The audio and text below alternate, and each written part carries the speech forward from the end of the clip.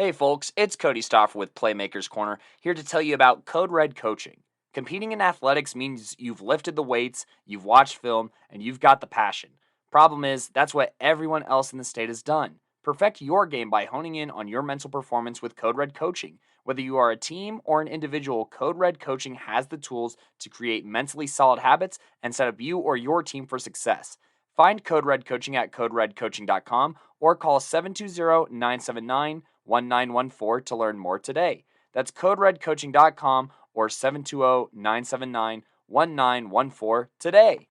Now back to the show. What's good, y'all? It's Coach V, and I got your 1A recap here for week 6. One last time this season. So let's go ahead and get into it. Let's start with the Thursday night game, September 28th, 2023. Only had 2. One was Manual versus Sheridan, but I'm pretty sure Sheridan is not playing any more football games this season, so that was a forfeit. And then we have Platte Canyon versus Jefferson. This one looked like to be a close game, but Platte Canyon wins it 32-22. Going over some stats here. Cameron Skoog, obviously at quarterback, he got 2 touchdowns and 68 rushing yards.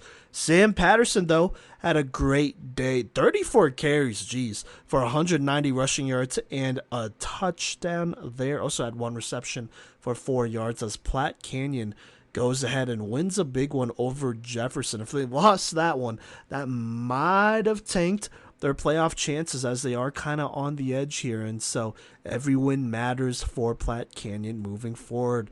Let's go ahead and move on to September 29th here, Friday.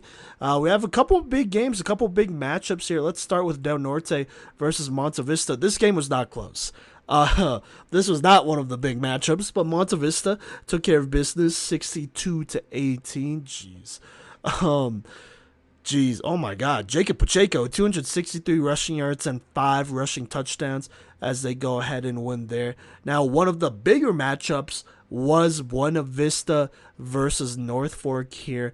Buena Vista jumping out to a solid lead 14-0 at halftime, and then North Fork would score a touchdown in the third quarter. But other than that, would definitely be a defensive struggle, and so that's one that's going to affect our power rankings there, as Buena Vista wins 14-7 in a close one. Now, Rye versus Ellicott. As expected, Rye wins here, but a little bit closer. They win 56-28, as Ellicott has continued to improve this season just a little bit quietly here. But Rye, like I said, wins this one 56-28 regardless. Then we have Wiggins versus Yuma. Wiggins beats Yuma 27-7 here. A good win for them that'll help their playoff chances. That is for certain there. And then we have Lyman versus Burlington here. Lyman wins big 55-14 as expected. No big surprises in that one.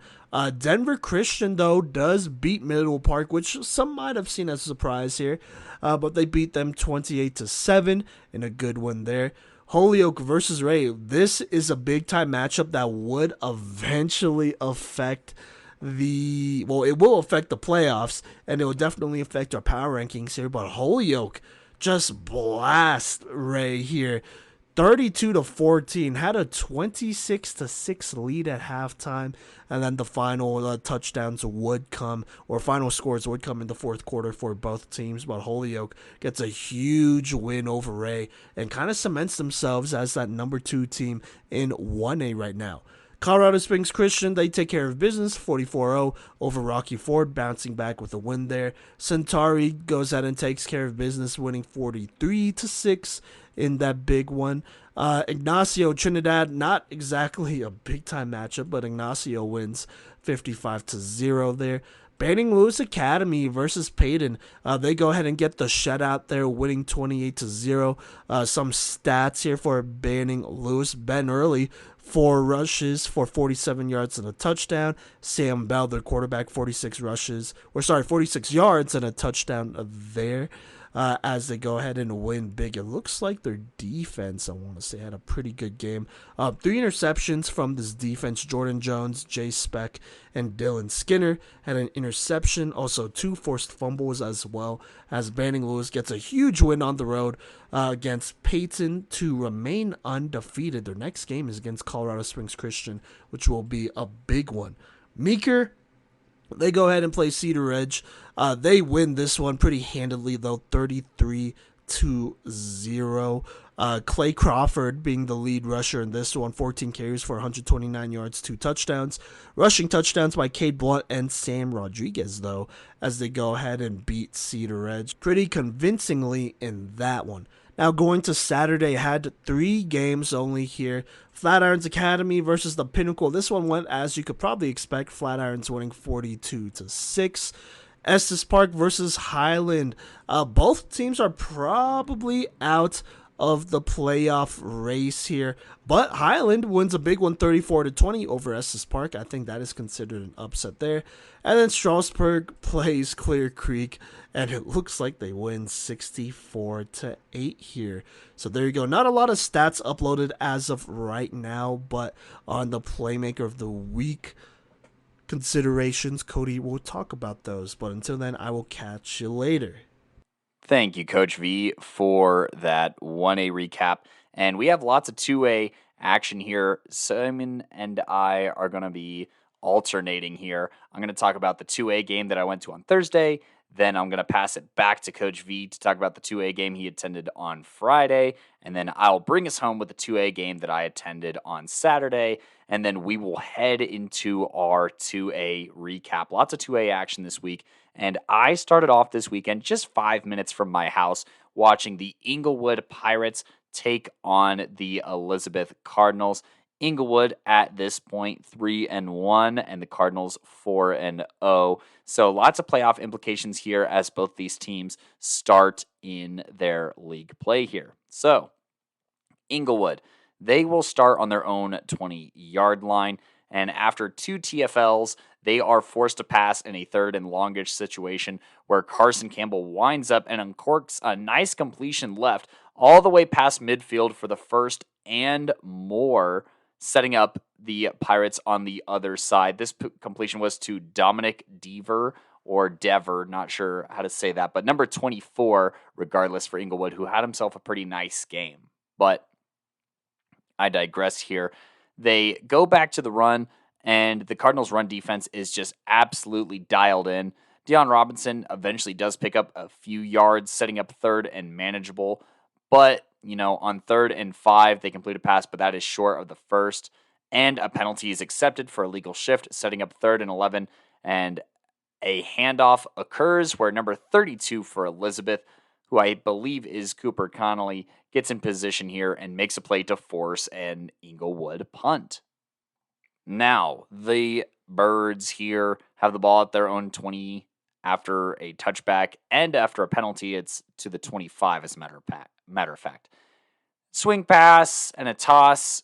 This toss is snuffed out by number 3 of Englewood, making a great play here on defense. That is Deion Robinson here with a nice tackle for a short gain and forced to play out of bounds after only a yard.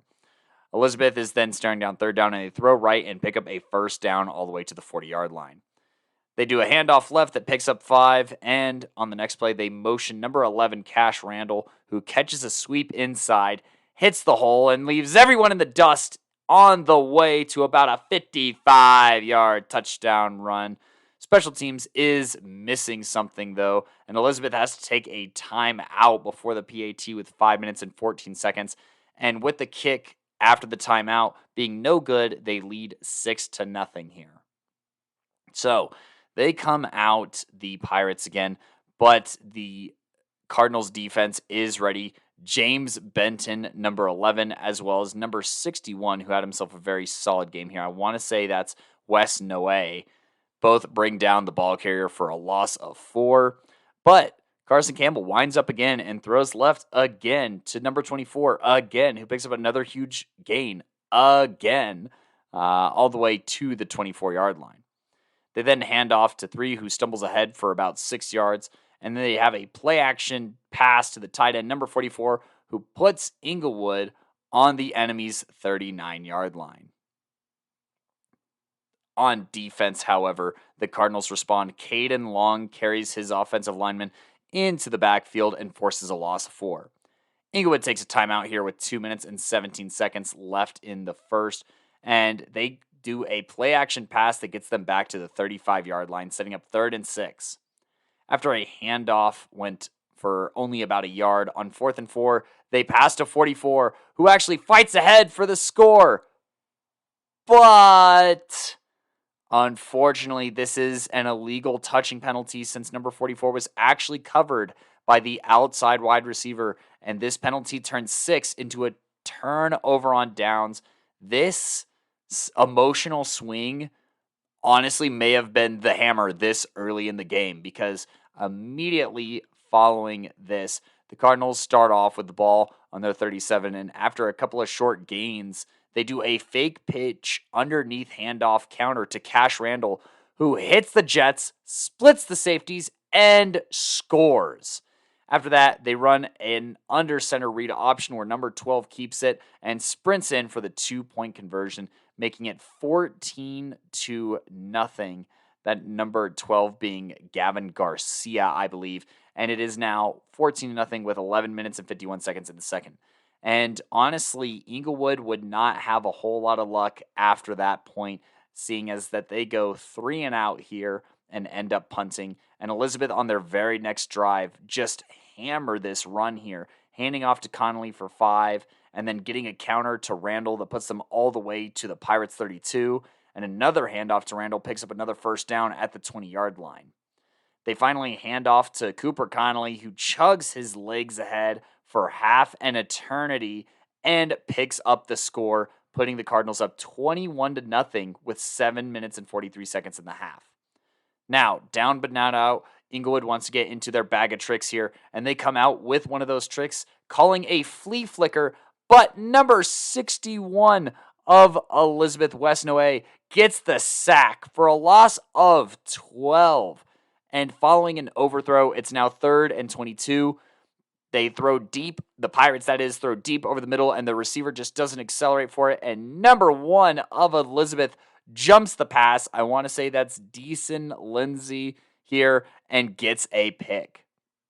Now the Cardinals, they start the drive off by getting sacked by number 44 of Englewood. That is Jace Prancy here, who should have had a touchdown catch earlier had he not been covered. But I digress here. He starts off with a sack, and maybe the Pirates can get a little bit of momentum here because they force another short run. The Cardinals then call a patented toss play here that goes the distance for 6, but unfortunately some mustard on the lettuce undoes the 6 and adds on a greater distance for the Cards on a block in the back. But it doesn't matter, as Gavin here winds up and dots up 11. That's Cash Randall, who falls into the end zone for his 3rd touchdown of the night, and it's now 28-0 with 4.5 minutes to go in the first half.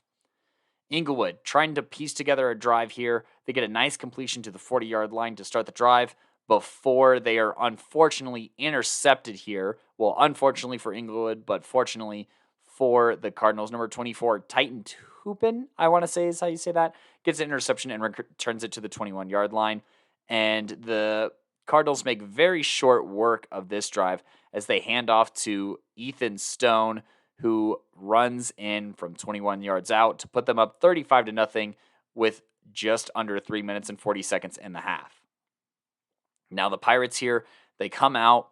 There's a pass that's dropped and almost picked before they hand off to Deion Robinson, who finally picks up a first down on the ground. And after a few more handoffs, the Pirates are moving the ball and with a face mask are inside the 40-yard line with under a minute. They pass to number 24, who picks up another first down, and after spiking, stop the clock, setting up 2nd and 10 from the 26 with 31 seconds left. However, they come out and they hand off the ball, and they call a timeout here with 22 seconds left. And, I mean, the Pirates, they come out with 22 seconds left, and they get sacked by number 80, who looks to be listed as Jake Burdick. And it doesn't matter what happens because the half ends here. They really ran the ball. They really ran the ball with 22 seconds left and no timeouts. Or no, they ran it with 31 seconds and 1 timeout. I don't know if that's any better. But anyways, they come out, and Englewood, they do have to kick off, so it's not looking great. But They do force a fumble on a quarterback keeper and start with the ball on the 31-yard line going in. Now, with the ball in enemy territory, the Pirates have a chance to close this gap, maybe get some momentum going, but unfortunately, it is another interception here, and this is basically where I would call it a night here and leave this game, since by the time I left, it was 35-0. The Cardinals would go on to score another 14 points in the third quarter, and the Pirates would eventually score a passing touchdown. Carson Campbell to Dominic Deaver here, and the final score would be 49-6. Elizabeth 5-0, Englewood 3-2. Elizabeth continuing to show why they're one of the top teams in 2A and currently my number 2 in my power rankings. Stay tuned for the power rankings segment for more thoughts on Elizabeth following this performance. On the Englewood side, obviously not what you wanted to do at home. The passing game just was pretty spotty, and the run game was completely non-existent with an average of 1.3 yards per carry on the night. That might include sack yards, but regardless, pretty tough night. They also, shout out to Riley McKee and Logan Male. Logan forcing the fumble and Riley recovering the fumble, so they still had a turnover on the night. And Dominic Deaver on the night with 7 receptions for 122 yards and a score, but just need to put together a more thought-out game plan against Elizabeth and establish a better rhythm passing. And just have to find ways to compete against these better teams if they want any hope to make the playoffs, especially because this league is super cutthroat, as I will mention right after Coach V takes us down south. We'll pop back up to Denver for another game that was only 5 minutes from my house. But for now, that is Elizabeth beating Englewood 49-6. Take it away, Coach V. What's good, y'all? It's Coach V, and I'm here to go ahead and recap Woodland Park versus Manitou Springs, the September 29th matchup, the rivalry that took place up in Woodland Park here. Going into this game, Woodland Park 1-3 here. A little bit of a disappointing season to start here, but did get their first win against Colorado Springs Christian, which I feel like could be considered an upset win. So there you go there. And then Manitou Springs, on the other hand, going into this one with the exact opposite record, 3-1. Their one loss being to Rye here. And this kind of being their first realistic matchup here. Rye is a pretty good football team. So there you go there. But let's go ahead and hop into this one right here. Manitou taking over to start on offense. It would be a touchback, so they would take over on the 20 here. On this first offensive drive, they had a pretty steady dose of Logan Moore, who just went to work running the ball, catching the ball. Either way, Woodland Park could not stop him, but at one point he does get hurt and would not return for the rest of the game. And so that would be a game changer, I'm pretty sure there. And so here we go, 4th and 8. After some solid first downs, I believe by this point they're past midfield. Here's what happens. They go for it. Nate Gensel, their quarterback, goes ahead and throws it. Couldn't quite see who made the catch, but the receiver just had a really nice toe tap here that will give them the first down on the 18. On this drive as well, Woodland Park was pulled offsides multiple times, including a third time after that first down here. And so that would hurt them quite a bit here. And so, Logan Moore still in the game at this point, but right here he pounds forward on an inside zone run for 6, so that would give them a first down, and then I believe he would exit the game after that. Sorry, just had to make sure I said that there. But moving on here, fast forward a couple plays, it is 3rd and 10 here. Here is what happens. Gensel, the quarterback, drops back, and he goes ahead and finds number 5, Preston Rhodes, near the sideline, makes a nice sideline catch here, and he goes ahead and falls into the end zone there as Manitou Springs takes the early 7-0 lead with about 7:08 left. Now Woodland Park, they take over on offense, and this offense just does not look good. They have a couple really bad penalties, including a blindside block penalty that makes it 2nd and 17. Then a bad snap makes it 3rd and 21. Then another penalty, on Woodland Park, makes it 3rd and 26. That's a false start. And then to make it even worse here. I mean, they have to throw the ball here, and so they try to throw it, but their quarterback gets sacked by multiple Mustangs, and so that makes it 4th and 27. They would get a first down, so this isn't quite a 3-and-out, but they would punt it, and Manitou would take over on the 40-yard line here. And that would be after another bad penalty on Woodland Park. Woodland Park looking very undisciplined through only 2 drives of football so far. And it's kind of killing them here. It is killing them here. That's why they're losing at this point. And so there you go there. Now, after a tough holding penalty on Manitou, a couple plays later, it is a 2nd and 9 here. But a high snap would make it 3rd and 19. Now, Gensel would try to throw it to Logan Moore, but it would be incomplete. And I keep saying Logan Moore was out. I know he would go out here in this first quarter, I want to say. So my apologies on that. I'm just not remembering it as well as I should. But there you go there. Now, Woodland Park, I want to say they would go ahead and take over on the 13 after a punt. But part of the reason why they're taking over on the 13 is that they run into the kicker. So yet another penalty on Woodland Park. And so here we go. Let's just go ahead and go to the second quarter. They are on the 13 here. And it's just not going for them, right? They're trying to run the ball, and it's not working out. Kyan Bunker actually gets 2 really good plays here, including a pass deflection on 2nd down, then on 3rd down. Manitou brings the pressure, and their quarterback, Woodland Park's quarterback, Marcus Schoenberg, throws it, and Kyan Bunker goes ahead and intercepts that one. And so Manitou takes over on the 41, and this time I think a penalty is thrown on Manitou, and so that's why they start on the 41 instead of a little bit closer, because I think at the end of that return he was closer to the 30. So there you go there. But regardless, here we go. Woodland Park trying to make it a 2-score game here in the second quarter. And it's not quite going well on offense. At this point, for sure, Logan Moore is out. And so they're trying to throw the ball on 1st down. It's a dropped interception. Great coverage here. And Gensel kind of gets away with that one. On 2nd, he goes deep, but it's overthrown. On 3rd down, it's high. And so it just very inaccurate throws on this down. Just very unfortunate here. And so it's 4th down here. It looks like they're about to go 3-and-out and punt it. But instead, they call a fake punt to number 51. That is Asher Levine here. Plays linebacker for this team. And I want to say offensive line on offense, but I could be wrong. But on this fake punt, he goes ahead and takes it up the right sideline. Gets the 1st down, but then trucks a dude. Makes a couple people miss. And he is rumbling down this sideline as the Manitou Springs crowd that traveled pretty well goes ballistic here. Almost 40, it has to be 40 yards, at least 40 yards on this fake punt here as Manitou takes a 13-0 lead. Now, another penalty on Woodland Park. I want to say it was a roughing the kicker penalty or something like that.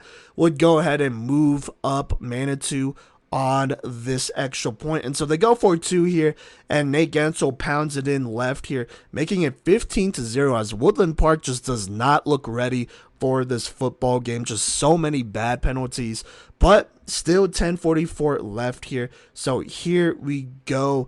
They try to get something going, and they do get something going. Marcus Schoenberg spreading the ball around, finding a couple guys here. Aiden Hood getting some good tough yards up the middle. Trey Reed on some sweeps, getting some good yards here.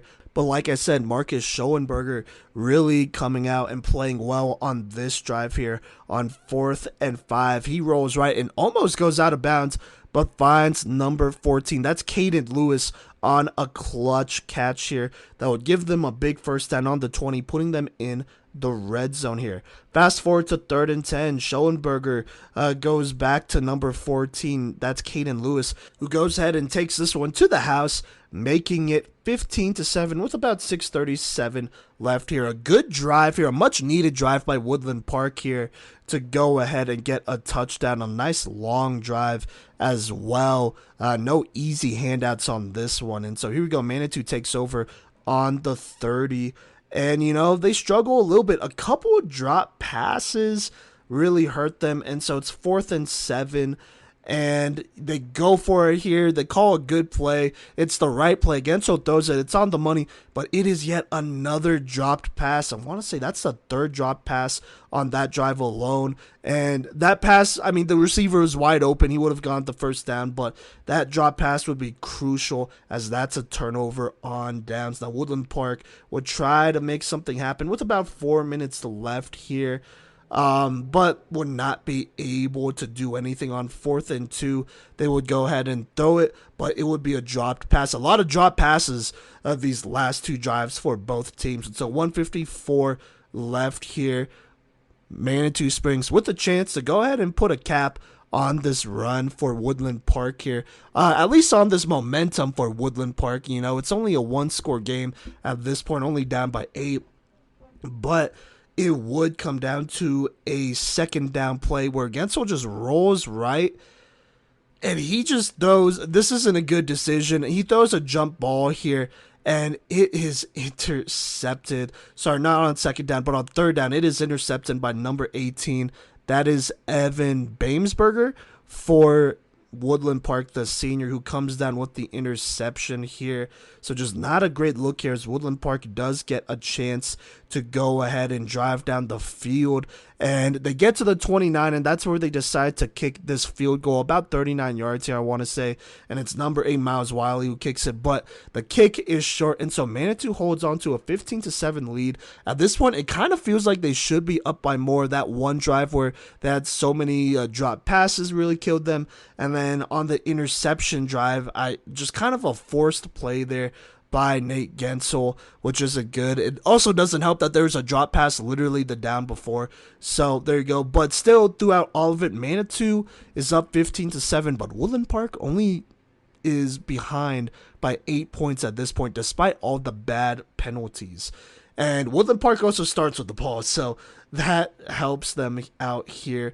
Now, they are able to get a nice first down thanks to Trey Reed on the toss left. That would put them on the 50, but they would eventually stall out and punt it. Manitou takes over on the 33, and this is after yet another penalty on Woodland Park for unsportsmanlike conduct. And a lot of interesting penalties here is all I'm going to say here, but you know, there you go.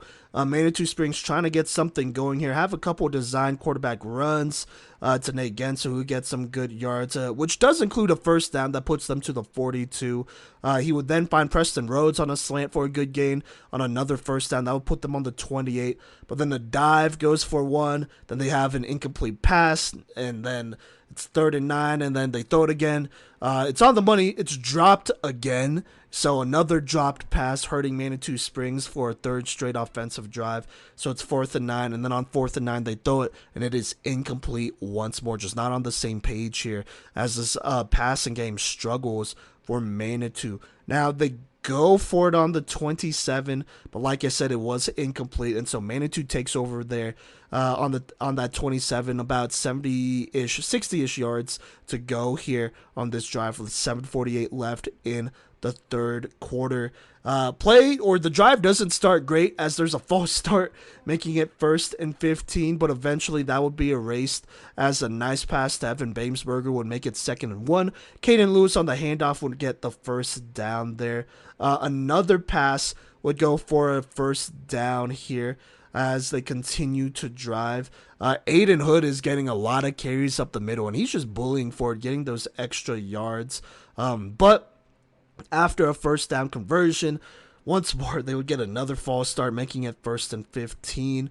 That would kind of hurt them here, as a couple plays later, it would only be 3rd and 10 as they struggle to get yards. But Marcus Schoenberger would go ahead and roll out right and find Caden Lewis, who would get a nice toe tap sideline catch. A lot of these sideline catches were happening for Woodland Park in this game, especially in the second half here. And so that would be good to give them a first down on the 8. And then Aiden Hood would go ahead and get the ball 2 times until he would score, making it 15-13. At this point, Woodland Park would go for it, but the 2-point conversion is no good. Still, though, only down 2 points here as Manitou Springs takes over near the end of the 3rd quarter.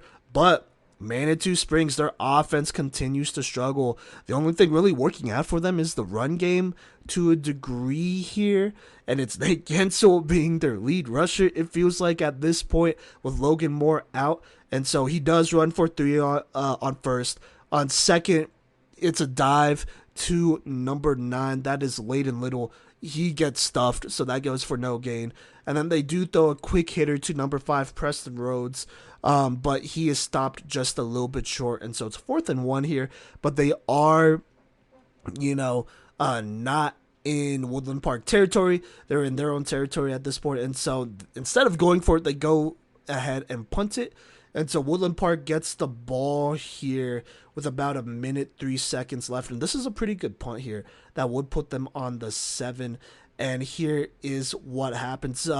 First, a bad snap would go ahead and put them on the 7. I want to say on the punt, they were on the 20 here, actually. And then the bad snap here would put them on the 7. And then right before the 4th quarter, Braden Dowling will get a big sack, and he almost drives Marcus Schoenberger into the end zone for a safety here. But luckily for Woodland Park, the refs called him down right before he could put him into the end zone. And so that's where we're at. 4th quarter, 3rd and long. They're inside the 5, Woodland Park, that is. A false start would now make it 3rd and long. This time they're on the 2 here. And Woodland Park would call their first timeout, I want to say, of the second half at the 12-minute mark. Well, they haven't even ran a play. So there you go there. They would pass it to number 27 here, trying to get some breathing room. That's Parker Shreve here. He would be stopped short by number 22 of Manitou Springs. A really good tackle, by the way. That's Kyan Bunker, on the tackle there. And then it would be 4th down after that one, and they're trying to punt it, but a high snap would make this one a safety anyways. The snap goes out the back of the end zone, so it's 17-14 Manitou Springs. Manitou, after the punt, takes over on the 41-yard line here. A solid return for them. Now, for Manitou Springs, at this point, they have a chance once more to put away Manitou Springs and go up by more than 1 score here. I mean, they're up 17 to, not 17, 14. It's 17-13 at this point. I think I just wrote it wrong here. Yeah, so it's 17-13 because that 2-point conversion wasn't good. And so, like I said, Manitou has a chance to put this one away. And so they run the ball, they throw the ball, but just really short. And they get some good yardage here. They get all the way to the 18 here. Nate Gensel, like I said, being their main rusher here, calling a lot of QB run plays, which does include a play after that first down to put them on the 18 where Gensel scrambles left and he just trucks a defender. But there is a penalty thrown on Manitou. I think that's for holding, so that makes it 1st and 20 here, which is kind of killing the vibes. They do throw a screen route that goes for a couple, making it 2nd and 14. And then they call a read option, but it looks like Nate Gensel was just not sure on whether to pull it or hand it off. Either way, it gets smacked in the backfield, so now it's 3rd and 15. On 3rd and 15, Gensel goes ahead and finds Preston Rhodes on the curl route. He goes ahead and gets the first down, putting them inside the 10. That was a much-needed throw there and catch to put them inside the 10. Let's go ahead and fast forward a couple of plays, including a penalty for a head-to-head hit thrown on Woodland Park that would put them inside the 5. And after that, Gensel would go ahead and punch it in, making it a 23-13 lead. This Manitou crowd going crazy, by the way. And they are the away crowd, so that's the interesting part.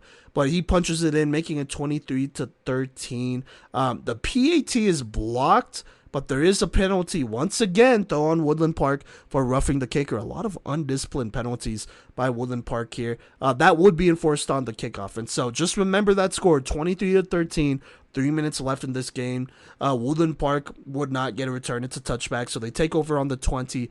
And here is where the magic begins to happen. Woodland Park goes ahead and calls a pass play to Marcus Schoenberger. He's the quarterback, obviously, so he gets the ball here. He buys some time, rolls right, and just kind of throws it deep. And all the way downfield is number 27, Parker Shreve, who sneaks past the safety, and he catches the ball just behind the safety. The safety just not taking a good angle on this one, and he goes ahead and he rips off a huge play, almost scores here, but his tackle just short. That goes regardless for a 65-yard play. Right after that play, they go back to Parker Shreve. It looks like on either a slant or drag route, and he walks it in for an easy touchdown. The defense is not ready for that one as they go ahead and make it a 24-19 lead. They would go for two again, but I mean, it would not be good. And so there you go, 24-19. It's about 2:45 left in this game, and here's what happens. Woodland Park is lining up for the onside kick.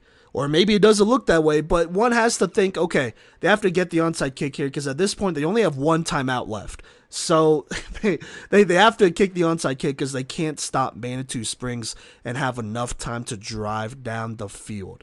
And the coaches for Manitou Springs are like yelling, watch the onside kick, watch the onside kick. And so they do it. It's an onside kick, goes past the first line, kind of bounces here near the sideline. The second or third line is just kind of, it looks like they're waiting for the ball to bounce out of bounds because that would be a penalty.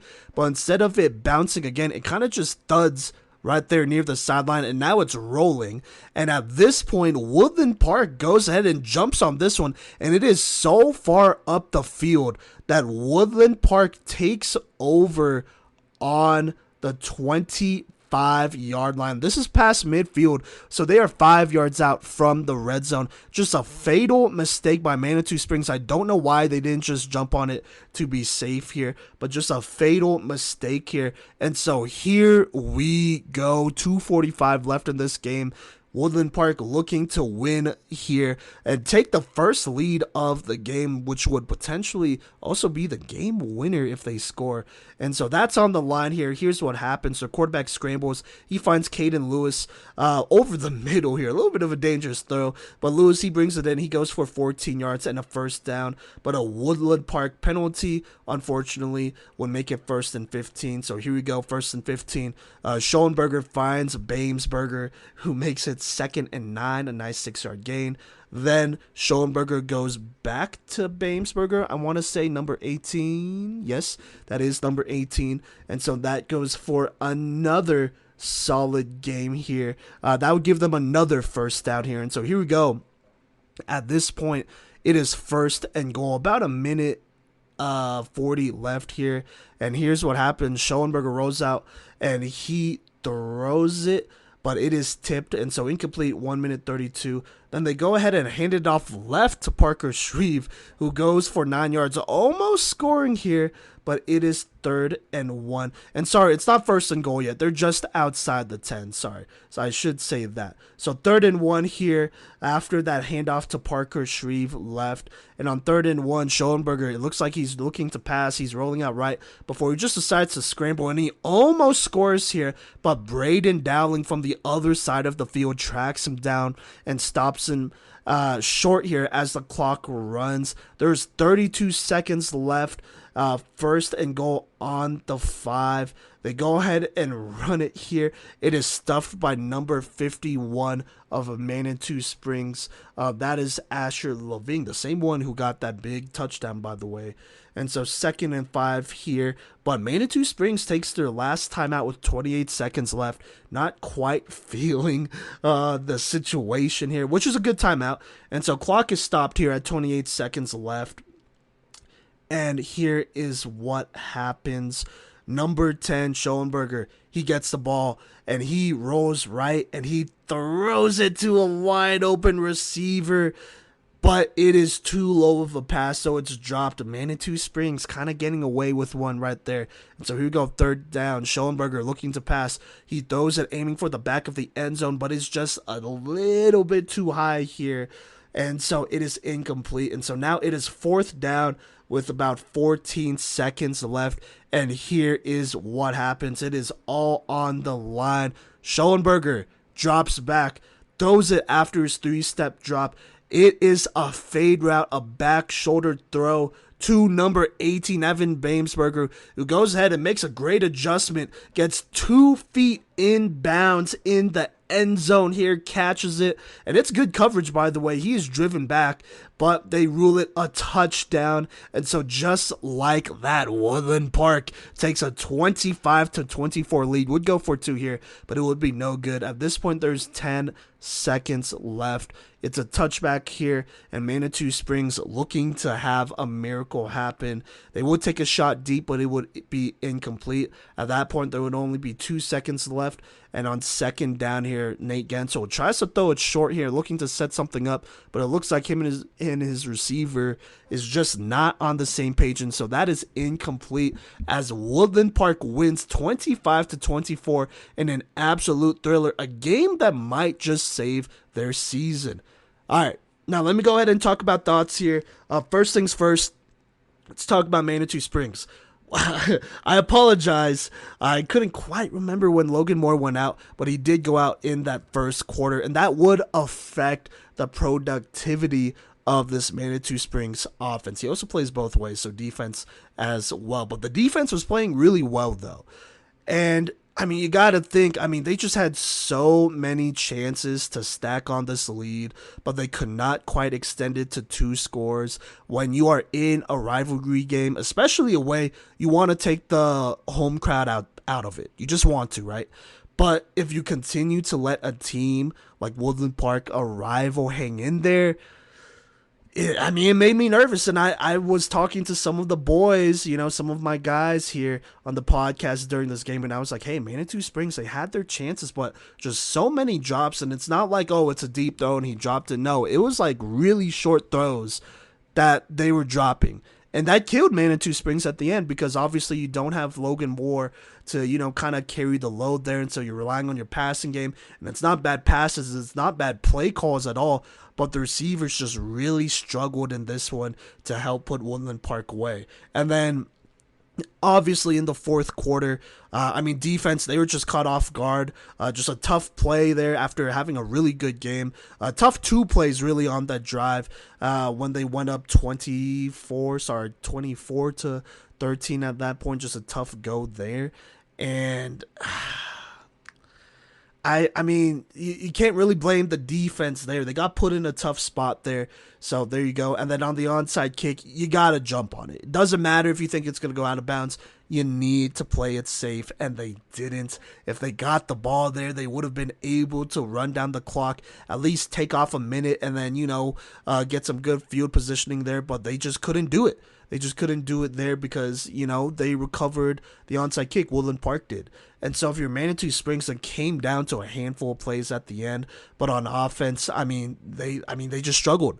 They struggled. And we'll see how they do without Logan Moore, if that's something that continues to persist, his injury there. But we'll just have to see. But regardless, this is a very devastating loss here for Manitou Springs. This is one you wanted to win, right? It would have put them in a really good spot for playoffs. Now they really have to win against Florence, Alamosa, Lamar, and then at least play La Junta close to make it. As this playoff race is going to be really close because it was either Woodland Park or Manitou Springs to make the playoffs last year, and it looks like it's going to come down to it again. And unfortunately, they just missed on a big opportunity. So there you go. Now, Woodland Park, gotta say this, very undisciplined game, so many penalties. It was a miracle that they won this game with how many personal fouls there were. Not even holding plays or stuff like, stuff that happens usually in football, right? But just so many personal fouls, a lot of false starts too. Like there were at least 4 in the first quarter alone, which is absolutely insane considering they had the ball 2 drives. So there's that. And for Woodland Park to get through that, get out of their own heads, play a relatively clean second half here is huge. And, huge shout out to Marcus Schoenberger. He did a good job at quarterback in this second half here. He really did a good job. Clutch throws in those last 3 minutes. Got to give him a lot of credit there. Clutch reads as well. That last throw on that fade route was just a perfect throw. On a play like that, on a fade route, it's just a plain and simple thing. Hey, you gotta trust me. I gotta trust you. It's fourth down. Let's do this thing. He trusted his receiver, and he came through. And so a huge shout out to Schoenberger. Also, shout out to this receiving core for Woodland Park. Caden Lewis, Bamesberger, Parker Shreve all made huge plays down the line as this running game kind of struggled here. I mean, Trey Reed got some good yardage. Aiden Hood was basically force-fed the ball, and he got some good yardage, just really maintaining that toughness and keeping Manitou Springs honest there. But it was really this passing game for Woodland Park that would be the heroes of this game. And I can't even really say that the defense played super well, because I'm just going to be honest, Manitou Springs just made too many mistakes on offense to really give the defense that kind of credit. And that's not like a shot or anything, but Manitou Springs really shot themselves in the foot in the second half, just making bad mistakes. Not penalties, but just bad decisions here. So there you go there. So huge shout out to Woodland Park. I mean, this was an excellent game. Came down to the wire. The environment was electric there. And, they won. They won the game, and this is a game that could really be a game changer for them. I mean, now that's their second win in a row against a quality opponent here. They play La Junta next. I don't think they're going to beat them. Probably not. But then they play Sand Creek, Lamar, Alamosa. They should beat those last three teams based on what I saw the other night here. If they could stay close with La Junta, I do think they will make the playoffs as a lower seed. And unfortunately, it would probably be at the cost of Manitou Springs there. So there you go. But a great game. I'm not going to lie. A pretty sloppy game altogether. But at the end of the day, I mean, your mistakes are there. You made them. You always got to find a way to get it done no matter what. Focus on the next play. And for Woodland Park, that's what they did. Remember this. They were down 24-13 with 3 minutes left. And they won this game 25-24. Absolutely insane. And definitely a game of the year candidate here for sure. So there you go there. Final score, Woodland Park 25, Manitou Springs 24. Thank you, Coach V, for taking us through that Woodland Park Manitou Springs game. And funny that you mentioned that that's a game of the year candidate, because this next one is not. This next one is not a game of the year candidate. And I am sorry if you just fell for that. But anyways, let's go ahead and jump into this game here that actually had a really dynamic start here as AWest starts on their own 20-yard line and pick up a gain of 6.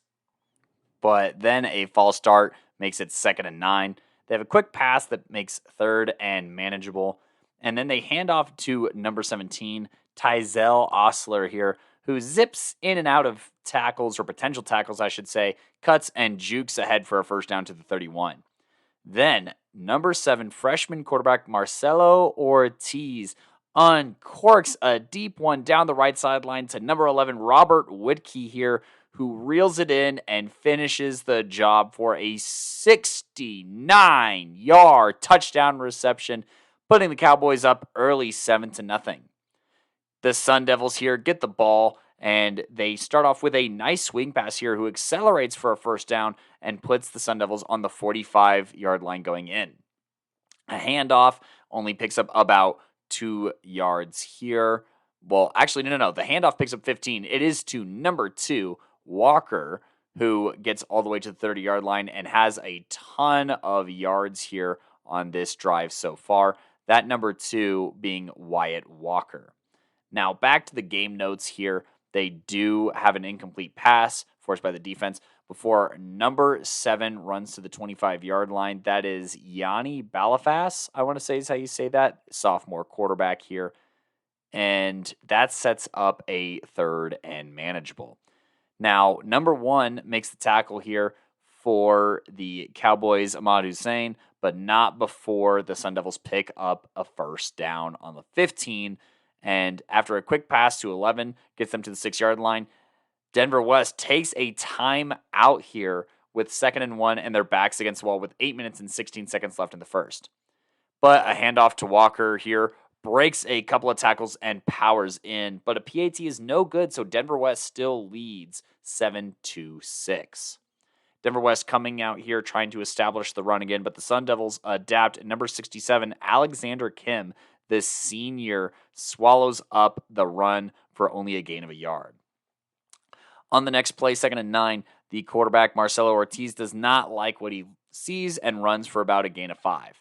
They then run a power left, but the running back cuts away from the lead blocker, and number 8 of Kent Denver, Luke Harrington, makes him pay and stops him short, forcing a punt. After a nice punt return, the Sun Devils are on the 19-yard line going in. And I did note here that Denver West special teams is lacking and could cause issues either later in this game or overall for this season here.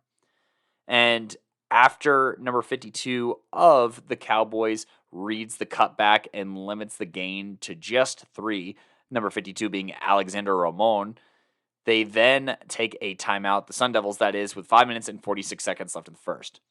They throw left, and that is going to be intercepted by Ahmad Hussein here, who returns it back for a decent gain, but a blindside block will force them back to the 13-yard line. They call a screen left that only picks up a yard, and the defense has a ton of coverage, and the quarterback falls ahead for a gain of 1 as they start to get some pressure. And on 3rd and 8, they hand off to number 17 here, who goes up the middle and keeps his feet moving for a first down to the 23. After seemingly being taken down for a loss, Osler makes some more magic happen and slips out of 2 tackles and has running room all the way for a first down to the 37-yard line. They take a deep shot left that is almost picked off, and then number 75 for Kent Denver, Trip Skewers, gets a big-time sack, forcing the Cowboys into a 3rd and 22, and there's a deep throw left that is intercepted by number 5, Henry Guttrich, and that is returned to the 21-yard line. Now, almost in the red zone, they call a quarterback keeper. He goes right, but then he cuts back left across the green and rambles on into the end zone, and after the PAT goes through, it's 13-7 with a minute and a half left in the first.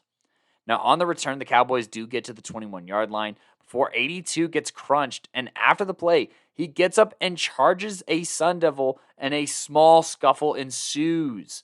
The refs get together, they talk about what happened, and eject number 4 and number 82, number 4 of Kent Denver and number 82 of Denver West, who are disqualified. Following that, they have a couple of handoffs and incomplete passes that end the first quarter. Now, Kent will start the second quarter from their own 40-yard line. They will start off with a mid-screen to number 3, who picks up a first down. That is Nicholas Buchanau, or Bucano. Sorry if I'm messing that up, Nicholas, but you are brought down by 2 defenders, but not before picking up 10 yards and a first down to the 30-yard line. 87 and 70 of Denver West get their hands on the ball carrier here. That is Aries Uong, and number 70, I don't have numbers listed here for him, but that is going to be from the roster at least. The junior Jerry Jones, who had himself a pretty solid game on the offensive side of the ball, paving open lanes and looking like one of the strongest linemen that the Cowboys had. But all of that aside here, they get a decent play here. And following an incomplete pass and a short run, the Sun Devils are facing 4th and 3. Their quarterback keeps going left until he picks up a first down all the way to the 15-yard line. After a handoff to number 2, who follows solid blocking all the way inside the 5-yard line, he shrugs off an arm tackle and dives for the pylon, scoring the touchdown and putting the Sun Devils up with 8 minutes and 21 seconds left in the first half. AWest starts further ahead after an unsportsmanlike conduct on Kent Denver to the 37-yard line and call a jet sweep that picks up 3. Another run left is stopped short, and on 3rd and 6, the quarterback throws left to the top shelf, and that pass is going to be brought in by Chris Munoz here for a gain of 5. On 4th and 1, West keeps, and the quarterback runs on a silent count, but number 21 of Kent Denver gets behind the line. Henry Penny, he finds a gap, he finds an opportunity, and he finds a tackle for loss to force a turnover on downs, a TFL for a TOD. And so Kent is in West territory to start, and Denver West, that is, does take a timeout here, trying to get settled down here and make this half possible to leave, in one piece. There's an incomplete pass to start this drive, but a roughing the passer still nets a positive game to the 26. And after a pump fake, the quarterback uncorks a lob to number 11, who is by himself in the end zone for the score. That is Alex Padalino bringing in that touchdown here and putting the Devils up 27-7 with under 6 minutes to go in the half.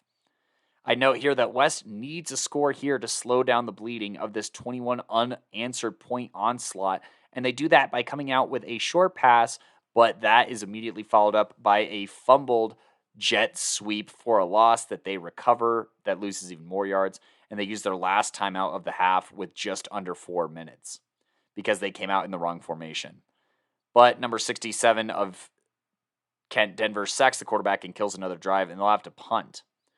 Now, Kent starts off with a slant right to 5, but then they throw, and the throw is late on the next play, and that is going to be incomplete. Quarterback pumps and tucks for 7, but a holding penalty will negate the gain and put them back to the 46-yard line. After an incomplete pass and a swing right that gets absolutely rocked and rolled out of bounds here, the ball is, that will set up a for sure punt. Now 17 on the return for Denver West gets to the 40-yard line with just under 2 minutes in the half, and they start off with a run that stopped short and an incomplete pass. Quarterback on third down avoids one sack, but foolishly is flushed to the sideline and sacked by 3 while stopping the clock with 58 seconds to go. But it doesn't matter because Kent Denver will return the punt. Number 11, Alex Padalino down the left sideline. And after the PAT, the Sun Devils will lead 34-7 with a hair over 40 seconds left in the half. Now, there is a ton of penalties that make this half take forever to end, but nothing ultimately ends up happening. And the Sun Devils will start on their own 38-yard line. There's a handoff to number 2 that picks up about 6 yards, and then another handoff right for a good gain, but a holding penalty on Kent Denver pushes it back. The quarterback then tucks after his first read is covered, but is wrapped up quickly by 52 of West. Now, after another run that sets up 3rd and 5, West tackles the quarterback, who breaks the pocket, but 7 extends the ball here and fights for a first down, keeping the drive alive for the Sun Devils here. They go ahead and pass left to Padalino again for a gain of 8. And then they pass again to Padalino, who reels in the 25-yard touchdown pass, making it 41-7 with 7 minutes and 47 seconds in the third, taking almost just about 4.5 minutes on this opening drive here. And I stuck around and gave West one more chance to show me something. But after a 3 and out and West taking a timeout before that third down and an incomplete pass that led to a punt, I went ahead and called it. Kent Denver would go on to win this game 54-7 here. That puts Kent Denver at an unblemished record of 5-0, and it drops Denver West to 3-2. Once again, in that same league as Elizabeth Englewood. So I saw 4 out of the 6 teams in that league this weekend in my 2A coverage. But now I'm going to pass it off to Gid the Kid here, who's going to recap the rest of 2A for us, as well as just giving an overview of those scores and some highlights of stats and whatnot from other action in the state. Hello, beautiful people, and welcome back to the Playmakers Corner podcast, at least the 2A recap edition. My name's Gideon, and today we're going to be going over the games that happen in the 2A classification during Week 6, that Thursday, Friday, and Saturday. So, we're going to jump right into this with our Thursday games. So, one of these games we saw in person, that was Elizabeth versus Englewood. Cody probably already gave the full recap on that, depending on when you're listening to this.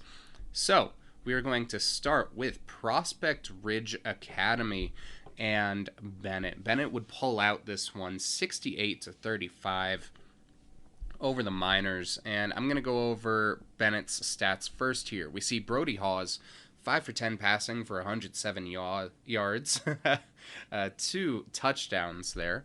Rushing, we see Tristan Kronk, 20 carries for 177 yards and 4 touchdowns.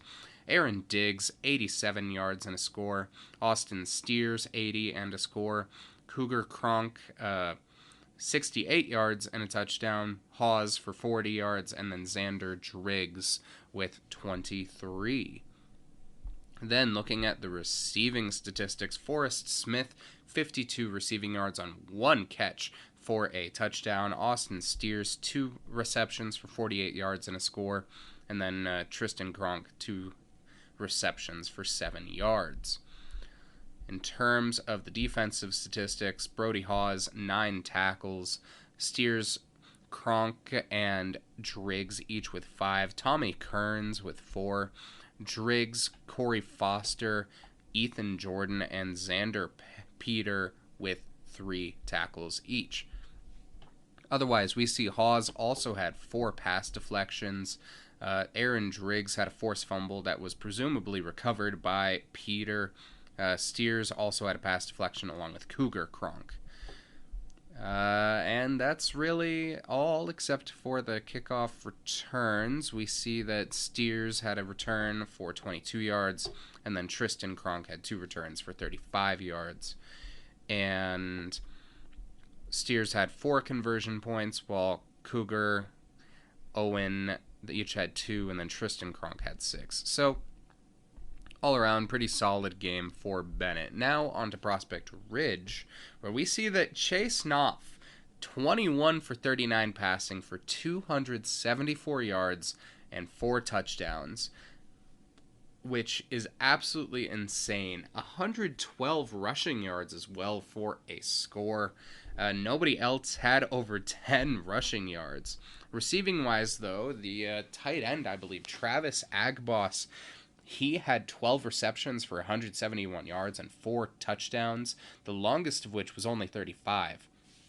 Then we also see Zachary Dika, he had 42 receiving yards, and then Brady McKinney, he had 47. Next up on defense, we see that it was Brady McKinney leading the way with 17 tackles. Dika had 14. Arnav Sudhir, he had 13. Agboss had 9, along with Michonne Puga. We see that freshman Daniel Cole had 7. Both Joshua Boyer and Kay Schaefer each had 5. And then also Agboss did have a sack. So all around, very good game here from Prospect Ridge. Most of the time you see stats like this, you see a win. But then we also see Agboss had a fumble recovery, as did McKinney and Landon McBean. And then Sudhir, he had 2 pass deflections. In terms of, I'm not going to look at special teams because that's not very nice. But then Sudhir, he had 3 kickoff returns for 47 yards. Agboss had 1 for 26 yards. And McKinney had 1 for 10 yards. Elliot Hoyland, the freshman, 1 for 2 on PATs. And that's really it, aside from conversions, which Agboss and McKinney both had 1. So really solid game here, both sides of this matchup. Next up, we have Bayfield losing 7-42 to the Bloomfield Bobcats out of New Mexico. Cody Ross, 12 for 27 for 161 yards, 1 touchdown to 2 interceptions, though. That's not great. Rushing, Candelaria, he had 30 rushing yards. Williams had 19. Cody Ross had 12. Receiving, we see the lead receiver was Williams with 74 yards, and then Pickering had 62 yards, and Tyler Harriman had 20. In terms of the defensive statistics for Bayfield, Candelaria, he had 11 tackles, 1.5 for loss. Pickering and Kalen Ramos each had 8. Harriman had 6, and then Archuleta and Austin Wilmer each had 5. Memphis Miller, which is a really cool name, by the way, he had a sack. Pickering, Austin Wilmer, and Candelaria each had half a sack, and then Candelaria and Archuleta each had a pass deflection in the loss. Next up, we have the Classical Academy taking down Alameda very convincingly. We see a very, very big score gap, 55-6 in this one. Passing for the Titans, Andrew Brown, 5 for 6 for 75 yards and 2 touchdowns. And then Jackson Smetana, 4 for 6 for 48 yards and a score. Rushing-wise, we see the leader of the pack was Jay Schiffer, 67 yards for 2 touchdowns. Elias Wall, 57 yards. Sincere Edwards, 33 yards and a touchdown. Grant Keaton, 16 yards and a touchdown as well. And then Khalil Blush and Will Schiffer also over 10 yards there, 12 and 11 respectively. Receiving, we see Tyler Stone, 57 yards for a touchdown, Jaron Texer, 51 for a score, and then Khalil Blush, 7 yards and a score, J.D. Packard, 8 yards receiving. Next up, we see Michael Wu, 6 tackles, Zach Hale with 5, a bunch of guys here with 4, including Judah Baruti, Cameron Steele, Ethan Schilling, Grant Keaton, and Luke Megahan. And then we also see Gustafson, Sincere Edwards, and Andrew Borchert with 3 tackles. Michael Wu also had a sack. Hale had 2 and a hurry. Jesse Brown had a sack as well, and then Cameron Steele and Megahan each had a hurry. In terms of interceptions, Campbell Gaw had an interception for 2 yards. Schiffer had 2 pass deflections. Elijah Wright, Henry Hoyman, and Matthew Wright each had a pass deflection, and then Zach Hale had a forced fumble. In terms of kickoffs, we see Kai Veronin, a sophomore, 7 kickoffs for 294 yards, 42 yards on average with 3 touchbacks. Nathaniel Thorne, 75 yards with an average of 37.5 and a touchback. So it's looking like he had 1 good kickoff and 1 not so good kickoff. Texer, he had 2 punt returns for 60 yards, and then Will Schiffer had a kickoff return for 8 yards. We see Thorne went 7 for 8 on PATs, which is pretty solid.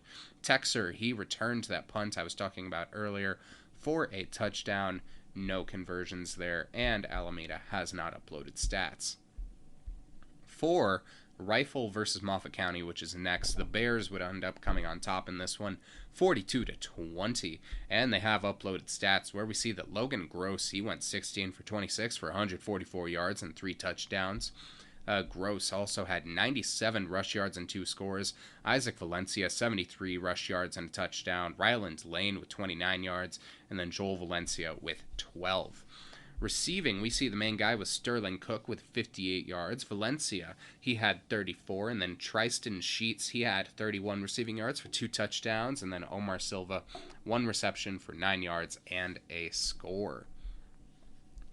We also see here, though, tackles-wise, Kevin Arviso, 8 tackles, Lane with 7, Jesus Martinez, Washington, and Gross each had 6, and Omar Silva had 4. Lane and Washington each did have a hurry, and then 4 different players notched an interception in this one. We see Silva, Sterling Cook, and Ryland Lane each had an interception. Lane for 18 yards, and then Logan Gross also had one for 94 yards there. Alex Orozco and Silva each did have a pass deflection as well. Jesus Martinez, 7 kickoffs for 267 yards, 38.1 yard average.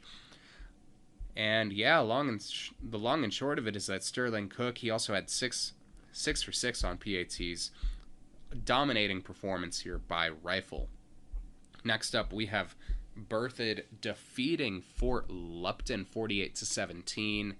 Fort Lupton going to start there. Royce Guerrero, 9 for 17 for 155 yards, a touchdown and a pick. Josiah Gonzalez, 1 for 2, 11 yards passing and a pick there as well. Rushing, we see Guerrero and Caden Taylor each had 53 yards.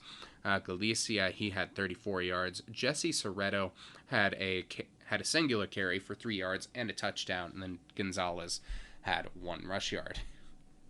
Receiving, we see Anthony Bland Mendenhall, 92 receiving yards on 2 catches. We see Josiah Gonzalez again, 4 receptions for 53 yards. And Soretto, 2 catches for 18 yards. Next, we see on defense, Galicia, 10 tackles. Jesse Soretto and Taylor each had 8. Camden Galicia had 7. Then Dylan Alvarado, Abraham Lujan each had 5. And then Lane Brock and Robert Ortiz each had 3 tackles. Soretto had a sack, and then Lujan and D. Bushman each had a hurry. Frankie Flores caught an interception, and Soretto did block a field goal in this one, which is kind of surprising. You expect more from that Berthoud line to make sure that Ben Schroeder is protected there. Frankie Flores, 4 kickoffs, 1 touchback, and then 3 punts for 115 yards. On returns, Javier Ortiz, 16 return yards on a kickoff. And all around, Frankie Flores, he went 2 for 2 on PATs and 1 for 1 on field goals. This one for 40 yards, which is pretty dang solid. So, back up to the Berthoud side of things, we see that Darren Davidson, 4 for 5 for 56 yards and 2 touchdowns, 1 interception there. Not by him. This one was by Stryker, who went 0 for 1 passing. Rushing, we also see Alex Larson, 168 yards for 3 touchdowns. Cole Bialek, 59 yards. Joey Finnegan, 29 yards. B. Kasperbauer, 27 yards. Ben Larson, 22 yards. And Davidson, 21 yards and a touchdown. And then E. Hoffmeister as well, 10 yards and a score. Receiving, we see W. Pachowski, 25 yards and a touchdown. Michaelis, 18 receiving yards and a score. And then on defense, this is a big one for them. Aiden McGrath, 10 tackles. And then we have 4 guys with 7 tackles. Joey Finnegan, Ariah Chacon, Cole Bialek, and Sam Smith each had 7 tackles. E. Hoffmeister, Elijah Mosher, and Joe Pula Smith each had 6. Daniel Mahoney, Brody Hall, and Donovan Mann each had 4. And then G. Pulowski, Tanner Davis, Israel Brown, and Jace Newbill each had 3 tackles. A bunch of sacks in this one. Finnegan had 1.5 sacks. Cole Bialek, E. Hoffmeister, and Blake Cobble each had a sack. And then Caleb Cooper and Peyton Evans each had half a sack as well. 2 interceptions in this one, Israel Brown and Jay Michaelis. Each of those guys also had a pass deflection in this one. We see Elisha Mosher had 2 pass deflections, and then Mahoney, David Pelfrey, Newbill, Cooper each had a pass deflection. And then Peyton Evans had a blocked punt. Sam Smith had a forced fumble, which was recovered by McGrath for 15 yards as well. Ben Schroeder, 7 kickoffs for 395 yards, about 56 yards on average, 5 touchbacks in those 7. Darren Davidson, 2 punts for 80 yards, so you can do the math on that one. Jace Newbill, 1 kickoff return for 28 yards, 2 punt returns for 52 yards. And Schroeder, 4 for 6 on PATs, which is kind of odd. And Davidson with a rushing conversion. So solid game there for Berthoud over Fort Lupton. Next, we have University taking down the Timnath Cubs 35-7. University has input all their stats, while Timnath only has defense. So I'm going to go through University first. Cole Croissant, 11 for 17 for 112 yards. He also rushed for 41 yards. But Brevin Doss, he was the main guy. 9 carries for 146 yards and a score. Jacob Cruz, 51 yards and a touchdown as well. Croissant, 41 rush yards. And then Johnny Weir, 21 yards and a touchdown. Receiving, we see Dylan Supp, 21 receiving yards and a touchdown. Jacob Cruz, 17 yards and a score. Brevin Doss, 39 yards. And Will Corby had 35. On defense, we're going to take a look at University, where we see that the top guy only had 4 tackles. G. DeSantiago, Caleb Bronner, Jade Schminke, and Medardo Abrego each had 3. Sack-wise, Johnny Weirick had a sack for 7 yards, and then Schminke had 2 hurries. Caleb Tejada had an interception and 2 pass deflections, and then Weirick had a forced fumble. Cody Steen, he had a kickoff for 60 yards, and Avery Sir, 5 kickoffs for 205 yards, and then Dylan Supp, 4 punts for 81 yards. All around pretty solid here. Sir also went 5 for 5 on PATs, but really solid job here by University. But Timnath has some insane defensive numbers when we're looking at it. Going to start off with the more mundane stuff. Tanner Mock, 2 pass deflections. Ivan Hochhalter, the freshman, with 1. And then Dominic Huron had a forced fumble. Here's where it gets crazy. Vince Hochhalter had 25 total tackles, 16 solo in this game. Ivan Hochhalter had 20 tackles. The Hochhalter brothers are insane. Tanner Mock, 7, along with Dominic Huron and Kate Geist, each having 7 as well. Jack Nextjet and Evan Vaza each had 6 tackles.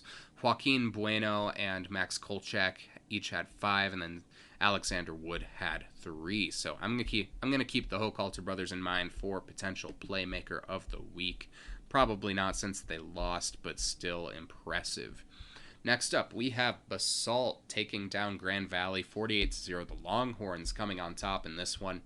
But Grand Valley is the only team that has input stats here. So we see Jason Skeen, 4 for 9 passing for 17 yards, 2 interceptions. Mason Schopner, 10 carries for 70 yards. Jackson Rugard, 1 carry for 22 yards, and then Skeen, 1 carry for 10 yards. Receiving, we see Schopner and Rugard were also the only receivers, 8 yards apiece. Tackle-wise, we see Gabriel Mendoza and Schopner each had 6. Rugard and Terrazas, along with Sion Clegg, each had 5. Skeen and Jay Mendizable each had 4, along with Camden Neal and Braden Allen. And then X Gutierrez and Thomas Searcy each had 3. Braden Allen had 2 pass deflections, while Arnold Teeter had 1, and Sion Clegg had a forced fumble.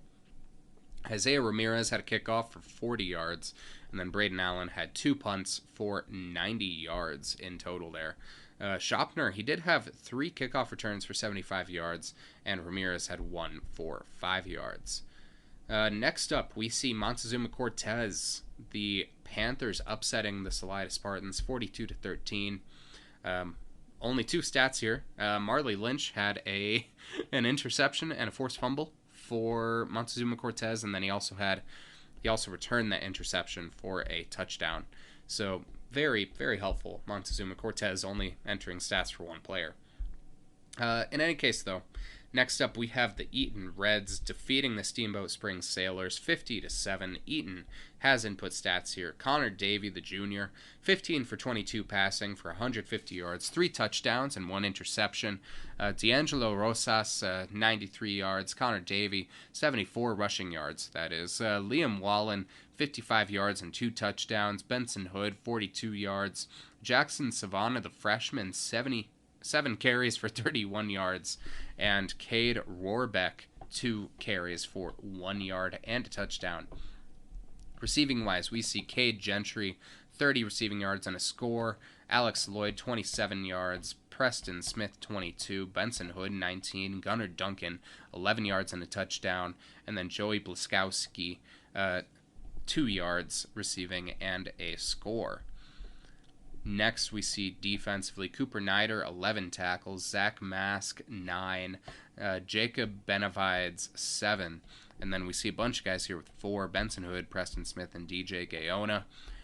We see also Cade Gentry and C. Fritzler with 3 tackles apiece. Sack-wise, Nider, 1 sack for 4 yards, and then Benavides and Zach Mask each had a hurry.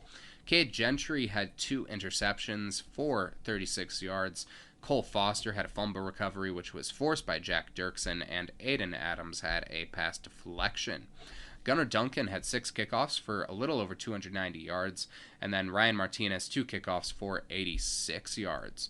Punt-wise, Duncan 2 punts for 67 yards as well. Gentry 2 punt returns for 34 yards, and Hood also with 1 return for 30. Ryan Martinez, he went 2 for 3 on field goal attempts. Duncan 0 for 1 on PATs. Gentry did have a touchdown on one of those interceptions I was talking about earlier. Duncan with 2 receiving conversions, and Wallen with 1 conversion rush. Next, we find Coleridge losing to Aspen 7-38. Coleridge has input stats, only defensively though. Grayson Eisenhart continues his streak of dominance despite being 5'7", with 20 total tackles in this one. A. Hernandez with 8. You see J.L. Houston and Carter Kuhn each with 6. Kai Osterly and Seth Markiki with 4, and then Cameron Benke with 3. We see also George Roberts with an interception and Eisenhart with a forced fumble. And Aspen does not have stats. Next up, we have Valley versus Wellington. Wellington winning this one 42-20, but all 20 of Valley's points in this one came in the fourth quarter, so it's safe to say JV was in at that point. Tanner Gray with the best passing game of his career. 5 completions on 10 attempts for 101 yards and a touchdown. Rushing-wise, Cash Alschwager no longer on the pitch clock, 155 rushing yards and 2 scores. Caden Keller, 68 yards and a touchdown. Zeke Sherrill, 58 yards and a score. Tanner Gray, 39 yards and a touchdown. Alexis Mendez as well, 13 yards, and then Lincoln Dalton with 10. Receiving, we see Altschwager with 50 receiving yards and that touchdown. Kason Brown, 39 yards on 1 catch, and then Lincoln Dalton with a catch for 12 yards as well. Tyler Schaefer, he had 11 tackles in this one. Tegan Grayman, he had 9. Ian Allison, he had 7, along with Azuya Gracie. Tanner Gray had 6, as did Cash. Tanner McLean, Ethan Thooms, John Borchardt, and Julius Olivo each had 4. And then Lincoln Dalton, Trey Trujillo, Kason Brown, Sile Kistner, and Braxton Gardner each had 3. A bunch of guys had hurries in this one. Olivo and McLean each had 3. Gray had 2. Thooms and Grayman, the freshman pair, each had 1. Ian Allison had a pass deflection. Seth Long went 1 for 2 on PATs, and then Austin DeGroot came in 4 for 4 on PATs, and then Keller also with a conversion rush. So really, really solid game by Wellington to stay on their winning ways. If I remember right, they are 5-0 now, undefeated. The only real test left in front of them is Platte Valley. Next up, we have Arvada falling to Brush 13-41. No stats for this one yet, but it sounds like it was pretty one-sided. Kind of disappointing from the Bulldogs, but when you're that type of team, that's going to happen every once in a while. Next up, we have the Forge Christian Fury downing the Academy Wildcats 56-21 in this one. Going to start with the Academy here. Jace Farmer, 283 passing yards, 2 touchdowns, and a pick. Damn. Damn. Rushing for the Academy, see Sean Smith, 36 yards from him. Jace Farmer, 27 yards. Tony Fabian, 25 yards. And then Ben Marriott with 13 rushing yards. Receiving, Merliot, 45 receiving yards. Sean Smith, 128 yards and 2 touchdowns. Heath Allen, 53 yards. Aiden Smith with 48, and then Merliot, with 48 there. Sean Smith coming back in clutch here, looking like he had 107 kick return yards as well. No defensive stats, but Aiden Austin, 3 kickoffs for 108 yards. In terms of returns, from Sean Smith, 2 kickoff returns for 107 yards, a long of 95 here. Sean Smith, 3 touchdowns and a conversion, so 20 points there. Whew. Yeah, he had a kickoff return touchdown, so that is wild. Next up, though, we have Forge Christian's side of things. Trayson I, 72 pass yards, a touchdown, and a pick.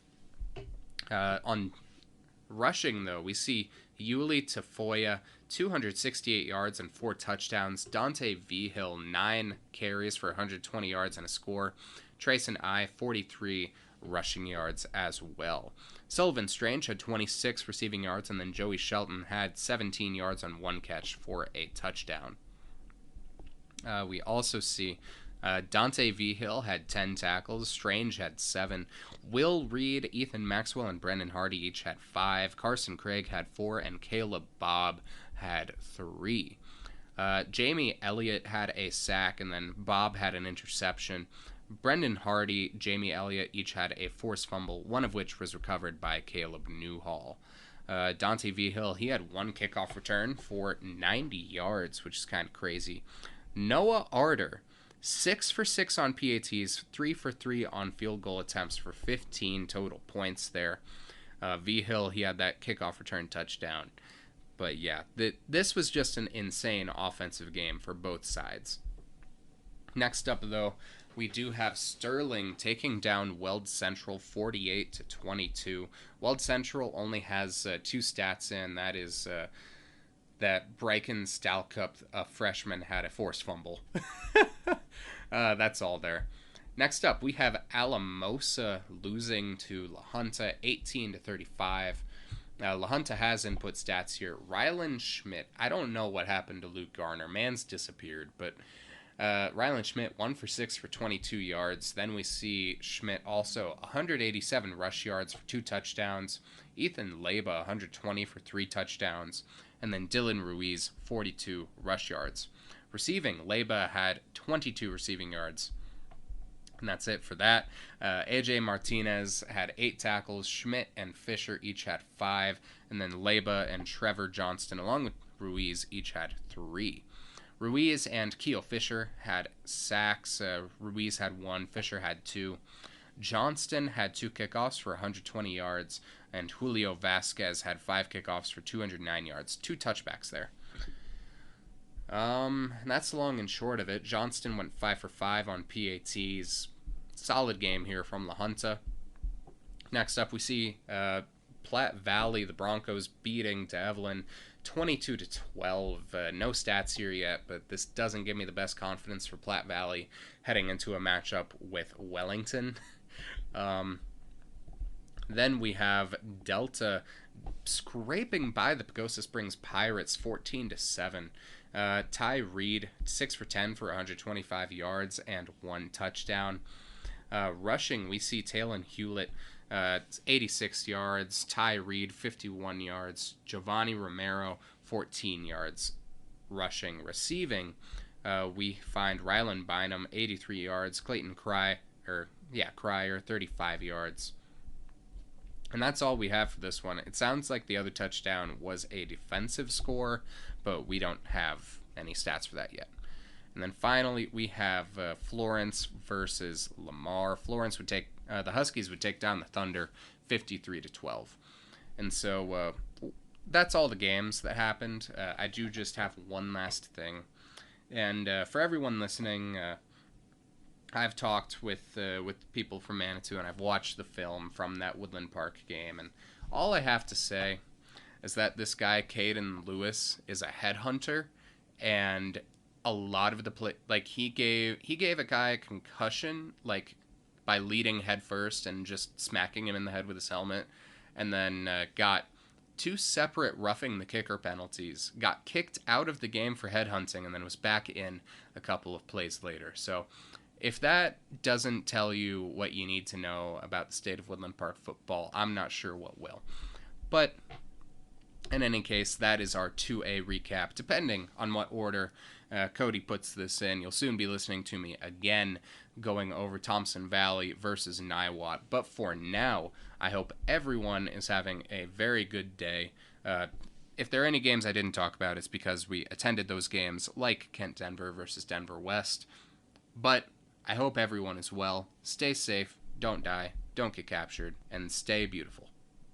Obviously, you want a trainer who can make you stronger and faster with the work you put in, but what about a trainer who can help you rehab and recover like the pros? Look no further than Junkyard Training, that not only offers specific strength and speed training, but also offers a plethora of recovery and rehab techniques like cryo, cupping, recovery boots, and so much more. Learn more today by visiting junkyardtraining.net or call 303-521-7594. Once again, visit junkyardtraining.net or call 303-521-7594 and get started today. Hello, everyone, and welcome back. This is Gideon again, and now I will be doing the recap for Friday night's game between the Niwot Cougars and the Thompson Valley Eagles at Ray Patterson Stadium in Loveland. And so all around, this was a game that was a bit of a not spur of the moment, because I had all week to think about it, but a little bit spur of the moment. And I was just like, you know what, screw it. I'm gonna see what Thompson Valley's got. I'm gonna see what Niwot's got. Just give both of these schools a chance to show me what they're about. And so we're gonna start this one off with the Niwot side of things. So this started off with Paris Lee's kickoff going for 50, but the return was for about 70 yards. After allowing a touchdown on the very next play, the Cougars went down 0-7, 21 seconds into the first quarter. Sergio Garcia's kickoff return was for about 8 yards, and after a short gain by Hayden Shaw, Chad Wolf threw to Mats Lehan for 8 and a first down. After that, it was 3 and out, leading to a punt out of bounds. Juan Mayers got a tackle, and a solid pass rush led to forcing a 3 and out. Or so I thought, because Gavin Barrage had to tackle a fake punt that made it 15 yards. And Garrett Ecker wrapped up a runner, and then Nico Kemp sniffed out a QB sneak. A.G. Beasley got a tackle, and then Garcia saved a touchdown by forcing a fumble right next to the end zone, which turned into a touchback. This gave the Cougars back the ball, and then Chad Wolf threw to Garcia for 7, but ultimately it was 3 and out with a turnover on downs. Ecker got another tackle, followed by Caleb Roby forcing a hurry, which led to a field goal attempt by Thompson Valley, which made it 0-10 for Niwot with 43.9 on the board. Wolf then threw to Lehan for 20 before the end of the quarter. To start the second and most eventful quarter in this game, Chad Wolf ran for 7, and then Shaw went for 4 more. On 3rd and 3, there was a fumble, putting the Cougars back on defense. Niwot then allowed a tough 60-yard touchdown, and after a timeout with 9:33 on the clock, went down 0-16. Garcia then ripped off an electric 91-yard return on the kickoff for a tutty of his own. This, plus Lee hitting a PAT, made it 7-16 with 9:20 on the clock for the Niwot Cougars. After a face mask on the return, Beasley and number 77 shared a tackle for loss. Wyatt Wolf got a tackle, and then Kemp did the same twice in a row. Connor Daughtry got a hurry, and then a group tackle stopped a first down. After an onside call, Kemp got another tackle, followed by Garcia catching an interception on the 6-yard line to prevent the score. We'll hear a little bit more about that later. But then Jesus Rosas ran for 6 in 2 consecutive downs, followed by Chad Wolf throwing to Lehan for 8. Chad then kept for about 20 yards, if I'm remembering correctly. Yeah, he was able to sneak his way along the left sideline, but Holding brought it back to 1st and 1, which seemed easy.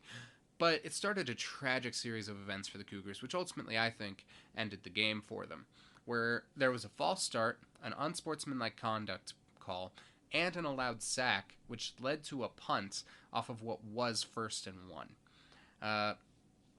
And then on the punt return, Barrage got a tackle, and after a timeout with 1:27 on the clock, Wyatt Wolf, he got a push-out tackle. The very next play, Thompson Valley would score a touchdown to put Niwot down 23-7 with 1:08 on the clock. Eric Dillon would return the kickoff for about 25, and then the Cougars went 3 and out, making it a turnover on downs.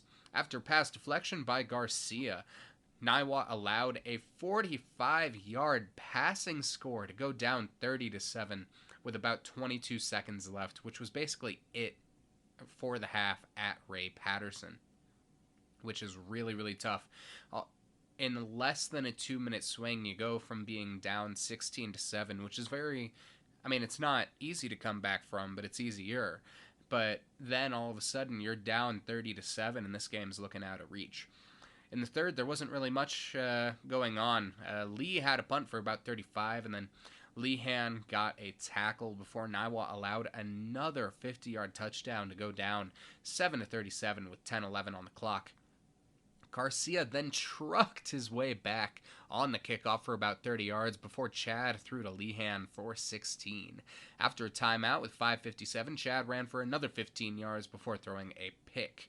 Barrage got a few tackles of his own before Niwot allowed another touchdown to go down 44-7 with 3:03 on the clock. Chad then threw to Garcia for 15 to end the frame. In the fourth, Chad connected again, this time with Dylan for 25, and then again for the last score of this matchup, a 20-yard tutty to Dylan. And after Lee hit the PAT, it made it a 14-44 game with 11 minutes, 22 seconds on the clock. At this point, JV went in. A little bit of funny tomfoolery happened with the linemen putting on a running back's jersey, but it was harmless.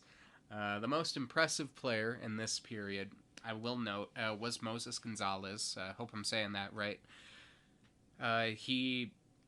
He made a bunch of good defensive stops there. He was able to make his impact felt. But speaking of impressive players for this game, we're going to move on to the defensive playmakers of the game for the Niwot Cougars, who were Gavin Barrage and Nico Kemp.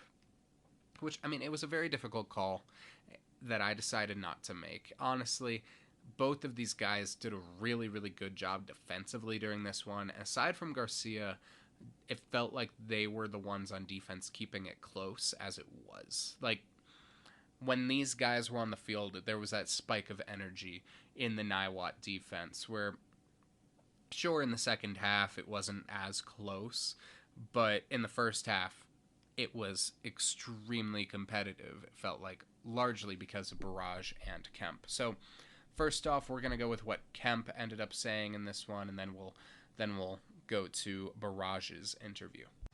So when you're looking at a honestly high playoff seed, potentially state contending team like Thompson Valley, coming into this game, you guys showed a lot of fight in the first half, and it was a lot closer than the score suggests.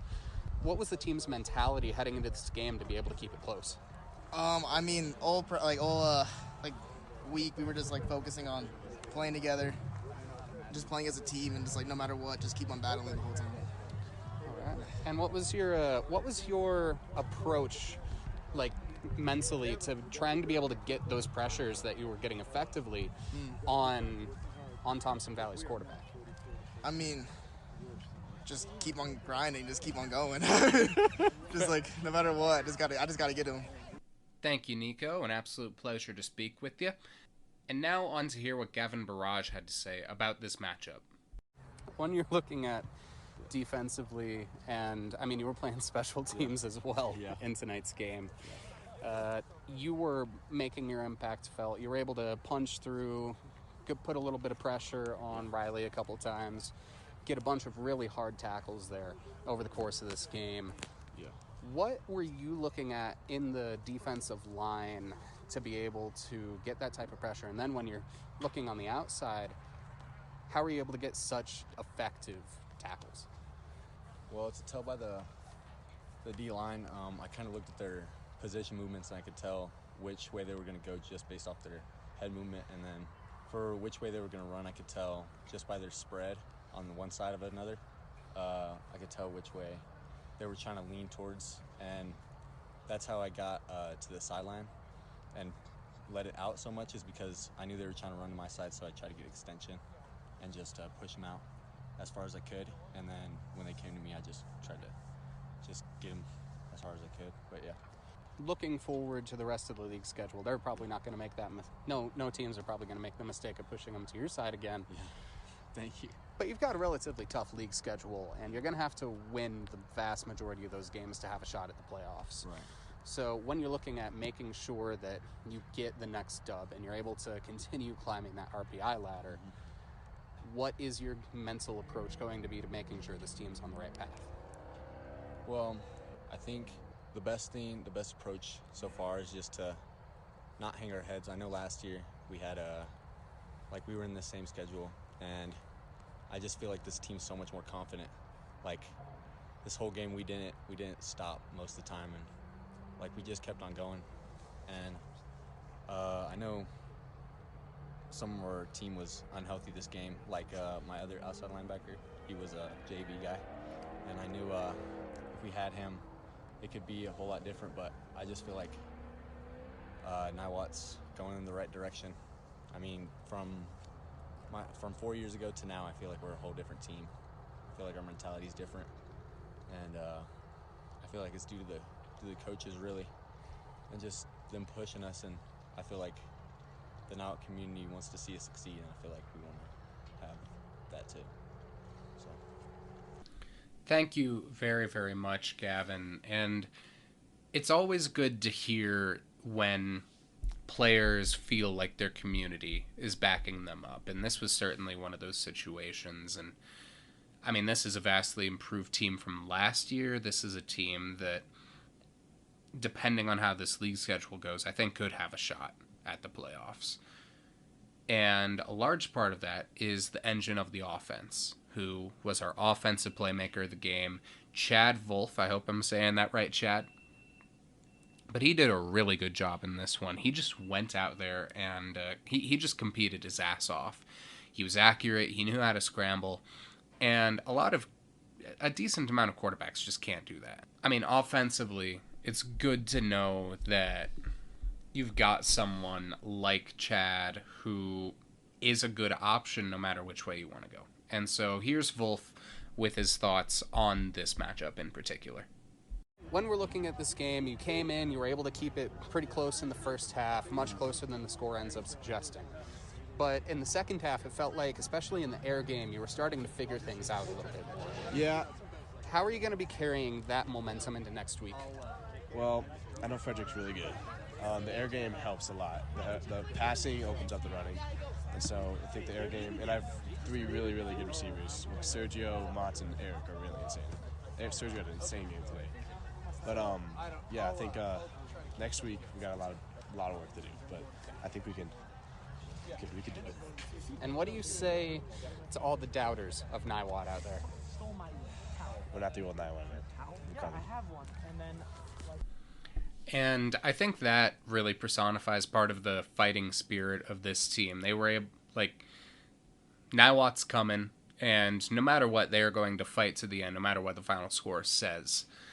And a lot of that fight, I feel, was personified in Niwot's peak performer, playmaker of the game in this one, Sergio Garcia. Garcia was the guy for Niwot.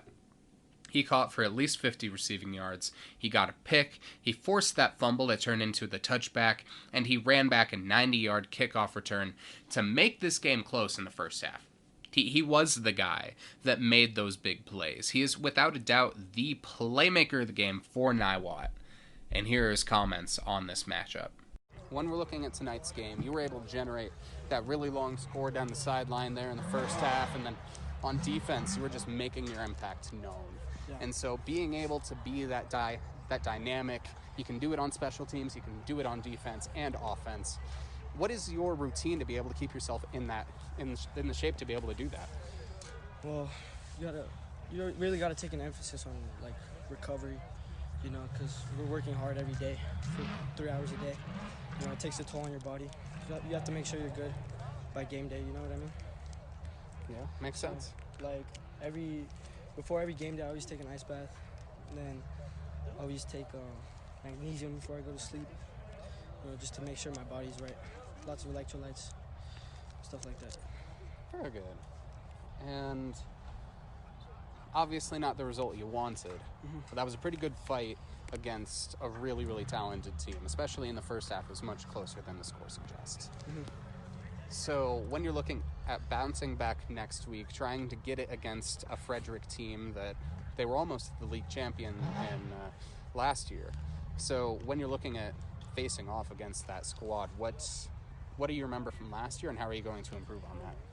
Well, I don't really remember too much from last year because last year I got injured, took a hamstring strain, and that affected me throughout the season. But this year I'm hearing that they're more of a pass team now, you know, so that's good for me, you know. But you know, we just gotta practice hard. We gotta bounce back. We can't let this game define what we do. Sounds good. And last but not least, what was your favorite memory from tonight's game? Favorite memory? It was probably the pick, cause like when we lined up, I saw him look at his sideline and point at me, so I was like I had to do it, you know, and it felt really good to get that interception. Thank you very much, Sergio, for your time, and might I also say I am glad that that you were not injured this year. I mean, yeah, without Sergio Garcia, this game would have been much, much different. And now, onto the other side of this matchup, we have Thompson Valley, the Eagles. On the kickoff return, Garrett Hendrickson from earlier, he made an 80-yard run, immediately pumping energy into that Eagles squad. Riley Suarez then punched in an 8-yard score to put Thompson Valley up 7-0 with 11:39 left in the first after Eli Metzger hit the PAT. Metzger's kickoff then went 50 before Declan Servin got a tackle. After a group tackle at the line of scrimmage, C.J. James brought a man down, followed by Marco Lapierre. Seth Castle then got a sack to force a punt. And then the next offensive drive was 3 and out, or so I thought, because Lapierre ran the fake punt for 7 and a first down, and then again for 9. Christian Chase carried 4, and after the Eagles lured the defense off sides, Suarez ran for 6 and moved the chains. Then a caught TD turned into a touchback with a loose grip, putting Thompson Valley back on defense. Castle got another tackle, which preceded Landry Suarez getting a tackle for loss. James got a takedown to force a change of roles, which led to Christian Chase running for 4. After a few empty downs, Metzger ended up taking a 40-yard field goal, which he made to put the Eagles up 10-0 with 44 seconds left. Metzger's kickoff was a touchback, and Hendrickson got a tackle on the return. James and Dane Gray then shared a tackle to end the quarter. Starting the second, Castle got a tackle, followed by James and Landry. After someone forced a fumble, Ryan Case covered it, giving the Eagles back possession.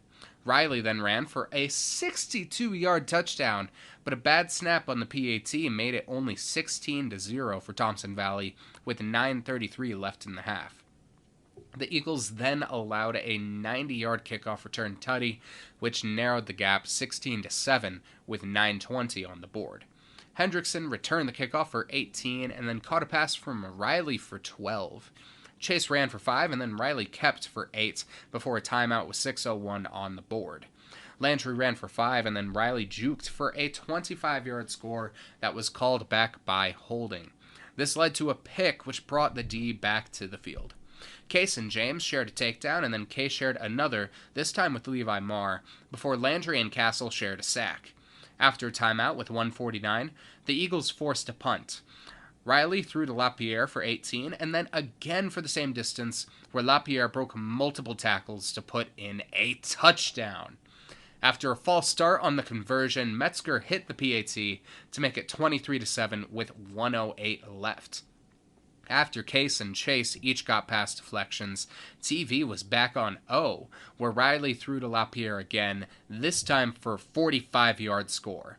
This, plus the PAT by Metzger, made it 30-7, which shut the door in this one to close the half. For the sake of time, I'll only talk about the big defensive plays and over 10-yard offensive plays in the second half. After forcing a punt, Chase ran in a 50-yard touchdown to make it a 37-7 game with 10:11 on the clock in the third. James and Gray ended up sharing a sack before a hurry that honestly should have been called roughing the passer occurred. Hendrickson caught an interception shortly thereafter, and he caught another pass after that, this one from Riley for 15 yards. Riley ran for 16, and then Landry ran for 22 before Jonah Tugwell would put in a score to make it 44-7 with 3:03 left, and that was basically all to end the third. To open the fourth, Thompson Valley was allowing some big passes, which allowed a touchdown with 11:22 left to make it 44-14. After a timeout with 7:58, Forrest Roberts got a tackle, and then on O, Tugwell ran for 17 across 2 plays. After a 50-yard field goal was off, Isaiah V. Hill recovered a fumble, which was all she wrote. Honestly, this game was over in the third quarter, so at that point it was trying to keep stuff good for RPI purposes. In any case, the defensive playmaker of the game in this one, I would say, was Seth Castle. Castle was the defensive tone setter for Thompson Valley in this game. Early on, he was the spearhead of the D, and he made the first really big defensive play of the game with that sack early on, and he made sure that everyone knew who was in control. He got a couple of sacks along with a lot of good pressure on the quarterback, which did help to relieve his DBs. So all around, very good night. And so here is Castle with comments. Well, you had a really good night on defense. You had a couple of sacks. You got a bunch of pressure, a bunch of hurries there. And when you're looking on keeping up that production to be able to hope to get yourself a top 10 seed headed into the playoffs, what's your approach to studying the offensive line for games like this? Watching film, listening to my coaches. My coaches study all night. They spend hours on hours, so listening to them is the best advice I have. And then watching film and just memorizing what they're doing. Yeah, and obviously no plan ever survives the actual event. So when you're looking at those surprises that Niwot throws at you during this game, what was your thought process when you were adapting to those? Just to push through it and just focus on what my job, and no matter what's coming at me, just to know what I'm doing and to succeed with that. Fair enough. And what was your favorite memory from tonight? Oh, that sack I had at the start of the game with my big celebration, that was pumping. And then I almost blocked that field goal. That was pretty fun. I love that. This game's such fun, and these guys make it great. So whatever these guys do, make it any times better. I mean, very, very good game from you there, Seth. And that sack in the first quarter for what was probably the defensive play of that first quarter for Thompson Valley, it really felt like that was the start of the swing towards this being the Eagles game. Another big part of that was our offensive playmaker of the game, Riley Suarez. Suarez was definitely the best offensive player in this one. Quarterback threw for 123 yards and 2 scores to 1 pick, and ran for 104 yards with 12 more points. All around, he was the engine that the offense ran through, and where he goes, this team will follow. Here's Suarez with what he said about this matchup. So this was a bit of a bounce-back week for y'all after last week, but you've had some pretty good success against really talented teams. You were able to double up on Loveland, and that shows some really good arc for you guys heading into the playoffs. So what are you guys going to be doing to make sure that you keep that momentum and get yourself a home seed for the first round? Yeah, so us captains, we had a meeting with the team and this week, and we really just kind of said, what team are we? We have to kind of figure out who we are as a team. If we're going to be winners, we're going to win. We got to win every week after week. And if we're going to be losers, then we can lay down and do whatever we want. But I don't think anybody on this team decided that we were going to be league losers. So I think that is a big mindset change for us to like kind of the new era of Thompson Valley football. What would you say is the secret to a good quarterback keep? Because you were getting those things all night, being pretty solid at misdirecting the defense. So what's your secret? Trust your blockers and outrun the big guys that are chasing you. That's all that it is. Fair enough. Well, thank you very much there, Riley. Riley, he had that really long one, I think about 62 yards earlier in the game. So all around, really solid job there by Riley Suarez to, Obviously, he's the field general as the quarterback, but make sure his team stays on the right track. But his main target there towards the end of the first half that really provided separation, and the guy who I think is the X factor for this team, is our playmaker of the game, Marco Lapierre.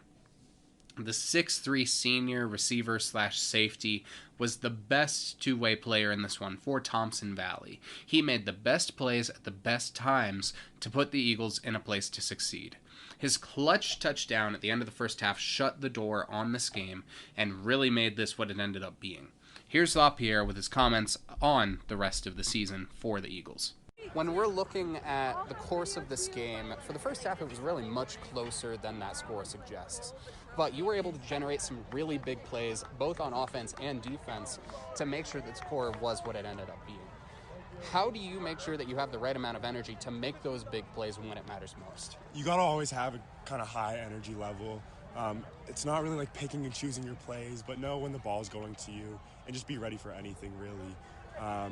Coming out like straight away, we knew we needed that energy. That's something we've lacked quite a bit in the games that we've lost. So energy was a big thing for us this week. So I think we embraced that and we did well with energy. And you're going to have to keep up that energy for the rest of the season because you're in one of the tougher leagues in 3A. So when you're looking forward, what is your thought process for the rest of the season? I think we're a state championship contending team, you know. Loveland is one of the best teams in the state. They've shown it for years to come. So I think we can contend for a state championship. And if we keep playing our winning football, there's nothing that can stop us. Marco, I think you're on the right track there. Now, I think that when this team is at its best, it can go toe-to-toe with just about anyone. It just is a matter of staying at that best, and they're going to have to be there for a while. And so, I'll touch on that here in a minute, but here's our game summary. While the second half was like a lot of second halves I've seen this year, the first was very tense. Sergio Garcia managed to wrangle in clutch play after clutch play to keep Niwot in striking distance, but there's only so much magic before luck runs out. Thompson Valley ended up running away with it, and those two scores from Marco at the end of the first half sealed it.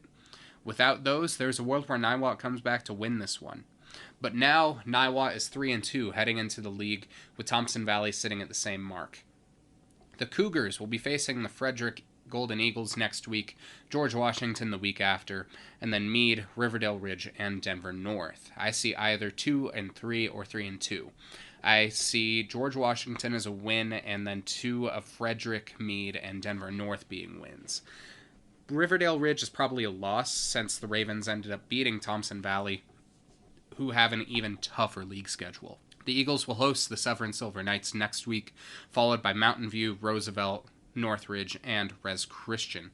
I see at least 1-4 and a maximum of 4-1. I don't see the Eagles beating Roosevelt right now, but they will definitely be Mountain View, and the other games are toss-ups. All around, I'm very glad that I was able to make it out to this one. I hope that everyone involved also had a good time. And yeah, that'll be it for me in today's episode of the Playmakers Corner podcast, episode 301. I hope that everyone is having a good day. Stay safe. Hope you all get some good sleep this week. And yeah, see you all around and keep enjoying Colorado high school athletics. Peace. Yes, sir. Gideon, thank you for that recap of Niwot versus Thompson Valley. I'll talk about some of the numbers later in the recap as well, but I'm going to go ahead and take us through 3A. There was not a lot of games. I want to say there is like maybe 15 total games this week in 3A. So lots of bye weeks and lots of teams preparing to head into league. But with all that being said, let's go ahead and talk about the teams that did play this week. On Thursday night, only 2 games. Riverdale Ridge beating Sierra. Isaiah Medina highlighting this game with 4 touchdowns on 20 of 28 passing. But then once again, Marcus McFadden going on a tear here, 8 receptions for 135 yards and 2 scores. Those 2 receiving touchdowns were also matched by McKinley Jones here. On the Sierra side of the ball, Chris Williams led the team in yards with 99 on 7 catches, but that was not enough to overcome the offensive onslaught of Riverdale, as well as Isaac Alvarez and his 2 interceptions in that game to help pitch the shutout against the Stallions. Now, moving on to the other Thursday game, Green Mountain, one of the top teams in the entire state, remains undefeated after beating Meade 44-7. The quarterback for the Rams, Westland, was a little shaky through the air, having been intercepted by Angel Johnson in a pick six and J.D. Hamilton. That pick six helped keep this game at 7-14 after one quarter, but that did not matter as Austin Beeson had 2 interceptions himself for Green Mountain, and 3 different Rams ran for scores in the 44-7 rout of the Mavs. Now, G-Dubs, George Washington, that is, spotted 15 points in the very first quarter, being down 15-0, and they end up losing 42-32 to far northeast here.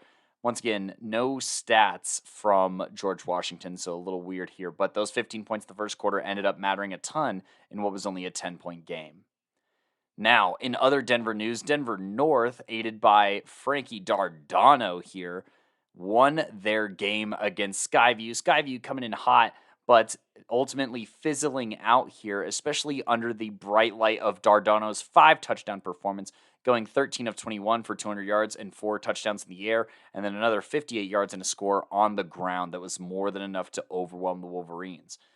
On the defensive side of the ball, Antoine Silburn, Lorenzo Guerra, and Chase Pittman all record interceptions. And along with the fumble recovery, the Vikings defense was pillaging the Skyview offense in this shutout win. Very strong win against an opponent that at least have wins in the win column here. So quality for Denver North here as we march towards the playoffs. In an upset here, Pueblo South beats Monarch 25-14. This is a huge effort from the sophomore class here as Chase Hurley gets 2 rushing scores. Jake Picciota notches 87 receiving yards, a score on 5 receptions, and the Colts recover 3 fumbles on the defensive side of the ball. Not to mention the kicker, Braden Medina, goes a perfect 2 of 2 and 1 of 1. 2 of 2 on PATs and 1 of 1 on field goal attempts on kicks for 5 points and help with the dub. And more on Monarch later from Gino. Now in 3A action, Holy Family cruises to a 41-6 win over Conifer. Rylan Cooney up to his usual business of 2 rushing and 2 passing touchdowns. Dom Gabriel rushing for 126 yards and a pair of scores. And on the other side of the ball for the Lobos, Air Force commit Grady Forsyth does record a receiving touchdown, but cannot outperform Jackson Grable's monster 4-reception, 101-yard, 2 receiving touchdown performance for Holy Family. Resurrection Christian playing against Sand Creek, they score 35 points in the first quarter en route to cruising to a 60-8 win over the Scorpions. Now, in 3A versus 4A news, this was a pretty big game here, one that went pretty differently than last year, even though the result ends up the same. Northfield here, aided by Christian Love, who had 38 total touches between rushing and passing, has 2 rushing touchdowns and throws 1. And the defense does force 3 turnovers of their own in this game. But unfortunately, the Nighthawks do lose to Vista Ridge in overtime, 30-27, as Christian Love does cough up the ball and throws to the wrong team once as well. So he had 2 turnovers on his 38 touches. And the defense did allow a touchdown in that overtime period. They were up, it was 24-24. Northfield scores a field goal, but Vista Ridge will score the touchdown to win that game. More on Vista Ridge's performance from Gino in the 4A recap, but I will say this is quite the missed opportunity for the Nighthawks to really make a statement. I won't say that I didn't see this coming, seeing as how young the program is and how new it is to 3A. It is nice to see them compete against Vista Ridge this year as opposed to last year. Granted, very different Vista Ridge team as well, but Northfield here definitely missed out on a chance for kind of a statement win against a solid enough 4A squad. Well, at least according to Chassa, really good 4A squad, but that remains to be seen. I digress as I move through more 3A recap here. Mountain View loses in a shootout to Centaurus, 27-34. And then, as Gideon kind of alluded to, Thompson Valley kind of dog walks Niwot, 44-14. Suarez runs for 2 and throws for 2 and has over 200 yards, with Marco Lapierre catching those 2 receiving touchdowns. But both playmakers do cough up the ball. Go to Gideon's recap for more in-depth analysis of this game. Now, Palisade versus Evergreen. Both these teams coming in without a win.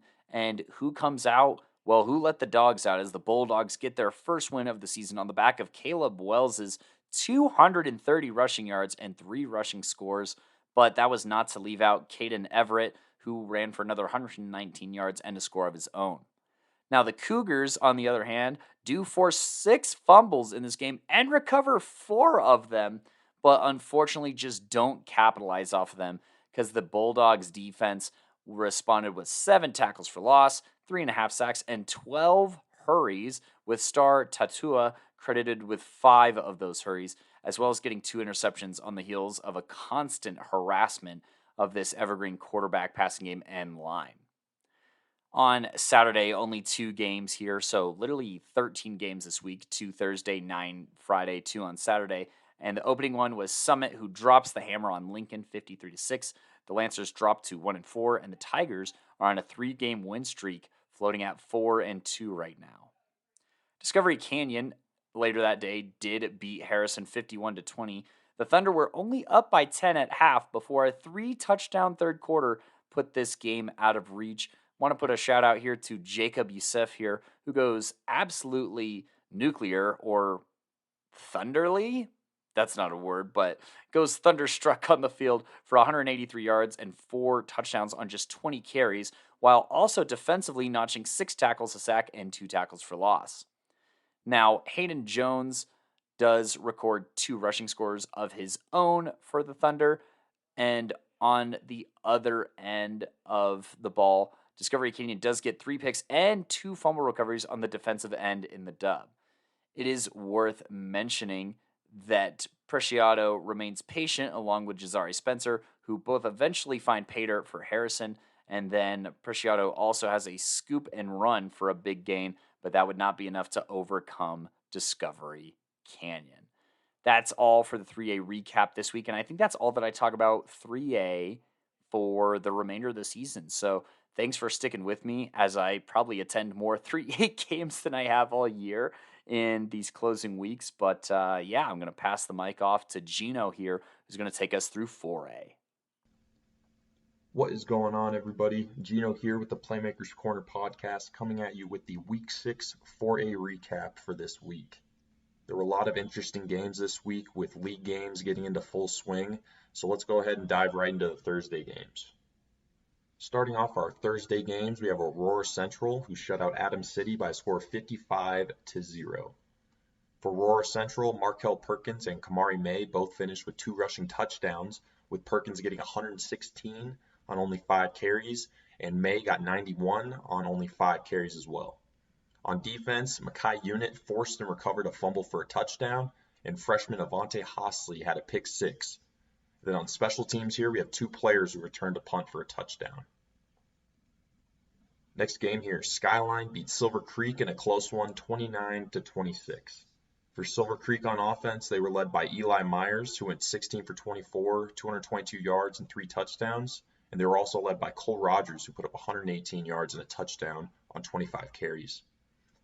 For receivers here for Silver Creek, Steele Beckvar caught 5 passes for 80 yards and 2 touchdowns. Then you also had Bubba Fisk led the team in receiving yards with 110 on 5 catches. Next game here, we have the number 4 in our power rankings, Montrose, who took down Grand Junction Central by a score of 43-7. In our last Thursday game, Golden got a nice win over Bear Creek, 32-21.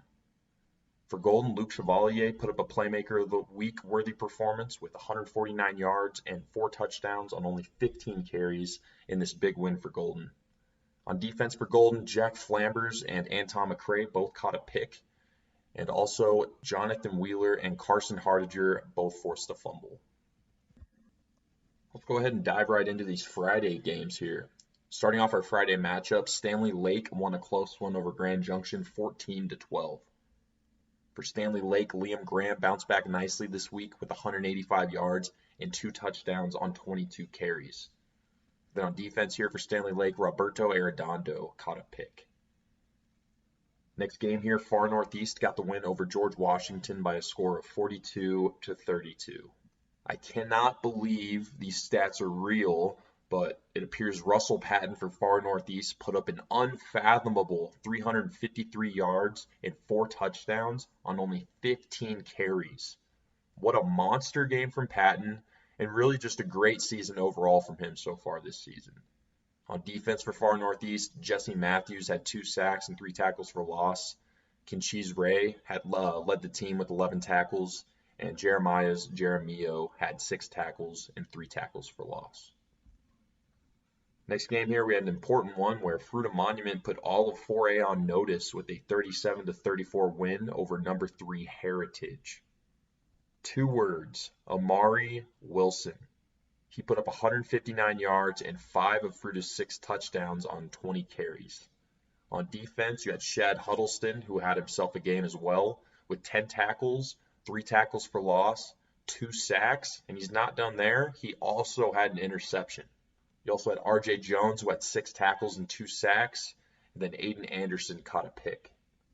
For Heritage, it was a rough game from Kurt Rosner, who finished with 159 yards, a touchdown, 2 picks, and a lost fumble on only 13 of 28 passing. In a close game like this, those turnovers really, really mean a lot. You also had Jeff Balica ran the ball well, getting 78 yards and 2 touchdowns on 12 carries. And then here on defense for Heritage, Turner Graham had 12 tackles, Nick Long forced a fumble, and Hudson Porter blocked a punt. Let's move on to the next matchup here, where Falcon got a blowout win over Coronado, 63-22. For Falcon, Carter Thorpe went 5 of 5 passing for 81 yards and 2 TDs, and then he also ran for 30 yards and got another touchdown on 5 carries. Ashton Luttrell finished with 209 total yards from scrimmage. 41 of those and a touchdown were from receiving, 31 from rushing, 75 on punt returns, and 62 on kick returns. In total, here for Falcons, 7 different players had a rushing touchdown. Then we had the number 9 in our power rankings, Thomas Jefferson, stomp on Vista Peak by a score of 52-13. After that, it was number 8 Loveland who lost a bad one to number 2 Erie by a score of 36-19. For Erie, another great game here for Blake Barnett. He went 12 of 20, 132 yards and 2 touchdowns through the air. And then, of course, he added 139 yards and a touchdown on the ground. On defense for Erie, Carson Hagman had 12 tackles and a QB hurry. For Loveland, Ryder Easton had an all-right game, going 249 yards and a touchdown on 13 of 20 passing. Trey Olson had both of Loveland's touchdowns with 49 yards and a touchdown on 16 carries on the ground, and then he added 4 receptions, 76 yards, and a touchdown receiving. On defense for Loveland, Caden Stansbury finished with 12 tackles and 3 tackles for loss. Next game here, we have Greeley Central fell to Windsor by a score of 50-7. Greeley Central could not stop Windsor's run game at all. The 3 main culprits for Windsor were Sam Cooper with 89 yards and 2 touchdowns on 11 carries, Trip Thomas with 101 yards and a touchdown on only 2 carries, and Brady Lichtenberg with 152 yards and a touchdown on 8 carries. Wyatt Gustafson also had a rushing touchdown. Sorry if I mispronounced that. On defense, Rylan Renton, Henry Jones, and Brock Paquette all had double-digit tackles. Jones and Renton both forced a fumble as well, and Mikey Munn took an interception 66 yards to the house. Next game here, we have Centaurus won a close one over Mountain View, 34-27. Chance Wood had 4 total touchdowns for Centaurus, 3 passing, 1 rushing. Then Ben Mitchke got 101 yards and a touchdown on 18 carries. And Jack Pirana had 94 yards and 2 touchdowns on 6 receptions. Next game here, Greeley West lost a bad one to Longmont, 49-13. For Longmont, it was a great game for both Colby Holmes and Cole Gaddis this week. For Holmes, he went 13-17, 230 yards, and 4 touchdowns. And then for Gaddis, he got 143 yards of his own and 2 touchdowns on only 14 carries. Sophomore Joey Foote went off too, with 176 yards and 3 touchdowns on 9 catches. Next game here, Cheyenne Mountain pulled out the win over Air Academy, 30-21. For Cheyenne Mountain, Bruce Archambault went 7 of 16, 80 yards and 2 touchdowns passing. And then rushing the ball, he added 98 yards and a touchdown on 15 carries.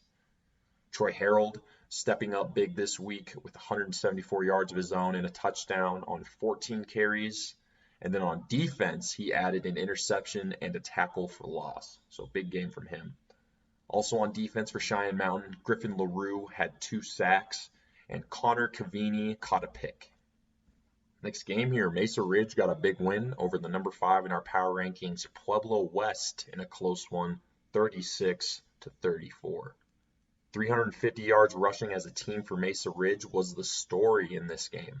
Both Trevon Salas and Isaiah Jones went crazy, with Jones getting 181 yards on 25 carries, and Salas getting 132 yards and 2 touchdowns on 22 carries. On defense, Tevin Reel recovered a fumble for a touchdown, and Levi Tesson got 2 tackles for loss and a sack. Moving on now, Monarch fell to Pueblo South 25-14. Chase Hurley had 2 rushing touchdowns for Pueblo South, and their QB sophomore Caden Herrera went 16 of 23, 177 yards, a touchdown, and 2 interceptions. For receivers for Pueblo South, Jake Pisciota got 87 yards and a touchdown on 5 receptions. For Monarch, Rex Muldoon finished with 16 tackles, and Archie John and Gavin Fagan both caught a pick. Next game here, Palmer lost a close one to Liberty by a score of 39-31. William Heiser and Lucas Westerman both had double-digit tackles for Liberty, and 4 different players had a sack. In our second to last Friday matchup, Vista Ridge pulled out the win over 3A Northfield 30-27. It was a 322-yard, 3 total touchdown performance for Zayden Stevenson. He went 17 of 26, 310 yards, 3 touchdowns, and 2 picks through the air. Then he added 22 yards and a touchdown on the ground. Sonny Endicott went crazy with 185 yards and 2 touchdowns on 6 catches. And then on defense here, Nashawn Hall and Austin Larson both caught a pick. In our last of the Friday matchups, we had an absolute thriller where Hinckley lost a close one to Thornton by a score of 7-6. That's it for the Friday matchups. Let's go ahead and get into these 3 Saturday matchups, where number 7 Dakota Ridge got squashed by number 6 Broomfield 49-21. Now, we didn't get any stats for Broomfield as of the recording of this podcast, but for Dakota Ridge, Landon Carlsbeck was the only offense, finishing with 154 yards and 3 touchdowns on 16 carries. Passing the ball, Blake Palladino went 12 of 19, 147 yards and a pick, and Cole Ellinger caught 6 passes for 112 yards as well. Palladino also ran for 73 yards on 12 carries. Next game here, we have the number 1 in our power rankings, Palmer Ridge, dominate Rampart 42-0. Derek Hester had a nice game, going 12 for 19, 139 yards, 2 touchdowns, and a pick. He also ran the ball well with another 68 yards on 8 carries. Jimmer Ware followed up his big game last week with 6 catches for 83 yards and a touchdown. And then Holden Wright got 54 yards and a touchdown on 6 carries. In our last game for 4A here, we have the number 9 in our power rankings, Ponderosa, get a big win over Denver South, 42-6. No Pondo stats as of the recording of this podcast, but here for Denver South, Orlando Guavera had 108 yards and a touchdown on 10 carries, and Chevelle Early got 91 yards on 17 carries. On defense for South, Amani Vegas had 3 tackles and an interception. Thank you for that recap, Gino. Now we're going to pass it over to Coach V to do a recap before we get into our 5A action. What's good, y'all? It's Coach V. Let's go ahead and talk about this Pine Creek versus Fountain Fort Carson matchup on September 28th. That is Thursday. Both teams going into this one undefeated at 5-0. Believe this is the first league game for both squads as well. This one being played up at D20 Stadium, Pine Creek having the home field advantage. Let's go ahead and hop into this one. Obviously a big one, a lot of playoff implications on the line, but we'll talk about that a little bit after this recap.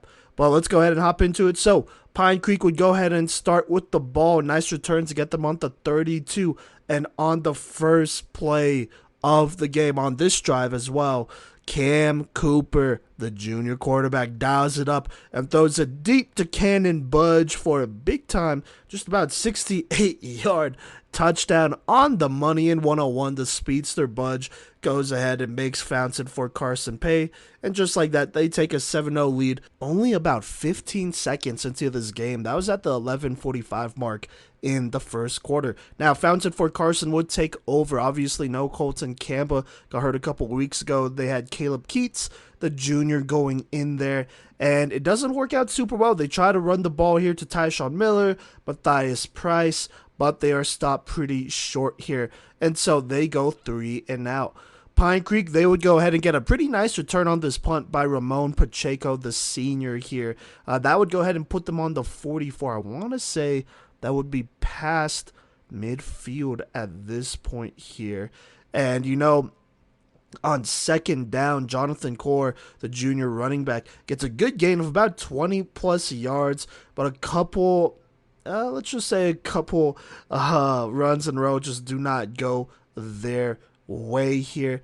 And so they eventually go ahead and kick the field goal. There was a chance for them to score here. I believe Cam Cooper was aiming for his tight end, Kai Goetze here, but it was a very physical pass breakup on third down by Tremaine Shaw of Fountain for Carson, and so that would result in a field goal, making it 10-0 pretty early on here in this game.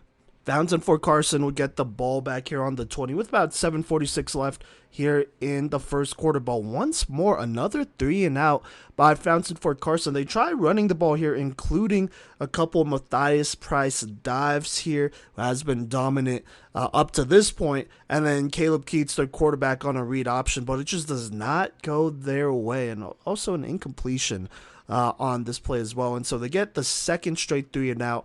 And the second straight time here, Ramon Pacheco on the punt return gets a really good return here, and they take over on the 26-yard line. That's how far up they are, thanks to Ramon Pacheco here. And so here we go, 6:16 left. Let's go ahead and fast forward to second down here. Jonathan Core gets handed the ball, and he cuts it upfield, and he goes 26 yards to the house for a touchdown to give Pine Creek the early 17-0 lead with about 5:50 left in this game. Now, Fountain for Carson, they try to get something going here, and they would get a first down here, their first one of the game. Caleb Keats goes ahead and finds Keenan Campbell on the slant. That goes for a first, putting them on the 34. They would eventually also get another first down, this time thanks to a pass interference call that would put them on the 49. Following that, it is 3rd and 3 here. Keats, he goes ahead and runs the read option, but he is tripped up here, and so that makes it 4th and 5. And just like that, they go ahead and punt it once more, and it's a touchback. Pine Creek takes over on the 20. Now, they aren't able to get too much going here for the rest of this first quarter. So let's go ahead and fast forward to the second quarter. It's 4th down for Pine Creek, 4th and 2 actually. And so here's what happens. It looks like they're about to punt it, but they go ahead and call a fake to Cannon Budge. And so that would go for a first down. Following that, they just feed Jonathan Core, who goes to work here, and he really eats it up until it is about 3rd and 2 here. And here's what happens. They go ahead and put Mason Miller in, but he is stacked up by Fountain for Carson. Once again, it is 4th and 2. I want to say they are on the goal line inside the 10 at this point. A timeout is called at 8:14, and so here we go. Pine Creek on the goal line, 4th down. They're going to go ahead and go for this one, and they do a direct snap to Mason Miller, but he is stopped pretty short here.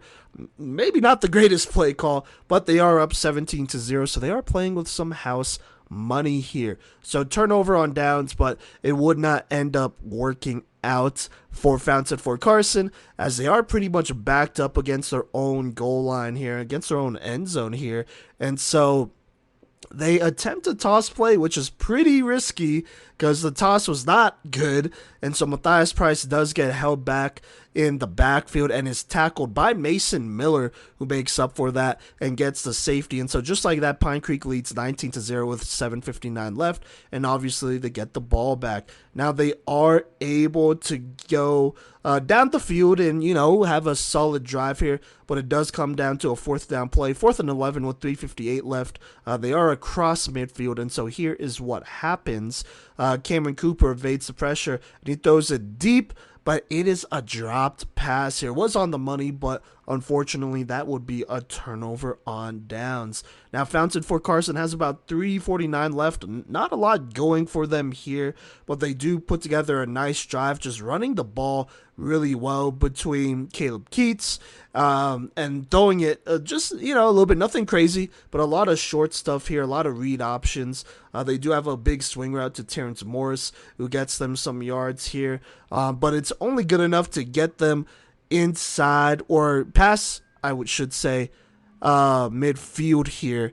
And so from there, they are able to bang home a field goal. Khalid Smith hitting this one from about 30 yards back, I want to say, 30, 40 yards out.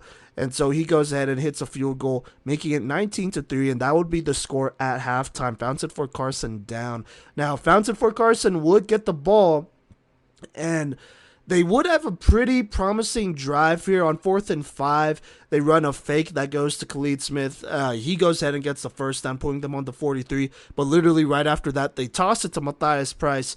And then they call a pass play, and he throws it deep. But this one is intercepted by Amari Kyle. And so Pine Creek takes over on the 26 here. And once more, they feed Jonathan Core. And he gets them all the way down, basically, to the goal line. There was a little bit of a controversial play, to say the least. Cameron Cooper would throw a slant to Elijah Roy. It looked like he got it, but then he got lit up and fumbled it, and Fountain Fort Carson would recover that. But then they basically called that a personal foul on, I want to say, Fountain Fort Carson here. And at the same time, I think they said it was an incomplete pass, not a fumble. And so that would extend that drive and give Pine Creek a lot of yards, and would end with Jonathan Core punching it in for a touchdown. Regardless, though, he punches it in and makes it 26-3. Also hits that PAT. And at this point, it's pretty much over. Fountain Fort Carson would just struggle here. Jonathan Core continues to eat. And so the final score of this one is Pine Creek 40, Fountain Fort Carson 10 here. A couple of stats to go over. Cam Cooper struggled just a little bit, missed some easy passes, including I remember seeing him miss a screen pass, but still 6 of 14, 138 yards and a touchdown. Had that long one at the beginning there. Jonathan Core, though, a big game here, 21 carries for 192 yards and 3 rushing touchdowns. Also had 2 receptions for 28 yards, as it was pretty much his game, and he carved up this Fountain Fort Carson defense. And Fountain Fort Carson, well, here, let's go ahead and get into some of the thoughts that I had after this game. And I'll start with Fountain Fort Carson. Their defense was not that bad, Their secondary was pretty solid, per usual, right? No big surprises there. They have some edge rushers. They consistently got to Cam Cooper. Pressure-wise, applying a lot of pressure there. That does contribute to some of the incomplete passes there, I will say. But I would definitely say that the offense really struggled here. I think if Colton Kamba was obviously here at quarterback, they would have been better off. Now, Caleb Keats, their backup, didn't do bad. He was 8 of 11 for 129 yards and a touchdown. But definitely a little bit limited here as far as passing goes. And then running the ball, only had 72 total rushing yards. Matthias Price held down to only 9 carries, 33 yards. Caleb Keats had 9 carries, 23 yards. And then the next closest player was Khalid Smith, who only had that 1 carry for 7 on that fake. And so they just struggled. Right now, this isn't a bad team. They have a lot of talent over there. Obviously, still a playoff team, and I would even say a top-tier playoff team. But when it comes to them being considered a contender, I just don't see it without Colton Kamba. And playing a team like Pine Creek, who we know is a contender, kind of just confirms that. So there you go there. A tough loss for Fountain Fort Carson, but you got to remember, they're still 5-1, and that one loss is to Pine Creek. Now, Pine Creek, on the other hand, looked really impressive here. Offensively, I mean, they looked good. Cam Cooper, he had his moment at the beginning there. Cannon Budge is going to be an issue. Mason Miller did his thing. Jonathan Core really emerged and had a great game here. I mean, he is one of the best running backs in the state and probably a no-boy candidate, honestly. So definitely someone to look out for. Elijah Roy, kind of a quieter night, but, he was getting open there, just wasn't quite able to connect with Cam Cooper as much. Plus, it was a blowout, so, Pine Creek ran the ball a lot. Their defense played really well. I thought they did an excellent job stopping Matthias Price and this run game, which is hard to do. They do have a good offensive line over there, and so love to see Pine Creek doing that. But, shout out to their special teams. They did a really good job kicking field goals, making PATs. The field positioning by Ramon Pacheco on those first two drives, I think, were really key to put Pine Creek up by a lot. And then, in the second half, they were just suffocating. They ran the football well. They played defense well, and they did their thing. Now, there was that, maybe controversial play there with the fumble and whatnot. But, I mean, honestly, you could have gave Fountain Fort Carson 21 points, and they still would have lost to Pine Creek. So that just shows how dominant they are. Pine Creek moving forward looks for real here. Now, can they do it against teams like Legend and, Regis, which they will play next week? We'll just have to see. I think they should definitely be favored against Regis. Legend will be a good game, though. That's one that myself and Gino should probably be at. And so we'll just have to see about Pine Creek. But still, a lot of green flags for Pine Creek as they stay undefeated here at 6-0. For Fountain Fort Carson, just didn't go their way, but they're still 5-1. And definitely still a good team. Definitely a playoff team, but maybe not quite a contender this year without Colton Camba. And so there you go there. Like I said, final score, Pine Creek 40, Fountain Fort Carson 10. So do you want to know what the best kept secret in running back training is? It's MadSkillz RB1 Training. Coach Voss is flipping the script and leveling up running back training in Colorado by implementing his proven, nationally recognized system of training. Don't be fooled by the name. Quarterbacks and receivers become fundamentally sound juke artists as well with his training. It's evident the athletes he trains love him. Each progressive training session arms the athlete with a new skill set that prepares them to be shifty, powerful, and elusive. Parents love Coach Voss because with his training, they receive free college recruiting tips, no contracts, and no drama. Message him on Instagram at MadSkillz _RB1 Training or at Coach Cut Creator on Twitter, X, for more information. Off-season runs from January through July, so get in the cut and get some MadSkillz this off-season. And get into this recap with me here, continuing this trend of 5A here. I believe this is the last recap of tackle football for the week, and that is going to be my attendance of the homecoming game between AWest trying to defend their homecoming against the visiting Chatfield Chargers. So there was a really cool looking tailgate while I was going in, and the parking lot at the NAAC was probably the most packed that it had ever been that I have seen. That being said, I do have some reservations on the concessions and whatnot later. But anyways, the Wildcats would start with the ball on their own 20, and they'd get a quick swing off to Adrian Small here, who bursts ahead to the 29-yard line. And after another handoff that gets to the line of scrimmage, or I should say the first handoff that gets to the line of scrimmage, another touch by number 12, that is, a face mask will actually make it a first down to the 35-yard line. They hand off to Adrian again, who picks up about 5 yards.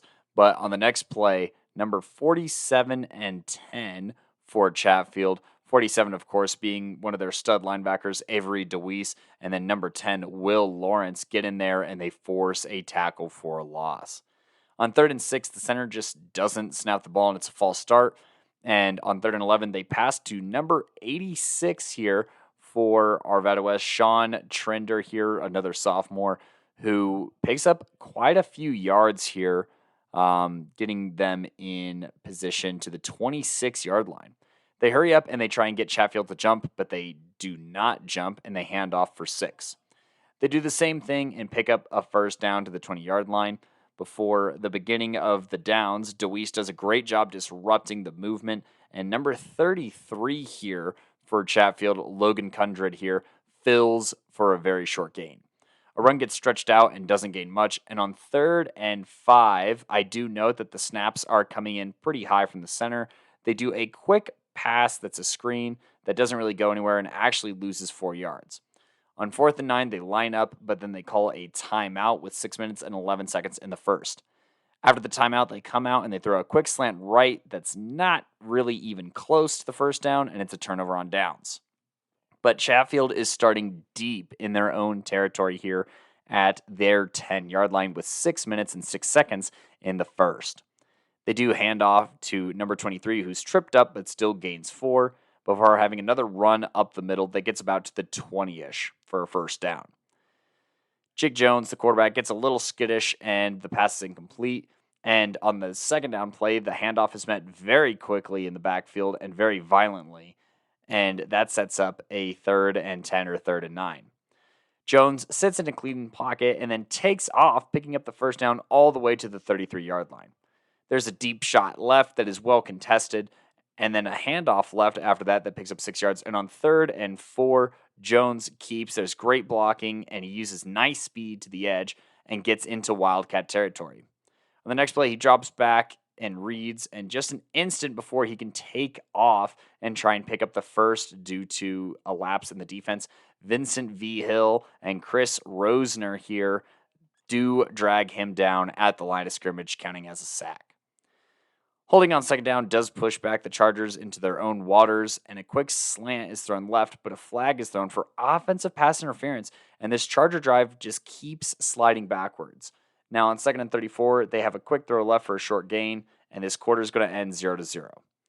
On 3rd and 30 to start the quarter, they try a fake swing mid-screen that picks up some, but far from enough for this hole to be dug out of, and now it's punt time. Our AWest will start on their own 25-yard line, and they will hand off to number 1 here, Jaden Green, who waits as patiently as he can for a hole to develop, but there's just nothing there as the Chargers only yield 4 yards. There's another run here that's just a yard short of the first down, and on 3rd and 1, they call a QB sneak that looks far from converting, but a coach says something on the west side, and there's some laundry on the field. They call unsportsmanlike on Chatfield that feels questionable, but it's a first down regardless to the 50-yard line, and the high snaps finally catch up, and honestly, the ball don't lie because the ball goes over the quarterback's hands, and Avery DeWeese recovers it, putting them on the 45-yard line going in. They immediately follow that up with a handoff to Corey Ball, who picks up 8 yards, and on second down, they pick up another 2 or 3 yards for a first down.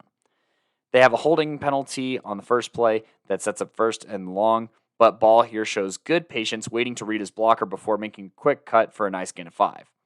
Jake Jones keeps, but 29 blows up the play, that number 29 being Tyreek Cullum for the Wildcats, just absolutely levels the play, and Chatfield loses the ball for only a second and recover.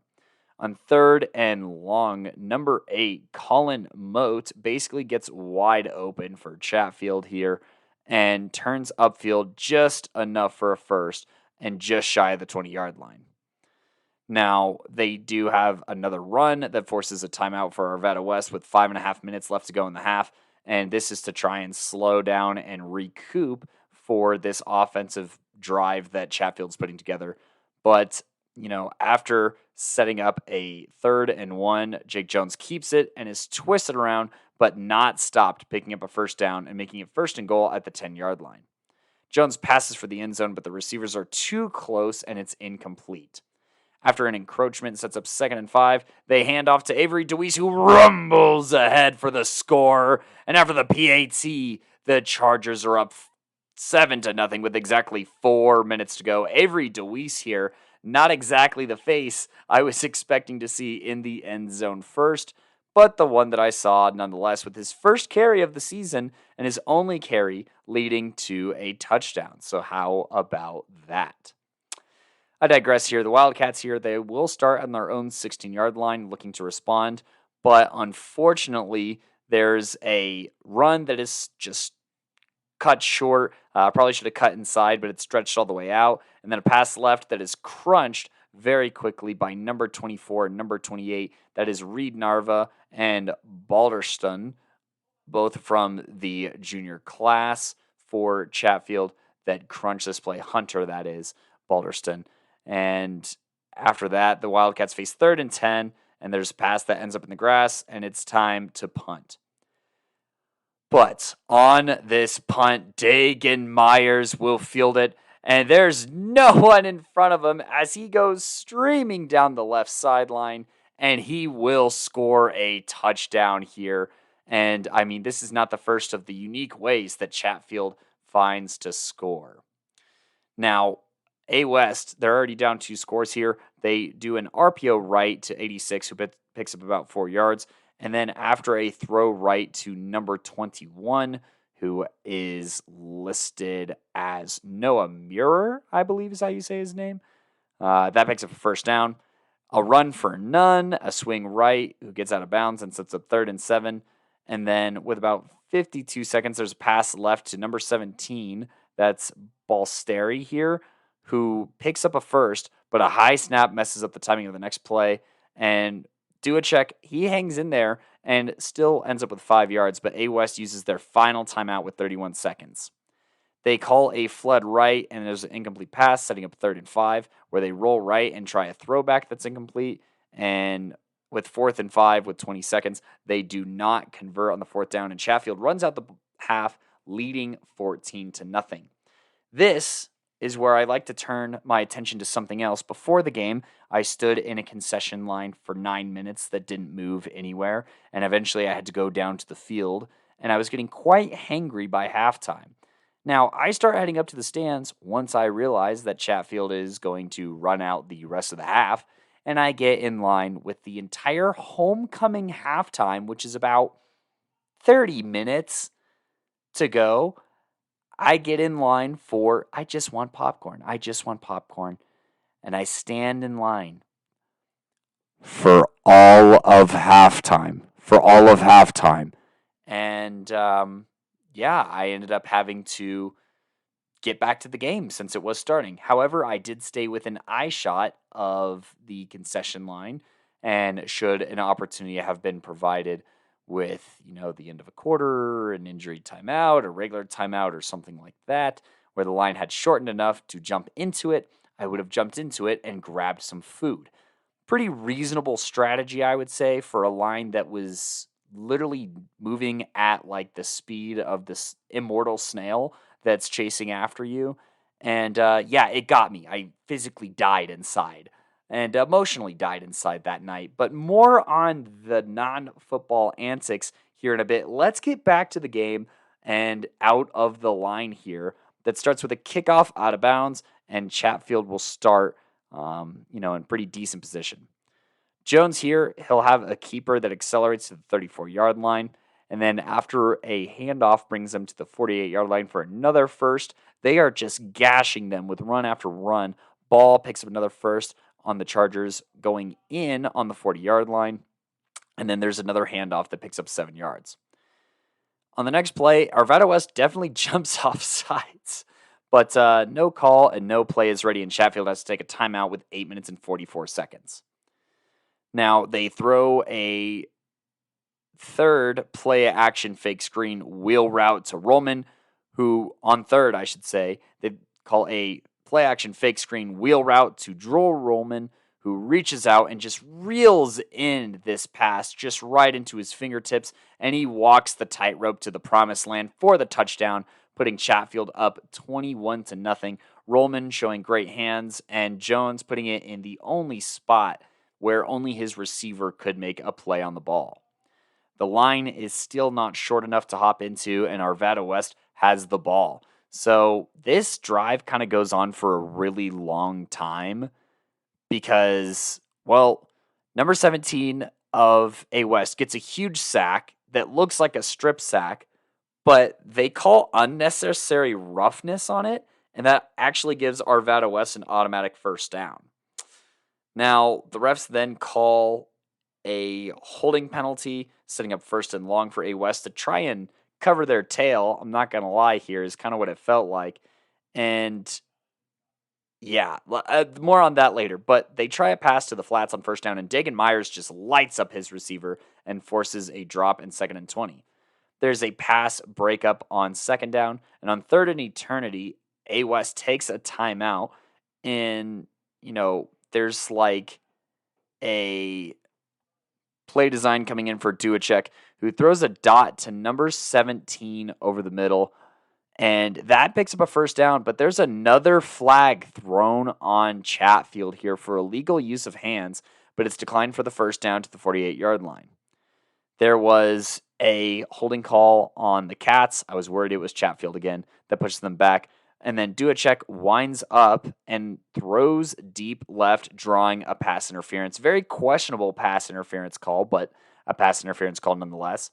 And on 1st and 5, the defense immediately recognizes a screen, and DeWeese tackles for a loss. Now, on 2nd and 7, DeWeese follows that up with a sack, but a very whack, unnecessary roughness call gives AWest another chance. And it's at this point, and look, I get annoyed by fans usually going, "Oh, what the heck is that call?" or complaining about officiating, because I don't usually think it's that bad, or if it is, it doesn't feel crooked. This game felt crooked. Like, I can't think of a game that I've seen that's such blatantly called one way and so insanely convenient for one team. Like, I don't know. I can't say for sure, but I have my reservations about the officiating staff that really wanted to make this game about themselves. And we'll have like full exposure here in a minute. But anyways, it doesn't help AWest because eventually they turn over on downs. I'm not even going to go through the rest of their really meticulous and annoying drive. And so Chatfield, they have the ball with 1 second under 4 minutes in the 3rd quarter. And after no gain, Jones keeps for a first to the 50-yard line and gets hit way late. And a flag comes way late as Jake Jones is just very frustrated trying to get up off the ground. The sideline and the players are obviously very active because their quarterback just got hit late. And the ref on the sideline throws another flag. This time it's on the Chatfield sideline. They offset, but I don't know, their quarterback just got hit late. And I don't like these refs because the way that they're talking to the players is mad disrespectful for the players of Chatfield that are genuinely so confused on what the hell is going on here. And the refs they were power tripping, bro. I was also really hangry at this time. And I don't think that this annoying ref's system with like a power complex was doing me any favors. But you know what? Chatfield shrugs it off, and they pick up a first right along, but a holding penalty brings it back to their own 49. On 1st and 11, they call a gut run to the 45-yard line, and after another short run, it sets up 3rd and short. They call a QB sneak, and Jake Jones somehow pops out of the pile for a score, and he looks back, and he kind of mocks the defensive player who's too slow, and that is another flag. It doesn't matter. They kick the PAT. It's 28-0 in a minute 13 in the 3rd. I go to get concessions, and I am stopped. I am stopped before I can get in line because they closed before the 4th quarter ended. I had been waiting for like 45 minutes for an opportunity to get into line to get a lousy popcorn because I was so hungry because I hadn't ate since like 9 a.m. that morning. And they close. Now, before you go and start calling me a Karen, I want everyone on this is a complete non-football tangent. I'll get back to Chatfield here in a second. But I worked in food service, all right? I worked at Wendy's, all right?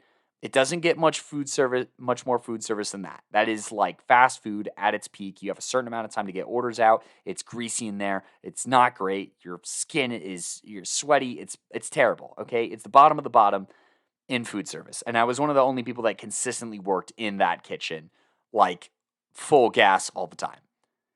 We know when there's a rush coming, whether it's lunch rush or dinner rush, to drop more patties, drop more fries, get ready for a lot of people to suddenly show up.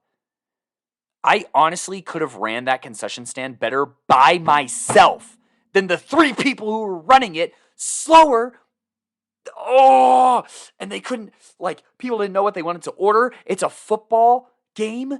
They only have like 8 things on the menu, so decide what you want. If you're if you're one of the 3 people in there, have like 10 nachos ready to go 3 minutes before halftime, because as soon as halftime happens, people are going to walk in. Drop a ton of popcorn. Get a ton of bags ready. Get everything ready so you could just exchange the cash, put out the food. It's not that difficult. It's really not that difficult. And I felt like I was going to blow a gasket. I was annoyed because NAAC, I felt like one of the Jeffco officials approached me kind of sideways earlier in the game when I was on the field and was kind of a jerk about how they referenced the dotted lines. Like, oh, the dotted lines, that's what they're for. You're supposed to stand behind them. Okay, bro, you could just say it without being condescending, first off. And then this concession stand stuff really pissed me off. And these refs were some of the most ridiculous refs that I've ever seen. But I got to go out there. I got to watch Chatty Ice do their thing.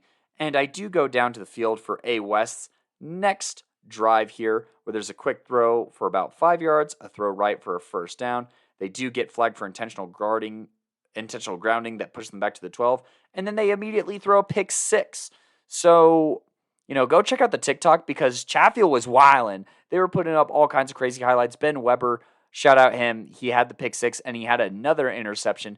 Chatfield here scoring 3 touchdowns on the ground between DeWeese, Ball, and Jones, throwing a passing touchdown to Drew Rollman, obviously. Ben Weber with the pick 6, and Dagan Myers with the return touchdown here. Chatfield dog walks Arvada West 42-0 here.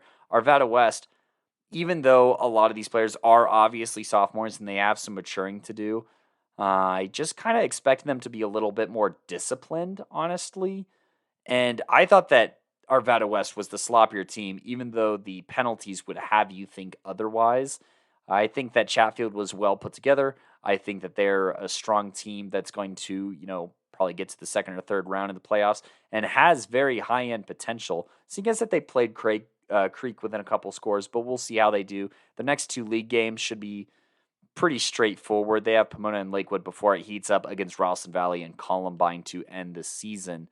But yeah, Chatfield looking good, Arvada West looking young, and refs looking bad, concession stand looking like a complete joke. I told people I was still going to be angry about this when I was recording this segment. Literally 4 days have passed, and I'm still I've ate since then, so you can't blame it on it being hangry. It's a blaming on incompetence from the refs, stadium staff, and concession staff. I understand that they're volunteers, but holy crap, like I just said, it feels like they never worked in food before, because as someone who worked in food, it's not a hard concept that when you think a bunch of people are about to get in line, that you need to be ready to go for them to show up and not start once the line starts. Also, if you're going in line at a high school football game, know what you're going to get, bro. There's never more than 10 things on the menu. Don't stand up there picking your nose, scratching your butt, thinking about what you want to eat. Come on. Okay, back to regular football recaps now.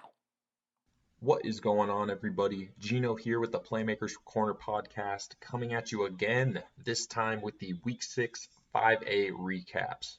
Now, just like 4A, it is league games getting into full swing here in 5A, so let's not waste any more time and dive right into these Thursday matchups. Starting off our Thursday games, we have Denver East clobbered North Glen 59-0. After that, we had a ranked matchup where number 6 Fountain Fort Carson lost for the first time on the year to number 2 Pine Creek 40-10. Fountain just straight up could not run the ball at all against Pine Creek's defense. Matthias Price finished with a season low 33 rush yards on 9 attempts, but Price also added a 71-yard touchdown reception, and that would be the only touchdown on the game for Fountain. On the Pine Creek side, Jonathan Core ran the ball all over Fountain as he finished with 192 yards and 3 touchdowns on 21 carries. Sophomore Aiden Vanneman had a 50-yard touchdown run as well. Simon was actually there at this game, so look out for his full recap on this one at some point in this episode. Next Thursday matchup, we had Valor Christian get a big win over the number 10 in our power rankings, Castleview, by a score of 21-3. This game was a defensive slugfest. Both QBs struggled for both teams. Derek Gordon of Castleview had his weakest showing of the season, going 12 of 21, 120 yards, and 2 picks. For Valor, Asher Weiner went 9 of 16, 59 yards, and he also had 2 interceptions. Valor completely dismantled Castleview's run game, as they would only get 40 yards on 20 carries as a team. Leading the way on defense for Valor was Moises Freeman with 2 interceptions, and Alexander Jordan with 8 tackles and a tackle for loss. On offense for Valor, Gabe Sawchuk got 67 yards and a touchdown on 18 carries. Then Asher Weiner added 51 yards and a touchdown on 13 carries. And then Chase Hanosh finished with 63 yards and a touchdown on 6 carries. Next game here, we have the number 4 in our power rankings, Littleton West dominate Pomona 42-7. Reef Holiday had himself yet another efficient week, going 8 for 8, 90 yards and a touchdown. Josh Snyder went off too with 118 yards and 3 touchdowns on only 7 carries. On defense for Littleton West, Drew Curtis led the way with 14 tackles, followed by James Silasan and Nico Zaharis, who both had 12 apiece. Also on defense, Ryder Williams caught a pick and Tanner Schmitz forced a fumble. Moving on now, we had Rock Canyon pull out the win over Highlands Ranch by a score of 20-17. Next game here, Fossil Ridge keeps it rolling with a 42-0 shutout over Boulder. Nick Cubat had a solid game with 136 yards and 3 touchdowns and a pick on 8 of 12 passing. For receivers, Weston Stefanski had 80 yards and 2 receiving touchdowns on 4 receptions. Then you also had Marcus Moser catch 3 passes for 46 yards and a touchdown. Running the ball, it was Jake Toshkoff leading the way with 2 touchdowns and 100 yards on 16 carries. On defense for Fossil Ridge, Gage Decklever had a sack and 2 tackles for loss. Connor Vickers had a pick 6, and Marcus Moser caught a pick. In our second to last Thursday matchup, we had number 1 Cherry Creek completely dismantle Cherokee Trail 48-0. It was the Jordan Heron show as he finished with 117 yards and 3 first-half TDs on only 10 carries. Then Brady Vodka also kept his streak of nice games going with a 179-yard, 2-touchdown performance. 31 different players recorded a tackle for Cherry Creek on defense, including Aiden Napke, who didn't play much due to the score, but he finished with a tackle for loss and an interception nonetheless. There was also Damian McKeever, who caught a pick, and Exodus Johnson forced and recovered a fumble. For CT, they went with Elliot Ming again this week, as he finished with 106 yards and 2 picks on 9 of 20 passing. In our last game on Thursday, it was Legacy who got back on track with a 55-0 shutout win over Rangeview. No Colin Lerma for Legacy, but it was no problem for the Lightning as Tyler Madden stepped up big for a 228-yard, 3-touchdown performance on 12 of 17 passing, and he also ran for another touchdown to make it 4 total on the game for him. For receivers, Kylan Studbaker continues his great season so far with 3 touchdowns of his own to go with 175 yards receiving on 6 receptions.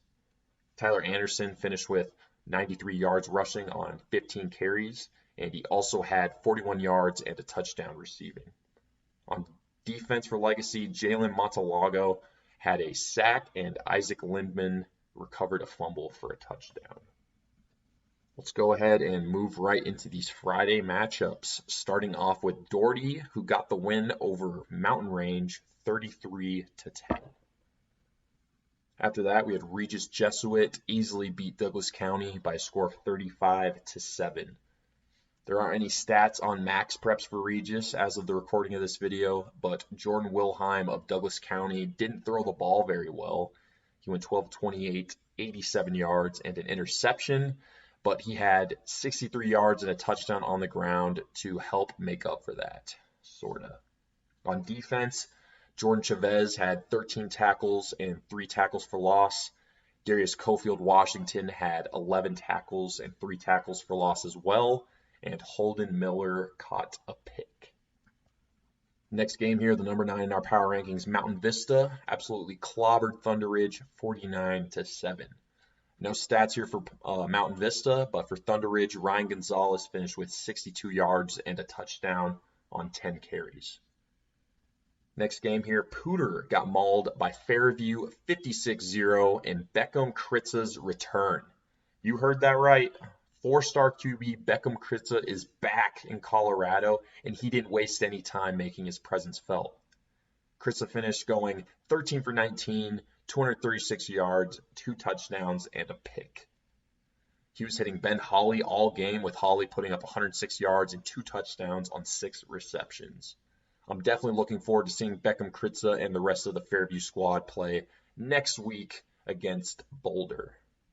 Next game here, in a battle of FOCO squads, Rocky Mountain comes out on top over Fort Collins 38-17. Then after that, Mullen took care of Horizon by a score of 34-10. It was a nice game for Koa Dietrich, who finished with 231 yards, 3 touchdowns, and a pick on 12 of 20 passing. His number 1 receiver on the day was Oscar Maynez III, who finished with 92 yards and a touchdown on 4 receptions.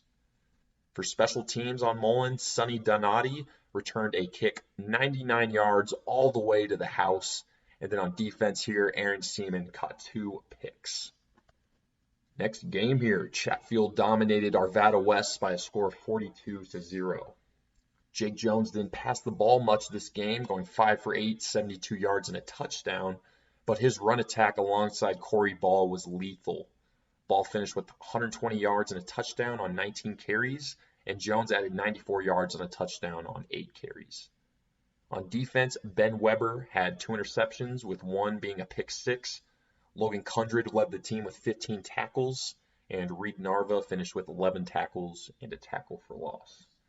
On special teams for Chatfield, Dagan Myers returned a punt 44 yards to the house. For AWest, 4 different players had multiple tackles for loss, including Jackson Pyatt, who finished with 14 tackles, 10 of them being solo, 2 tackles for loss, and a forced fumble. Cody was at this one, so make sure to keep your eye out for his recap at some point in this video. Moving on now, number 6 Legend completely dominated Chaparral 55-7. For Legend, all 3 of their running backs, those being Jaden Lawrence, Alex Martinez, and Ryken Banks, all had at least 1 rushing touchdown. And then a newcomer also got thrown into the mix, sophomore Troy McWhorter, who had 116 yards and 2 touchdowns on only 3 carries. Jaden Lawrence also added 2 rushing touchdowns, and he also added a 36-yard receiving touchdown on top of that. Jeff Baca led the team in receiving yards again this week with 85 yards on 3 receptions. Then on defense for Legend, Nate Sandy finished with 5 tackles and 3 tackles for loss. Legend wasn't done there, as Peyton Auckland on special teams had 109 punt return yards, including a 76-yarder to the house. In our next game here, Eagle Crest fell in a 39-32 thriller against the number 8 in our power rankings, Grandview. It was a QB duel in this one, with Liam Zarka and Joe Steiner both having huge games. For Zarka, he finished going at 19 for 32, 276 yards, and 3 touchdowns through the air, including the game winner. And then he added another 55 yards and 2 touchdowns on the ground. Joe Steiner on Eagle Crest didn't quite match the efficiency that Zarka had, but he still put up a respectable 247 yards and 3 touchdowns on 14 of 33 passing. It was a mixed bag of receivers contributing for Grandview in this one. Nate Denton led the team in yards and receptions with 7 and 75 respectively. And then Kyler Vaughn caught 5 passes, 39 yards, and 2 touchdowns. For Eagle Crest, Xavier Waldron had 2 carries for 26 yards and a touchdown. Then he also added 3 receptions for 103 yards and a touchdown receiving. Logan Ryan caught another TD pass this week, and so did Xavion Gamble as well. Next game here, Prairie View fell to Brighton in a 56-43 shootout. And then speaking of shootouts, Overland came out on top against Westminster by a score of 40-32. Next game here, we have the number 5 in our power rankings, Arapahoe, absolutely crush Smoky Hill, 63-7. 5 different players for Arapahoe had a rushing touchdown, including Jaden Tackett, who led the team with 2. Andrew Smart caught both of Michael Moynihan's passing touchdowns, finishing with 3 receptions for 55 yards. In our last of the 5A Week 6 matchups, we have the number 3 in our power rankings, Ralston Valley, shut out Lakewood by a score of 47-0. Logan Madden completely diced up the Lakewood defense, going 13 for 16, 244 yards, and 3 touchdowns before he handed the ball off to his backup, Zeke Andrews. The receiving corps was led by Jackson Hansen, who caught 3 touchdowns on 8 receptions for 139 yards. No Brady Weldon this week rushing the ball for Ralston, but that didn't stop them from putting up nearly 200 rushing yards as a team. 116 of those yards were from sophomore Ethan Shirazi, who finished with 116 yards on 5 carries. All right, what's good, y'all? It's Coach V. Let's go ahead and talk a little bit about some girls flag football here in Colorado. This would be the last week of the regular season, as next week starts playoffs. I believe it's regionals first, and then the winners from regionals move on and go play in the finals, the playoffs that is going to be held at the Broncos training facility, which me and all the boys will be at all day to cover.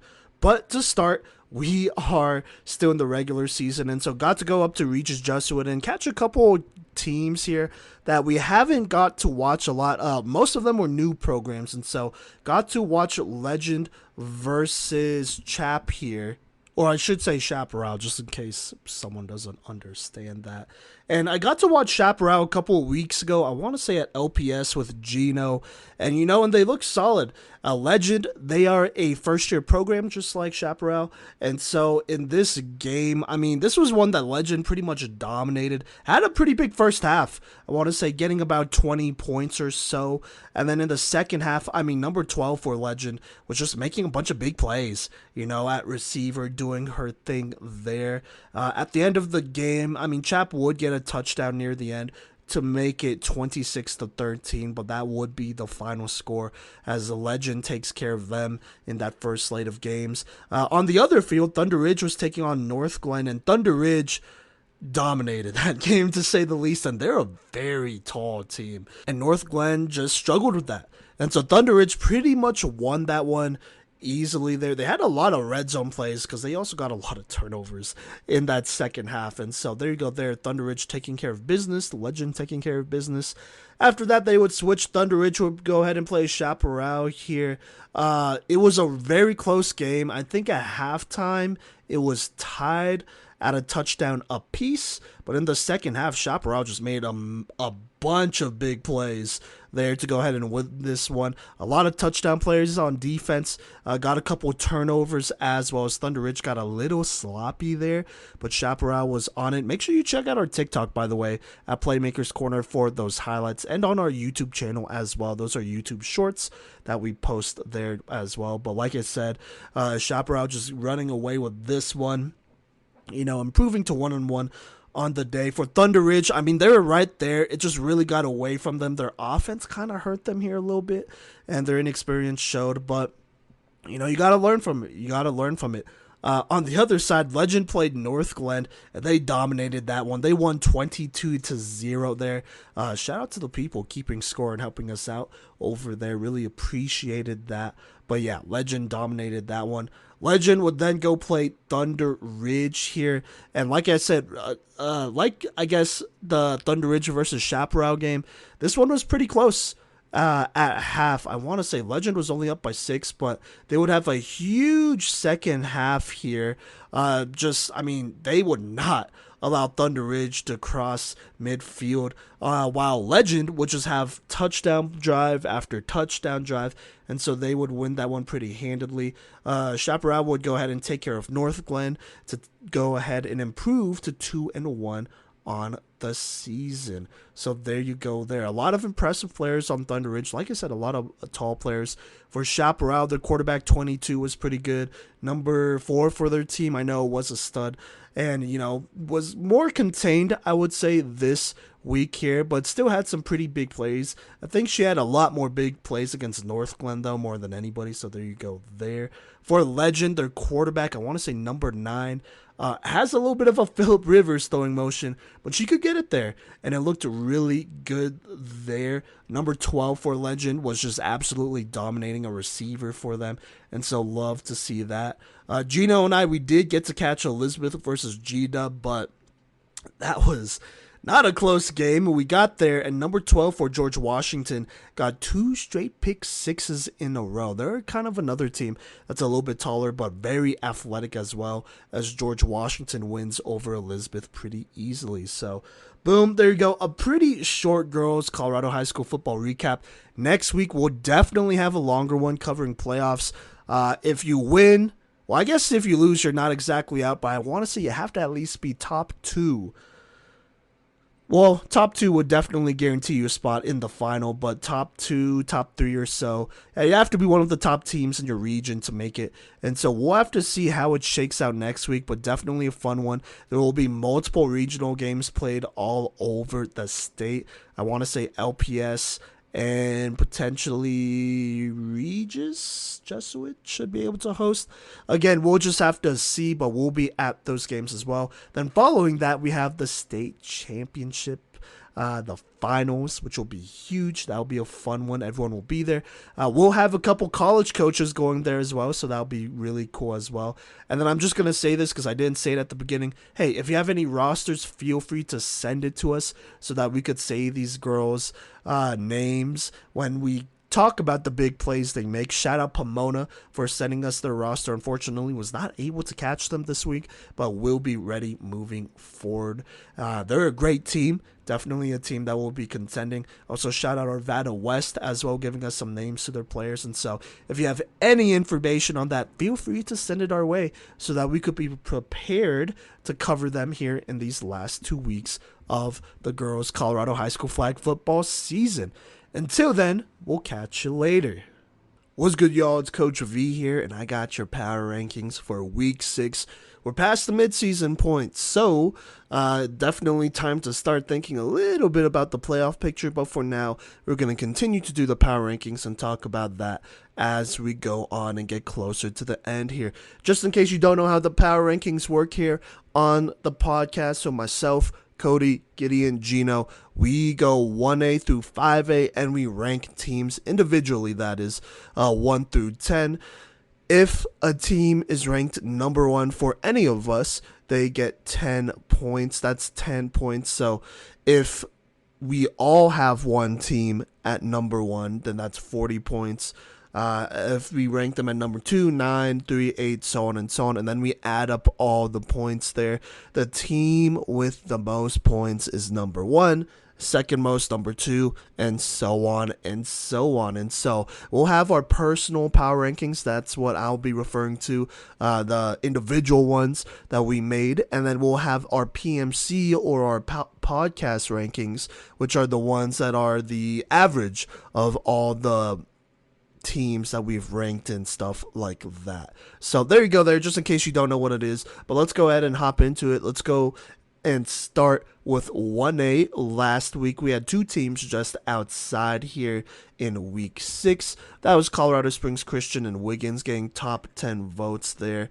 And then at number 10 was Rye, number 9 North Fork, 8 Gunnison, 7 Buena Vista, 6 Meeker, 5 Strasburg, tied at 3 Banning Lewis Academy and Ray. Number 2 was Holyoke, and number 1 was Lyman. Now this week we have one team that is just outside, and that is Rye, dropping out of our top 10. I believe myself and Gideon gave them votes. This is what Gideon had to say about Rye, who he had at 10. He said, have continued to show that they are among the elite. The Bolts are the real deal. And Rye did get a big win here. I mean, it was pretty expected against a team that we knew that they should have blew out, and they did. But, you know, there are some teams that got some big wins this week and move up for Gino and Cody, and so that did affect our rankings. Now, at number 10 here is Colorado Springs Christian here, who has been up and down. Last week, they dropped out of our rankings. This week, they go back into our top 10 rankings. This is what they have to say about that. Well, let me say, this is what Gideon had to say about Colorado Springs Christian. He said, Rocky Ford win does nothing to move me for Colorado Springs Christian, but in all reality, these teams are all pretty close. Everything between 9 to 14 is pretty flexible. Cody had this to say about CSCS, Rocky Ford week, who he had at 10 last week, by the way, Colorado Springs Christian. So there you go. Gino said this about Colorado Springs Christian, who he has moving up one spot at 9. Any 44-point shutout is good in my book. They move up a spot after North Fork's lost to Buena Vista. So that does affect Gino's rankings and does affect ours just a little bit here. So there you go, Colorado Springs Christian moving back into our top 10 here at number 10. Now, number 9 is North Fork. This is what Gideon had to say about them, who he had at number 9 in his personal rankings. Really hung in with a very talented Buena Vista squad. Cody said this about North Fork, who he has at 8. They couldn't quite rally for the dub after starting 0-14 in the first half, but still hung in there with one of the toughest teams in 1A and don't lose this game every time they play. Gino said this about North Fork. He said they put themselves in a position to beat a very good Buena Vista team, but I still have to drop them a spot after Colorado Springs Christian won in a blowout. So there you go there. I mean, yeah, they only lost 14-0, and I think as far as seeding index goes, that's going to be really good for them, you know, not losing by a wider margin. And, I mean, I think Gideon probably said it Cody said it best here, that, you know, that is a game that they probably win maybe 5 out of 10 times. It's a little bit closer there because this was a close margin here. And so got to feel good about North Fork, relatively good about North Fork. And so they don't move up or down compared to last week. They stay right here. Now at number 8 is Gunnison, who also stays right here. This is what Gideon had to say about them. He said, Meeker shown me more than Gunnison has for the past couple of weeks. He has Meeker ahead of Gunnison. Cody said this about Gunnison. He just said a bye week. And then Gino did not say anything about Gunnison. They did not play this week, but plenty of teams did, which moved them, kept them right here at 8. Speaking of staying here is also Buena Vista coming off of that 14-0 win over North Fork. They stay right here at 7. Gideon said this about Buena Vista, who he has at 4, by the way. He said they slugged it out with North Fork. The Demons keep proving that they'll make a solid playoff run. Cody said this about Buena Vista. Way to pull out another tough win and legitimize the Demons odd at a home game to start the postseason. And then Gino said this about Buena Vista, who he has at 7. Buena Vista's defense proves stuff against a very good North Fork offense. So there you go there. I have Buena Vista moving up one spot. That is a good win. I have to agree. They're a quality win. And, you know, the more wins, more quality wins that they stack here, like Cody said, the better chance they have at getting to play at home once the postseason comes around. So there you go. Now, at number 6, moving down just one spot, though, is Strasburg. This is what Gideon had to say, who he has at 7. He said, crushed Clear Creek, but that was expected. And from what I saw when I tuned in, Clear Creek was hanging in decently, well, physically. Didn't show on the box score, but they were punching back when they could. Cody said this about Strasburg. Strasburg should remain solid here at 6. Gino has Strasburg moving up one spot. Who has a 4? You said they move up a spot with Ray's lost to Holyoke. For me, I think Strasburg pretty much stays in the exact same spot. But they do move down one spot. I think Gideon moved them down one spot here, if I'm not mistaken. So there you go there. I mean, their schedule's not going to be super difficult down the stretch here. They should really sweep their league here. And so, I mean, every game should be a blowout from here on out. And that might hurt their power rankings, but they'll probably stay in the same kind of spot here from here on out to the end of the season. So, boom, there you go there. Now, a little bit of movement here. At number 5 now is Ray, who does drop 2 spots here. Gideon had this to say about Ray, who he dropped 1 spot in his personal rankings. Lost big to Holyoke. I expect the Eagles to hang in more than they did.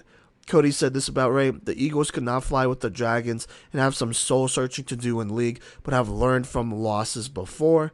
Gino said this about Ray. They didn't put up much of a fight against Holyoke, so I am pretty concerned on their outlook against the top teams in 1A. They have a chance to prove me wrong next week against Lyman. Yeah. So they got blown out basically by Holyoke. And that was not close, and I don't think any of us expected that to be a blowout either. It just kind of happened, and so they do move down a couple of spots here. And look, like I think Cody said, it could have been a fluke, right? It definitely could have been a fluke. They could learn from it, still get better as the regular season goes on, as the playoffs go on. But just as signs go, I don't know what happened there. I don't, but it just kind of got away from them. And so if they play a second time, I think that'll be really interesting here. They should probably have a better chance of winning, but you should have had, I don't know, you should have lost at least by a smaller margin here, or maybe even won.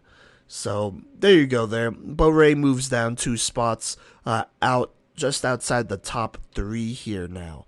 Now, moving up to is Meeker, who's at number 4. Gideon had this to say about Meeker. I know this will be controversial, but Meeker did destroy a team that was pretty highly regarded.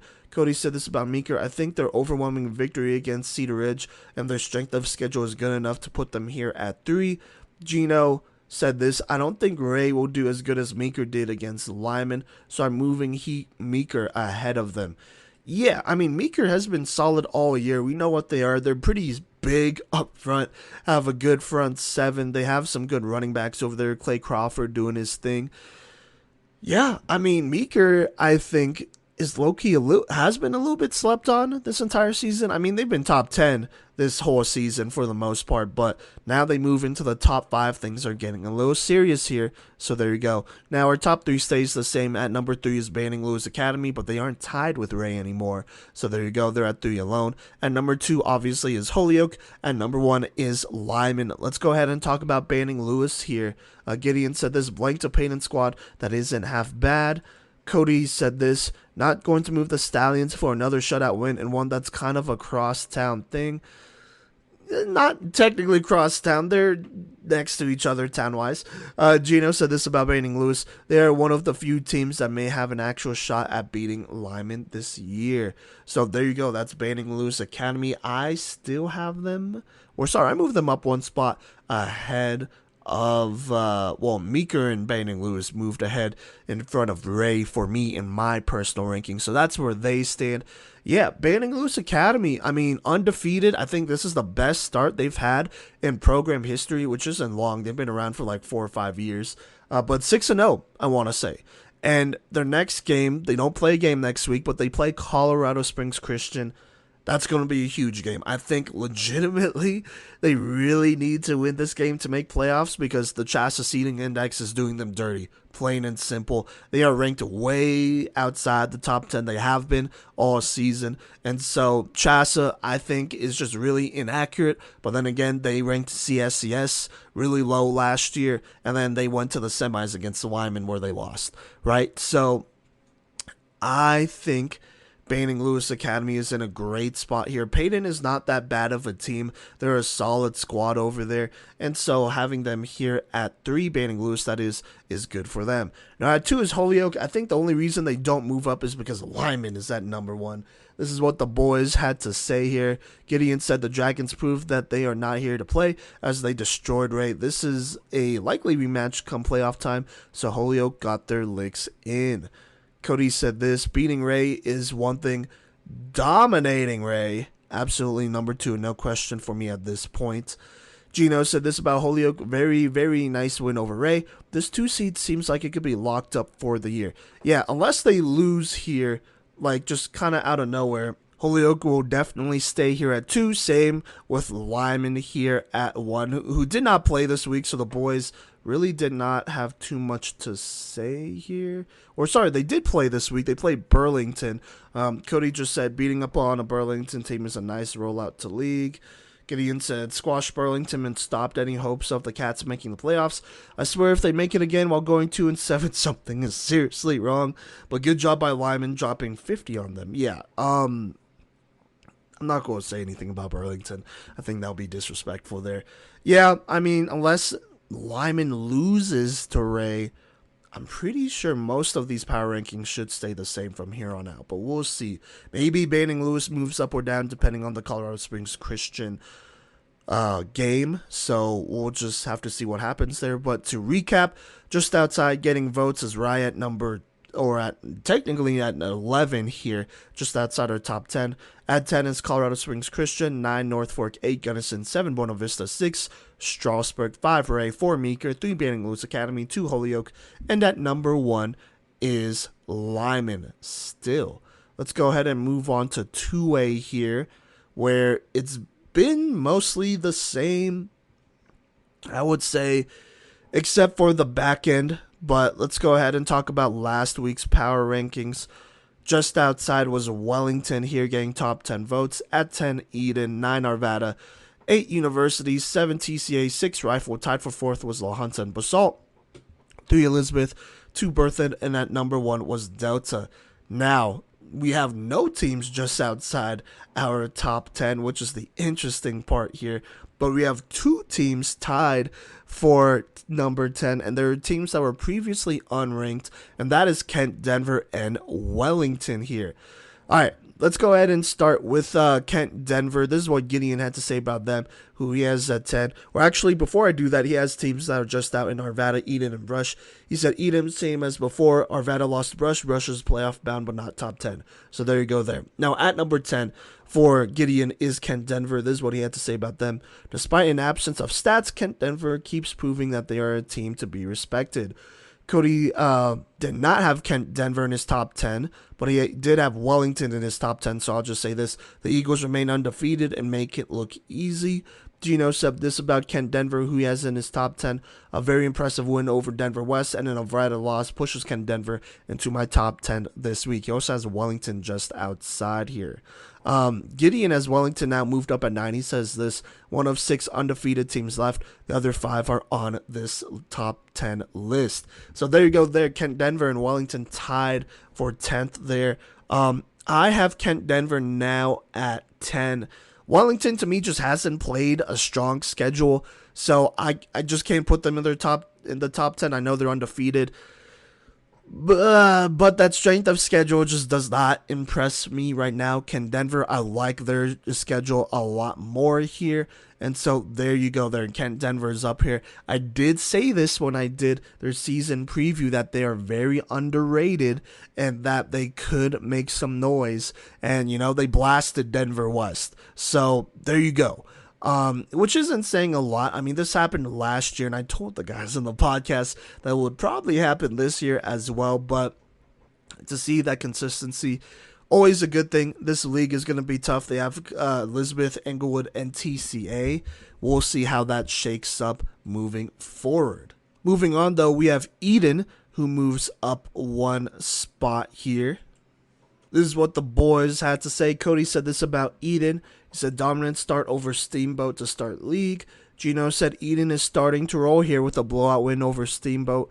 With Berthoud coming up here in a couple weeks, they're going to need all the momentum they can get. And then I also have Eden here at 9. Yeah, I mean, obviously a tough start to the season. Played a lot of tough teams in TCA, University, who are both ranked just ahead of them here. I think if they play a second time near the end, now that the team is a little bit more established and put together, things could be different for these Eden Reds. But for now, they are right here at 9 and could potentially climb, like I said, or like I guess Gino said, with a potential win over Berthoud. But that is a couple weeks out, so there you go. Now, TCA does move down 1 spot here. They are at 8. This is what Cody had to say about them. Kind of weird to let Alameda score, but I won't be too hung up on it.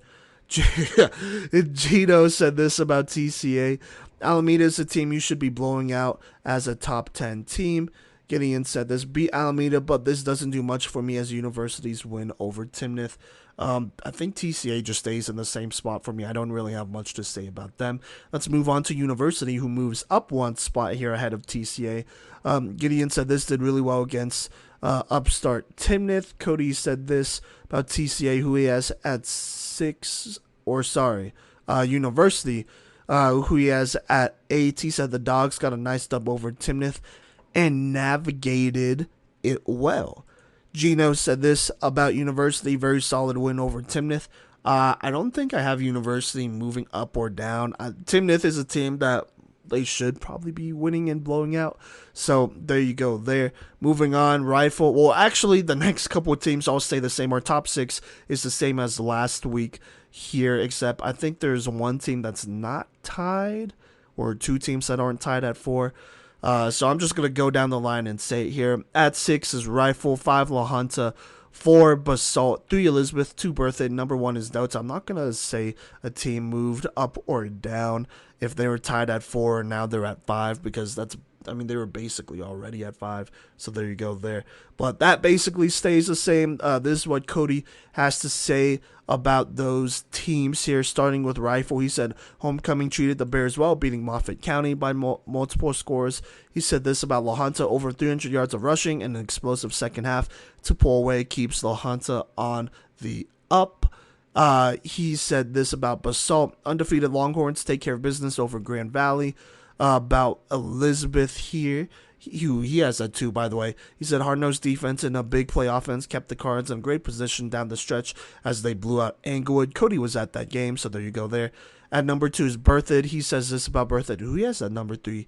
He said 30-plus point win over Fort Lupton ate a bad Friday night. And then at number 1 is Delta. He said this: the Panthers survived a scare against Pagosa Springs, but remain undefeated at the top. This is what Gino had to say about the top 6 here, starting with Rifle. He says putting up 42 points on a good Moffat County squad is a great sign for the Bears. Next week against Basalt has some serious playoff implications. And what he does mean by that is because Basalt is currently ranked number 1 by Chassis. So there you go. At number 5 is La Junta, who he has at 5 as well. La Junta remains unscathed this season and could very well go into the playoffs with no losses there. At number 4 is Basalt. He said they have a real test coming up against Rifle, and that game will tell us a lot about both squads there. At number 3 is Elizabeth. He said manhandling Englewood like that is more than enough to maintain Elizabeth's top 3 rankings. At 2 is Berthoud. He said this 17 points is the most they've given up all season. They could grab that 1 spot by year's end if they continue the path they're on. And then with Delta, he said Pagosa Springs isn't a bad team, but they showed that Delta can definitely be beaten this year. So there you go there. Moving on to Gideon, this is what he had to say about the top 6 at Rifle. He said showed out against Moffat County, a perennial playoff contender. At number 5 is La Junta. Here he didn't have anything to say about them. For Basalt, he said this continues to show dominance and win over Grand Valley. 3, Elizabeth couldn't be stopped in a win over Englewood. Now, this is where things get interesting. He has still, or I think it's been this way, so I guess it's not that, or no, it hasn't been this way. He moves Delta down to 2 in his personal rankings, but Delta is still number 1. So let me talk about Berthoud real quick. He said Berthoud destroyed a quality for Lupton team, and then with Delta, he said squeak past the Pagosa Springs team that should be in the playoffs. However, it was only a 1-score win, and with injury concerns, I feel the Panthers just barely are at number 2 there. All right, my rankings, I think top 6 basically stays the same. I don't have too much more to add here. I will say this about Delta, a little bit of a scare against Pagosa Springs, but I'm not going to move down a team that's still undefeated here. Really, I mean, all these 6 teams are undefeated. So it's going to be interesting because moving forward here, actually, now that I think about it, I don't think there's any way for all 6 to be undefeated. There is a way for the top 5 to be undefeated going into the playoffs, which just shows how dominant teams from all over the state are here in 2A. But we'll just have to see what happens as we move forward. Okay, let's move on. Let's talk about 3A. Last week was a little crazy. Just outside the top 10 getting votes was Riverdale Ridge. At 10, Thompson Valley. Tied at 8 was Pueblo Central and Northridge. 7, Resurrection Christian. 6, Northfield. 5, Durango. 4, Holy Family. 3, Lutheran. 2, Green Mountain. And at number 1 was Roosevelt. This week, pretty much everything except for 2 stay the same here.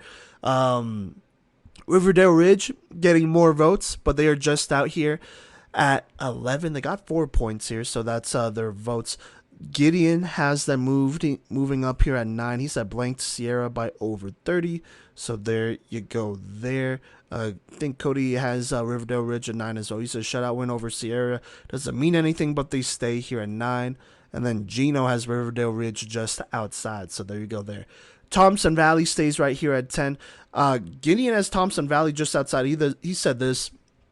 Thompson Valley is really good, but I can't justify putting them in the top 10 when I have Riverdale Ridge near the bottom and the Ravens doubled up on them. Summit is showing real fight right now as well, so I wouldn't remain remiss if I didn't show them a little love. He has Thompson Valley and Summit just outside. Cody has Thompson Valley here. He said they kind of let Niwot hang around too long, but still get the win and retain their spot. Gino said this about Thompson Valley. Very nice win over Niwot. It's going to take some bad losses from the team ahead of them and some more blowout wins for Thompson Valley to move up in my rankings, though. Yeah, same for me. Thompson Valley stays where they were at last week. So there you go. Tied at 8 still. Here's Pueblo Central and Northridge. This is what the boys had to say about them. Well, Pueblo Central didn't play, I guess, and I don't think Northridge played. So there's not a lot of movement there. Yeah, I don't think the boys had anything to say about them, so that pretty much stays the same. So there you go. Northfield does move down 1 spot, even though they only lost to Vista Ridge by a score. But this is what the boys had to say about Northfield. Gideon said lost, but just barely, to Vista Ridge. Cody said this, it might seem harsh to drop the Nighthawks, but to be a truly great team for the playoffs, you need to close the door at games like this, and they just didn't. This team is still good, but I'm just not sure how far into the postseason good they are. I think Cody might be the reason that they are dropping here, as everyone pretty much has Northfield at the same spot here. Gino moved them down 1 spot. He said this, I don't love that loss to Vista Ridge, but it was against a 4A squad, so I'll give them the benefit of the doubt and only drop them 1 spot here. Northfield, for me, stays right here at 10. It's more disappointing for Vista Ridge to be not blowing them out than anything, I would say. So it doesn't really change my opinion. In fact, it probably gives me more of a positive opinion about them personally. Moving up ahead of them is Resurrection Christian. Gino said this, a 60-point blowout and a Northfield loss moves Res up a spot this week. We're going to see what they are really made of next week against Roosevelt and the week after that against Severance. Cody said this about Rez. He said 60 points. Nice. Gideon said this about Rez. Just dropped 60 on Sand Creek. Yeah, that's one that they should have done, and they did. So there you go there. Our top 5 stays the same here from here on out, though. 5 Durango, 4 Holy Family, 3 Lutheran, 2 Green Mountain, 1 Roosevelt. So I'm just going to say what all the boys had to say about them. Roosevelt and Durango and Lutheran, I think, didn't play. So this is what Gideon had to say about Holy Family and Green Mountain. Crushed Conifer in the Lobos house. That's what he said about Holy Family there. About Green Mountain, he said this, destroyed Mead, who is on the cusp of the playoffs. Cody said this about Green Mountain, bludgeoned a Mead program. Then about Holy Family, waxed Conifer on the road. Gino said this about Green Mountain. He said this, Green Mountain is scary. And that's it. Holy Family, he said this, they get back on track with a win over Conifer. They're giving up a lot of points this year, though, so I'm a bit skeptical in their ability to beat Lutheran next week. That's going to be a big-time matchup, and hopefully we'll be sending someone there. So there you go there. And then, like I said, a lot of 3A teams did not play this week, so our power rankings pretty much stays the same. But here's what they are after week 6. Riverdale Ridge right here just outside. At 10, Thompson Valley. Tied at 8, Pueblo Central and Northridge.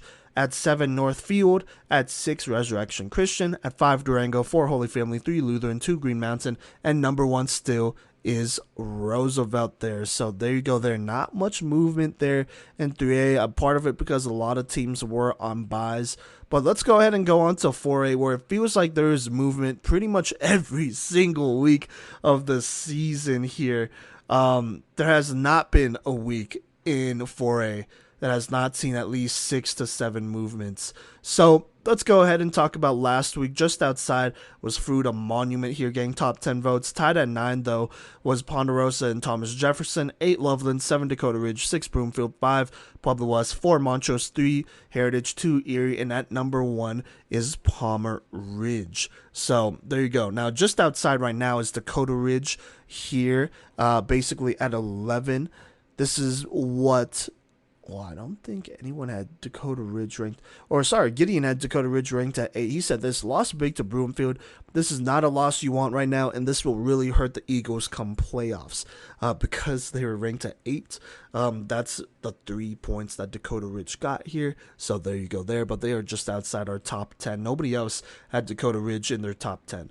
Now, at 10, though, is Mesa Ridge, who's coming up here from unranked. Was previously here near the beginning of the season. Now they're back. Gideon has them at 10. He said Mesa Ridge comes back with the win over Pueblo West. It was between them and Golden, but it's tough leaving out a team that beat Pueblo West as they did in a close one. So there you go there. Cody has Mesa Ridge at 7. He said the Grizzlies ran crazy over the Cyclones and held off a desperate last attempt to secure their W. Salas and Jones for 300 is tough. Gino said this about Mesa Ridge, who he has at 10. That run attack is amazing. If Bryce Real can start balling out, then this offense is going to be even better than they are predicted to start this year. I have Mesa Ridge right here at 10. Yeah, I mean, we knew they could run the ball. That's not lost on anybody. Bryce Real, he has to take a step forward. Compared to last year, he is pretty much the same. So we'll see, I guess. But at this point, I would say the bottom half of the bottom maybe 8 part, yeah, pretty much the bottom 8 of this top 10 is almost all at the same level at this point. So there you go there. But Mesa Ridge is right there at 10.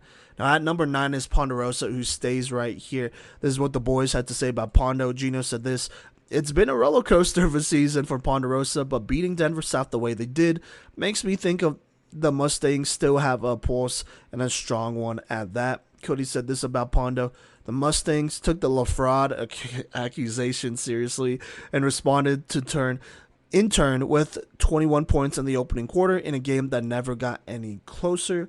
Gideon said this about Pondo: he did not say anything. He has them outside his top 10. So there you go there. Now moving up here for the first time in our top 10 rankings is Fruita Monument, who is now at 8.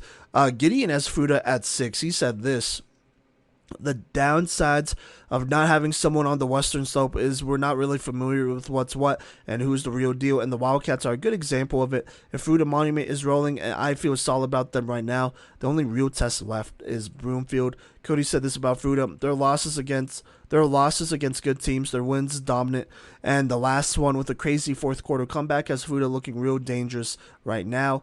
Gino said this about Fruita, who has a 9. Fruita is going to be a problem with the playoffs. Securing the dub against Heritage is plenty of reason to slide them into the top 10. Yeah, and I have Fruita Monument right here at 9 here. I mean, look, we know what they do, and I know their players, obviously, having done their season preview here. But they've done a lot of growing in season, which I think is important to remember. It's hard to project them before. We knew they had a couple pieces, but really just kind of tapered off at the end of last season, even though, they did struggle with some injuries this season. A lot of those guys that were playing at the end of last season were there, and it looked a lot of the same here to start, but they've gotten better. Winning against Heritage the way they did is big time here, so maybe they're here to play. We will just have to see. Now, at number 10 is Pueblo West, who moves down 2 spots here compared to last week. Gino said this: I'm concerned about Pueblo West's ability to stop the top running teams like Montrose or TJ after looking at what Mesa Ridge did to them. Cody said this about P West: only going to slide them below who they lost to in a very back-and-forth game between 2 quality teams that may see each other again later. Gideon said this about P. West: lost to a team I underestimated in Mesa Ridge. Yeah, I still feel like this should have been a game that Pueblo West won, but I mean, whenever a score gets over 30 points, gotta blame the defense. You can't allow 30 and, expect to win. That's just not how that works. So there you go there. Was a close game, though. Wasn't a blowout, but you got to tune up here. You got plenty of great running teams.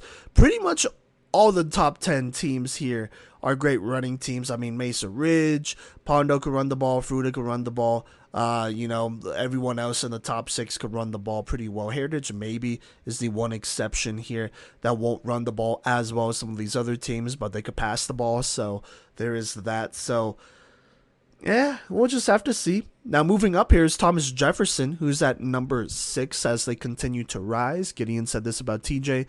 This feels weird, but the Spartans are rolling like crazy right now. Impossible not to feel optimistic about them. One of the only 2 undefeated teams left here in 4A. Cody said this about TJ. Surprised? I am. After some staff changes in the offseason, the Spartans have used their weapons to the maximum potential and are undefeated heading into league. Gino says this about TJ. TJ could very well be a top 5 team by the end of the year. He has them at 6, by the way. From what I've seen, there isn't one team in 4A that would want to match up with TJ come playoff time. I have TJ right here at, I think they move up 2 spots for me here at 8. Yeah, they're tough. That defense is pretty for real there. Then on offense, I mean, they're using everyone they have. They don't have a quarterback really still. Pretty much just a bunch of running backs, but they're making the most work there. You got to look out for them at this point. They have to be on people's radars, and I think they are. Now, at number 5 here is Heritage, so still a top 5 team, but moving down 2 spots. This is what everyone has to say about them. Gino says this. They are hanging on to this top 5 seed by a thread, as Heritage now has 3 losses on the year, and TJ remains undefeated, so they are looming. Cody said this third game was really back and forth, and boy did they do the most to pull ahead with a 17-point third quarter, but this defense makes me uneasy on their ability to help this team reach a chip. Gideon said this about Heritage here, who he is at 9 now. He said this may seem like an overreaction, but a loss to Fruita right now is going to really hurt Heritage. The Eagles have Stanley Lake and Broomfield left. The worst they do is 2-2, but they are already at 3-3. Going 500 is a real risk for Heritage. I have Heritage moving down a couple of spots here. Look, Fruita Monument is not that bad a team. I never really thought they were, but it is concerning. I mean, Fruita came back and won that one. Defensively, you literally cannot allow that to happen. That is unacceptable. And so I put that loss on the defense easily. Offensively, I don't know what else you want from them, but defensively you need to do better, and they will, I think, come playoff time. Now, at number 4 is Broomfield, who does move up a couple spots. Gino said this about Broomfield. They move back into the top 4 after a Heritage loss. Still not super confident on Broomfield as a whole, though. Cody said this about Broomfield. The Eagles win the Battle of the Birds, showed me enough to put them into my top 5 and take them a little bit more seriously. Gideon said this about Broomfield here, who he has a 4. Beat Dakota Ridge by 28, who I thought were much better. Yeah, I mean, that's a good win for Broomfield. Definitely had them favored in that one, but to win big is definitely huge here. At number 3 here is Montrose, who moves up 1 spot here. Gino said this, more and more teams are showing weaknesses to the run, and that only means good things for Montrose. Cody said this about Montrose. Westside dub and a loss in front of them makes the Redhawks top 3 again. Gideon said this about Montrose. The only one of my 3 to 6 ranked teams from last week that didn't lose. So there you go there. Now at number 2 and 1 for like the 3rd straight week here, maybe 4th straight week, is Palmer Ridge and Erie here, staying there at 2 and 1. Palmer Ridge being at 1. This is what the boys had to say. Gideon said this about Erie. Beat Loveland pretty bad, but I have kind of given up on Loveland, TBH.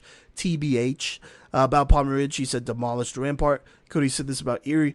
The Tigers break a losing streak to the Red Wolves in a dominant fashion. Said this about Palmer Ridge. Rampart, as of last week, was a winning team, so saw another solid-ish win. Gino said this about Erie. The score against Loveland looks better. How it actually went. Barnett and the Tigers absolutely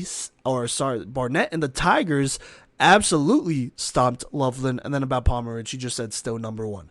And then, yeah, for me, it's all the same. I think our top 4 here on the podcast are all the same. Palmer Ridge at 1, Erie at 2, Montrose at 3, Broomfield at 4. So there you go there. Palmer Ridge, Erie, it looks like they're on a crash course. That is all I'm going to say about that. Now to recap our power rankings here for 4A, just outside Dakota Ridge, 10 Mesa Ridge, 9 Ponderosa, 8 Fruita Monument, 7 Pueblo West, 6 Thomas Jefferson, 5 Heritage, 4 Broomfield, 3 Montrose, 2 Erie, and at number 1 still is Palmer Ridge. Moving on to 5A. Oh, we got some movement in 5A. Probably, well, maybe not the most, but definitely more than there has been the last couple weeks here. I think week 1 or 2 were, and week 3 were where the most movement was. But let's go ahead and talk about our rankings from last week here. Just outside getting votes was Regis Jesuit and Chatfield. At 10 was Castleview, 9 Mountain Vista, 8 Grandview. Tied at 6 was Fountain, Fort Carson, and Legend. 5 Arapahoe, 4 Littleton West, 3 Ralston Valley, 2 Pine Creek. At number 1 was Cherry Creek. Now this week, things are interesting. Just outside right now is Chatfield, still getting top 10 votes here. This is what Cody had to say, or just kidding. This is what Gideon had to say about Chatfield, who he has at 9. The rest of us have dropped Chatfield outside of top 10, but Gideon said this: the Chargers demolished one of the better young cores in the state. Feeling good about the Chargers. They beat Arvada West. They blew out Arvada West, so there you go. All of us, though, have dropped Chatfield.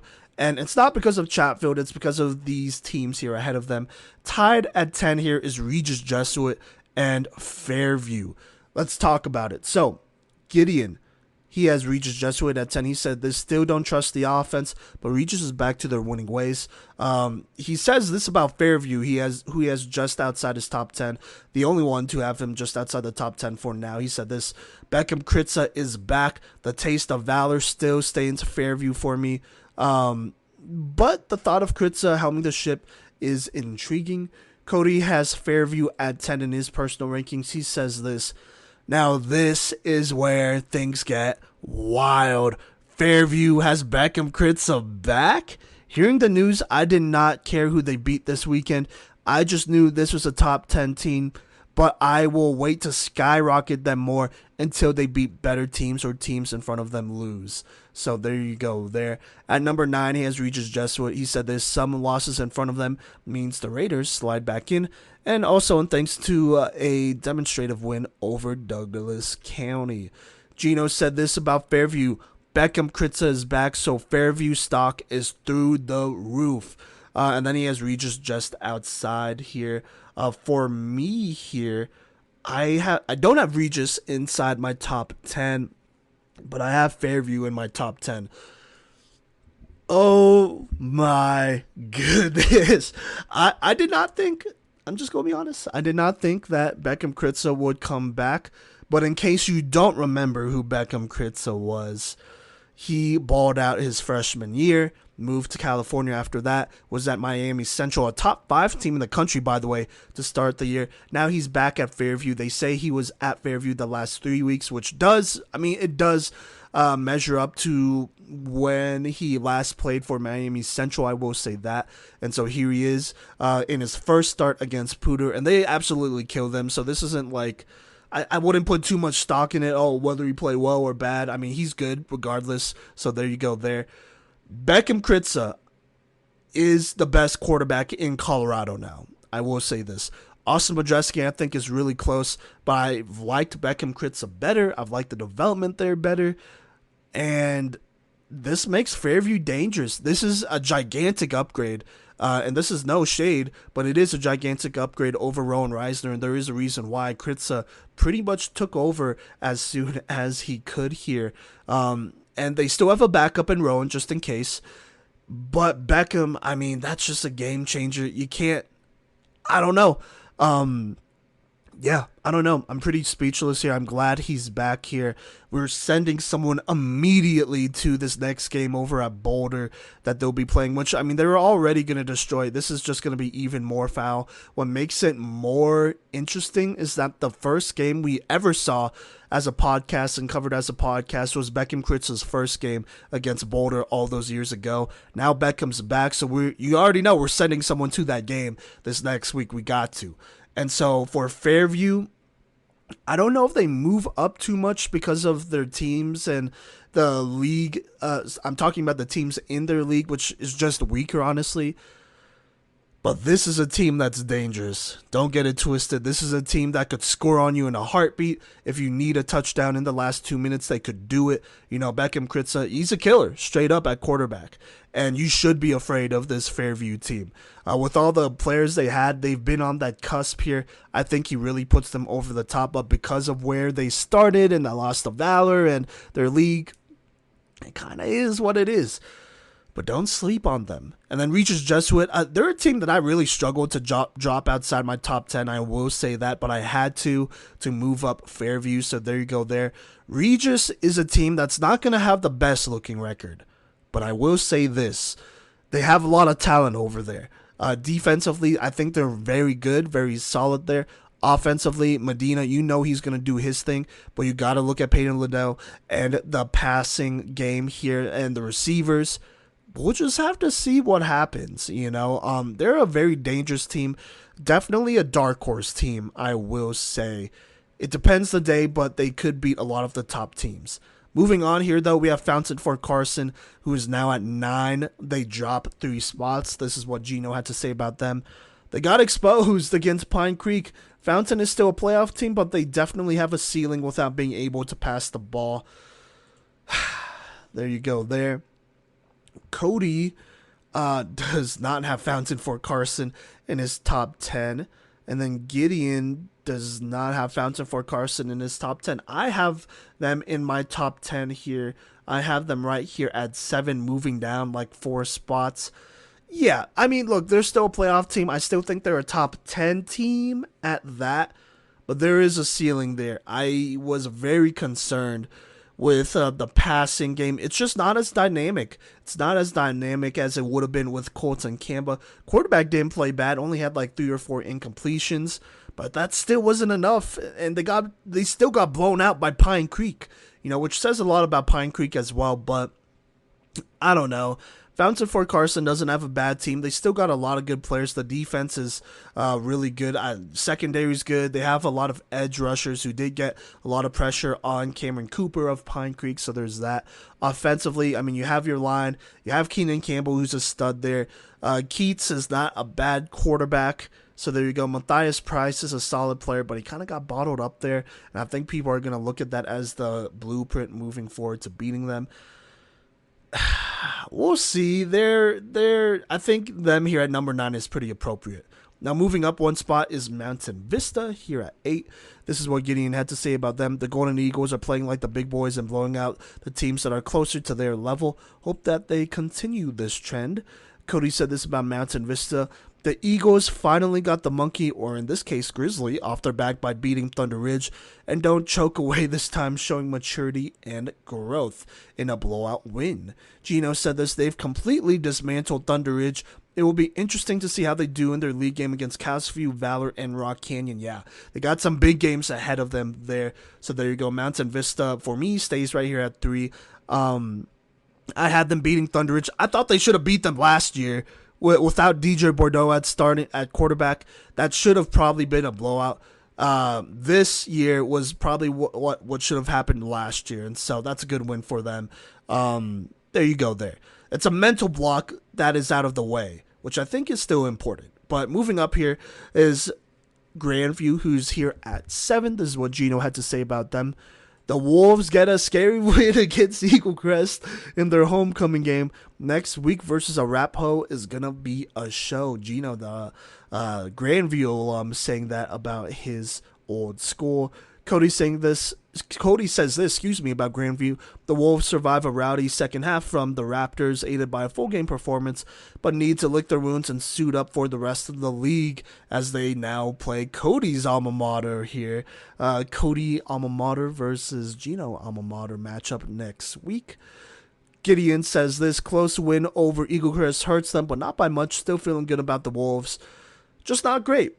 So there you go there. I have Grandview here moving up 1 spot, actually. I think Eagle Crest is a good team.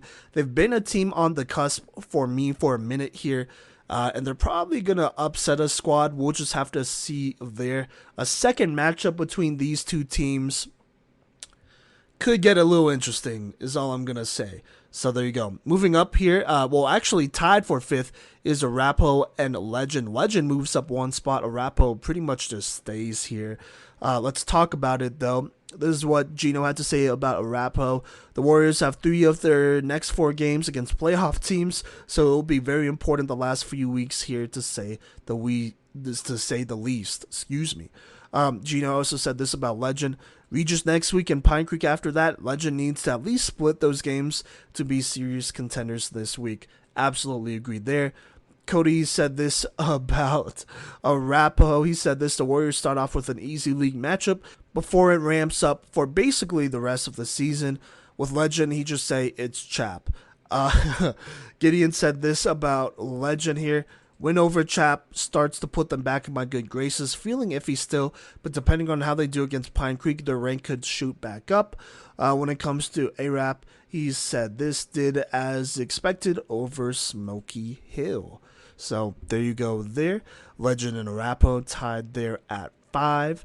At 4 is Littleton West. Well, actually, the next couple of teams stay the same here. Littleton West at 4, Ralston Valley at 3, Pine Creek at 2, Cherry Creek at 1. This is what the boys have to say about them here. Gino, with Littleton West at 4, said there's a lot of teams have played Pomona close, but Littleton West stomped on them. Nice win for them. About Ralston Valley, he said this: with a tough schedule like Ralston's, it probably felt like a bye week playing against Lakewood. With Pine Creek, this is what Gino said about Pine Creek: I finally put Pine Creek in my top 2 after they showed out against Fountain Fort Carson. Matchup wise, I think there's only one team in 5A that is more talented than Pine Creek, and that is the team he has ranked ahead of them. At number 1 is Cherry Creek. He said this: Heron and Vodka is an offensive duo that any team in the state would dream to have. Behind that offensive line, Cherry Creek looks indestructible. Cody says this about our top 5 teams here, top 4 teams here. Littleton West, the Rebels take care of the Panthers, but I wanted to take the time to point out that they have thrown 19 more passes to this point in the season this year than they did last year. But we are in the wrong, right? Yeah, hey, Littleton West winning by passing the ball. Remember when they got mad at us for saying that, they should pass the ball more and they might win more? So there you go there. Ralston Valley, this is what Cody said, typing this before they even play Lakewood. Not sure how disrespectful it is, but I know the time it saves. Pine Creek at 2, he says this: a hounding defense and a steady dose of Jonathan Core keeps the Eagles flying high at 2. Then at number 1 is not Cherokee Trail, is Cherry Creek, who beat Cherokee Trail. He said this: Cherokee Trail was just cannon fodder for Creek's warm-up to league. Now, Gideon shakes some things up here. He said this about Ralston Valley: did as expected over Lakewood, who he has Ralston at 4. Against Littleton West, didn't say anything. But at 2, he has Cherry Creek. He says this: a blowout win over Cherokee Trail does not do as much for me as Pine Creek's win over Fountain Fort Carson. And so at number 1 is now Pine Creek for him. The win over Fountain Fort Carson proved that Pine Creek has it for the real big boys, not just what we know Valor is this year. The Eagles have a real chance to go undefeated, with Legend being their only real challenges left here. So there you go there. Let me say my top 4 here. So Littleton West at 4, Ralston Valley at 3, Pine Creek at 2, Cherry Creek at 1. Littleton West did what they needed to do. Ralston Valley did what they needed to do. Pine Creek, it was a good win over Fountain Fort Carson. This is kind of where I disagree a little bit here with Gideon. It's a good win, but they should have definitely won this game. I never really thought that it could have went either way. I definitely had Pine Creek favored. If Fountain Fort Carson won, I wouldn't have been surprised as some of these other matchups. But for me, it's Cherry Creek still here at 1. They blasted Ralston Valley, who I think is a much better team than Fountain Fort Carson at this point. So I will take that win still over Pine Creek's win over Fountain Fort Carson. Now, don't get it twisted. Pine Creek showed me this week that they can go to state and they could win it. I will say that. But until they do, we'll have to see what happens. They haven't been to state in years, mind you. And even in 5A, I mean, they haven't been to state. This is their second year in 5A, so we'll have to see about that. Cherry Creek continues to roll here. I mean, obviously in the Centennial League, they'll play some tough teams. But I'm just not worried. I really like Brady Vodka and what he's been doing. Got to shout out him. Jordan Heron, explosive as always, but this offensive line for Cherry Creek has proven to be the best day in, day out. So, gotta trust them. So there you go. Also, we'll say this about Cherry Creek. Myself and Gino looked at some projections for playoffs. If Fairview wins their first round matchup, which they probably will, it most likely would be against a Rock Canyon or Eagle Crest. Maybe Eagle Crest could be tough, but Rock Canyon, I think they beat for sure. If Fairview does win that matchup and the rankings stay the same here moving forward, Fairview would get to play Cherry Creek in the first round, or in round 2, first round game for Cherry Creek though, and that could be a potential upset. Projecting very far into the future, but just saying, All right, now to go over our power rankings one last time here for 5A. Just outside is Chatfield. Tied for 10th is Fairview Regis Jesuit. 9 Fountain for Carson. 8 Mountain Vista. 7 Grandview. Tied for 5th Arapahoe and Legend. 4 Littleton West. 3 Ralston Valley. 2 Pine Creek. And at number 1 still is Cherry Creek. Thank you, Coach V, for taking us through the power rankings. And thank you, everyone else, for all of your recaps, as well as your Playmakers of the Week that everyone chose. Just as a reminder, the way that we do Playmakers of the Week here is it is brought to you by Code Red Coaching, where the grind to greatness starts with the mind. Visit CodeRedCoaching.com or go ahead and give a call to 720-979-1914 and schedule your appointment today. That's Code Red Coaching at CodeRedCoaching.com or at 720-979-1914. And they bring us the Playmakers of the Week, where each one of us, depending on what we had for the recap, has a few candidates, and then we choose a winner for the biggest impact player from each classification, 1A through 5A. 1A being Coach V, 2A being Gideon, 3A being myself, and then 4A and 5A being Gino. So let's start from the top this week. I always like to jump around and see which ones we got. I'm actually going to read all of the nominees here first and then go ahead and go through the winners. So 5A nominees are Jordan Heron out of Cherry Creek, who had 117 yards on 10 carries and 3 rushing touchdowns all in the first half.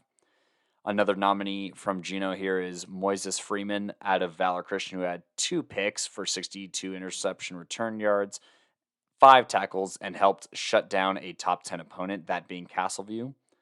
Jonathan Core of Pine Creek got 192 yards on 21 carries and 3 scores, while also going 5 of 5 for point after touchdowns and 1 of 1 on field goals. And Liam Zarka out of Gino's alma mater, Grandview, here going 19 of 32 for 267 yards, 3 passing touchdowns, 2 rushing touchdowns, 55 yards rushing, coming for a total of 5 total touchdowns and the game-winning touchdown versus league rival. Very important detail there in that win over Eagle Crest. Now, the nominees for 4A go as followed. We have 2 submissions from Fruita Monument, one being Shad Huddleston with 10 tackles, 3 tackles for loss, 2 sacks, and an interception in the win over Heritage. And Amari Wilson, who had 159 yards and 5 of Fruita's 6 total touchdowns on 20 carries. There's also Luke Chevalier out of Golden, who had 149 yards and all 4 touchdowns for Golden on 15 carries in their win over Bear Creek. And then Russell Patton out of Far Northeast, who had 353 yards and 4 touchdowns on only 15 carries in the Warriors' win over G-Dub. Now, for me, I had a couple of options here for 3A Playmaker of the Week. One was Caleb Wells, who ran for 230 yards and 3 touchdowns in Palisades' first win of the season over Evergreen. There's also, once again, Marcus McFadden of Riverdale Ridge, 8 receptions for 135 yards and 2 touchdowns. There's also Frankie Dardano out of Denver North here, who had 5 total touchdowns. 4 of those were through the air and another one on the ground for over 250 total yards as they spank Skyview 35-0. And then Jacob Yusuf here for Discovery Canyon, going for 183 yards and 4 touchdowns on just 20 carries, And then on the defensive side of the ball, also notching 2 TFLs, a sack, and 6 total tackles. Gideon's nominees from 2A are Sean Smith from the Academy, who had 36 rush yards, 128 receiving yards, 2 receiving touchdowns, 107 kick return yards, 1 kickoff return for a touchdown, and a conversion in the Academy's game. So 3 total touchdowns and well over 350 total yards. Uli Tafoya out of Forge Christian, who had 268 rushing yards, 4 rushing touchdowns in their win over the Academy. Logan Gross out of Rifle, 144 passing yards, 3 passing touchdowns, 97 rush yards, 2 rushing touchdowns, as well as on defense, a pick 6, it looks like, or at least 94 interception return yards on an interception and 6 tackles in their win over Moffat County. Vince Holkalter of Timnath, who had 25 tackles and 1 for loss in their loss. And Chase Knopf out of Prospect Ridge Academy, who went 21 of 39 for 274 yards, 4 passing touchdowns, and then 112 rushing yards and a rushing touchdown. Now, in 1A, Simon had 3 here. Once again, Caleb Camp, almost always a candidate here. He had 103 receiving yards, a tackle, and 2 picks in their 14-7 win over North Fork. There's also Clay Crawford here, going for 129 rushing yards, 2 rushing touchdowns in their 33-0 win over Cedar Ridge. And then Wyatt Sprague out of Holyoke, who had 2 passing touchdowns, a rushing touchdown, and a blocked punt. Now, let's go ahead and go over the winners of each in the reverse order. Coach V will choose ASMR on the Yeti mic. Still needs some work. Wyatt Sprague out of Holyoke. Obviously, not only does he get 3 touchdowns and a blocked punt, but this win over Ray is a very high quality win and a very important game for the Dragons to be taken seriously.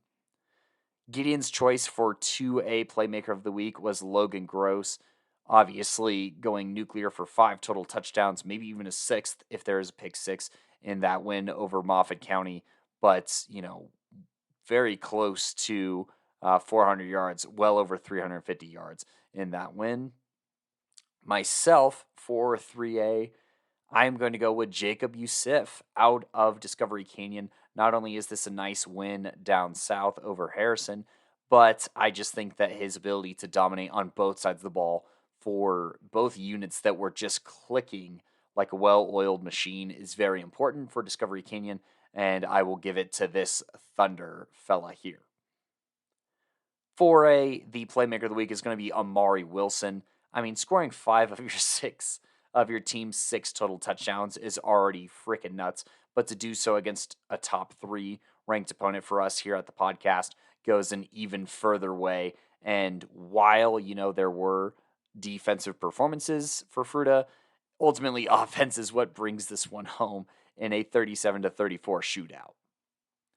And then in 5A here, once again, lots of great options here, but Liam Zarka of Grandview will bring it home with 5 total touchdowns and the game winner over Eagle Crest to start league. Not sure if Gino has a little bit of homer in him, but as a reminder to run through it, the Playmakers of the Week are as follows: 5A, Liam Zarka of Grandview; 4A, Amari Wilson of Fruita Monument; 3A, Jacob Yusuf of Discovery Canyon; 2A, Logan Gross of Rifle; and 1A, Wyatt Sprague of Holyoke. Once again, those Playmakers of the Week are brought to you by Code Red Coaching. Visit coderedcoaching.com or call 720-979-1914 and schedule your appointment today. That's 720-979-1914 or go to Code Red Coaching today, where the grind to greatness starts with the mind. And that will do it for this episode of Playmakers Corner. I want to give a shout out to my guys on the podcast. Obviously, Gideon with his Thompson Valley Niwot recap, as well as his 2A recap and all of his votes on the power rankings. Gino here for holding it down in 4A and 5A here for those recaps. Thank you for bringing us through that as well. And obviously, the contributions to power rankings. Coach V for the flag football recap, especially with the season coming to a near end here with regionals coming up this Saturday. Very excited to check those out here, as well as his recap of Woodland Park versus Manitou Springs. If you did not listen to that, double back, because that is a Game of the Year candidate as of right now, and the 1A recap and Playmaker of the Week that he provided, as well as running the Power Ranking segment. And sure, I'll give myself some respect. I'm going to put some respect on my name. This is the last episode I am editing and recording as a 24-year-old. So, yeah, there we go. Happy birthday to me and celebrate me. Everyone worship me in the comments.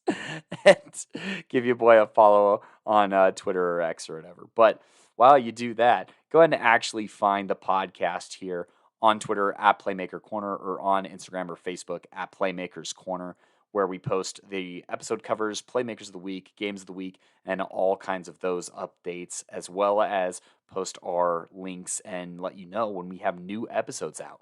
Those episodes, of course, coming out on Spotify, Apple Podcasts, Google Podcasts, or basically anywhere that you listen to podcasts that gets distributed, as well as on YouTube. And yeah, those are the places to listen to us. And then be sure to check us out on TikTok, where we are always posting highlights of games that we attended over the weekend. Lots of games this past weekend to post highlights of, so be sure to check that out. But I have been your showrunner for this, Cody Stoffer, joined and contributed to by Coach V, Gideon, and Gino. And I'm calling it quits on 301. Peace.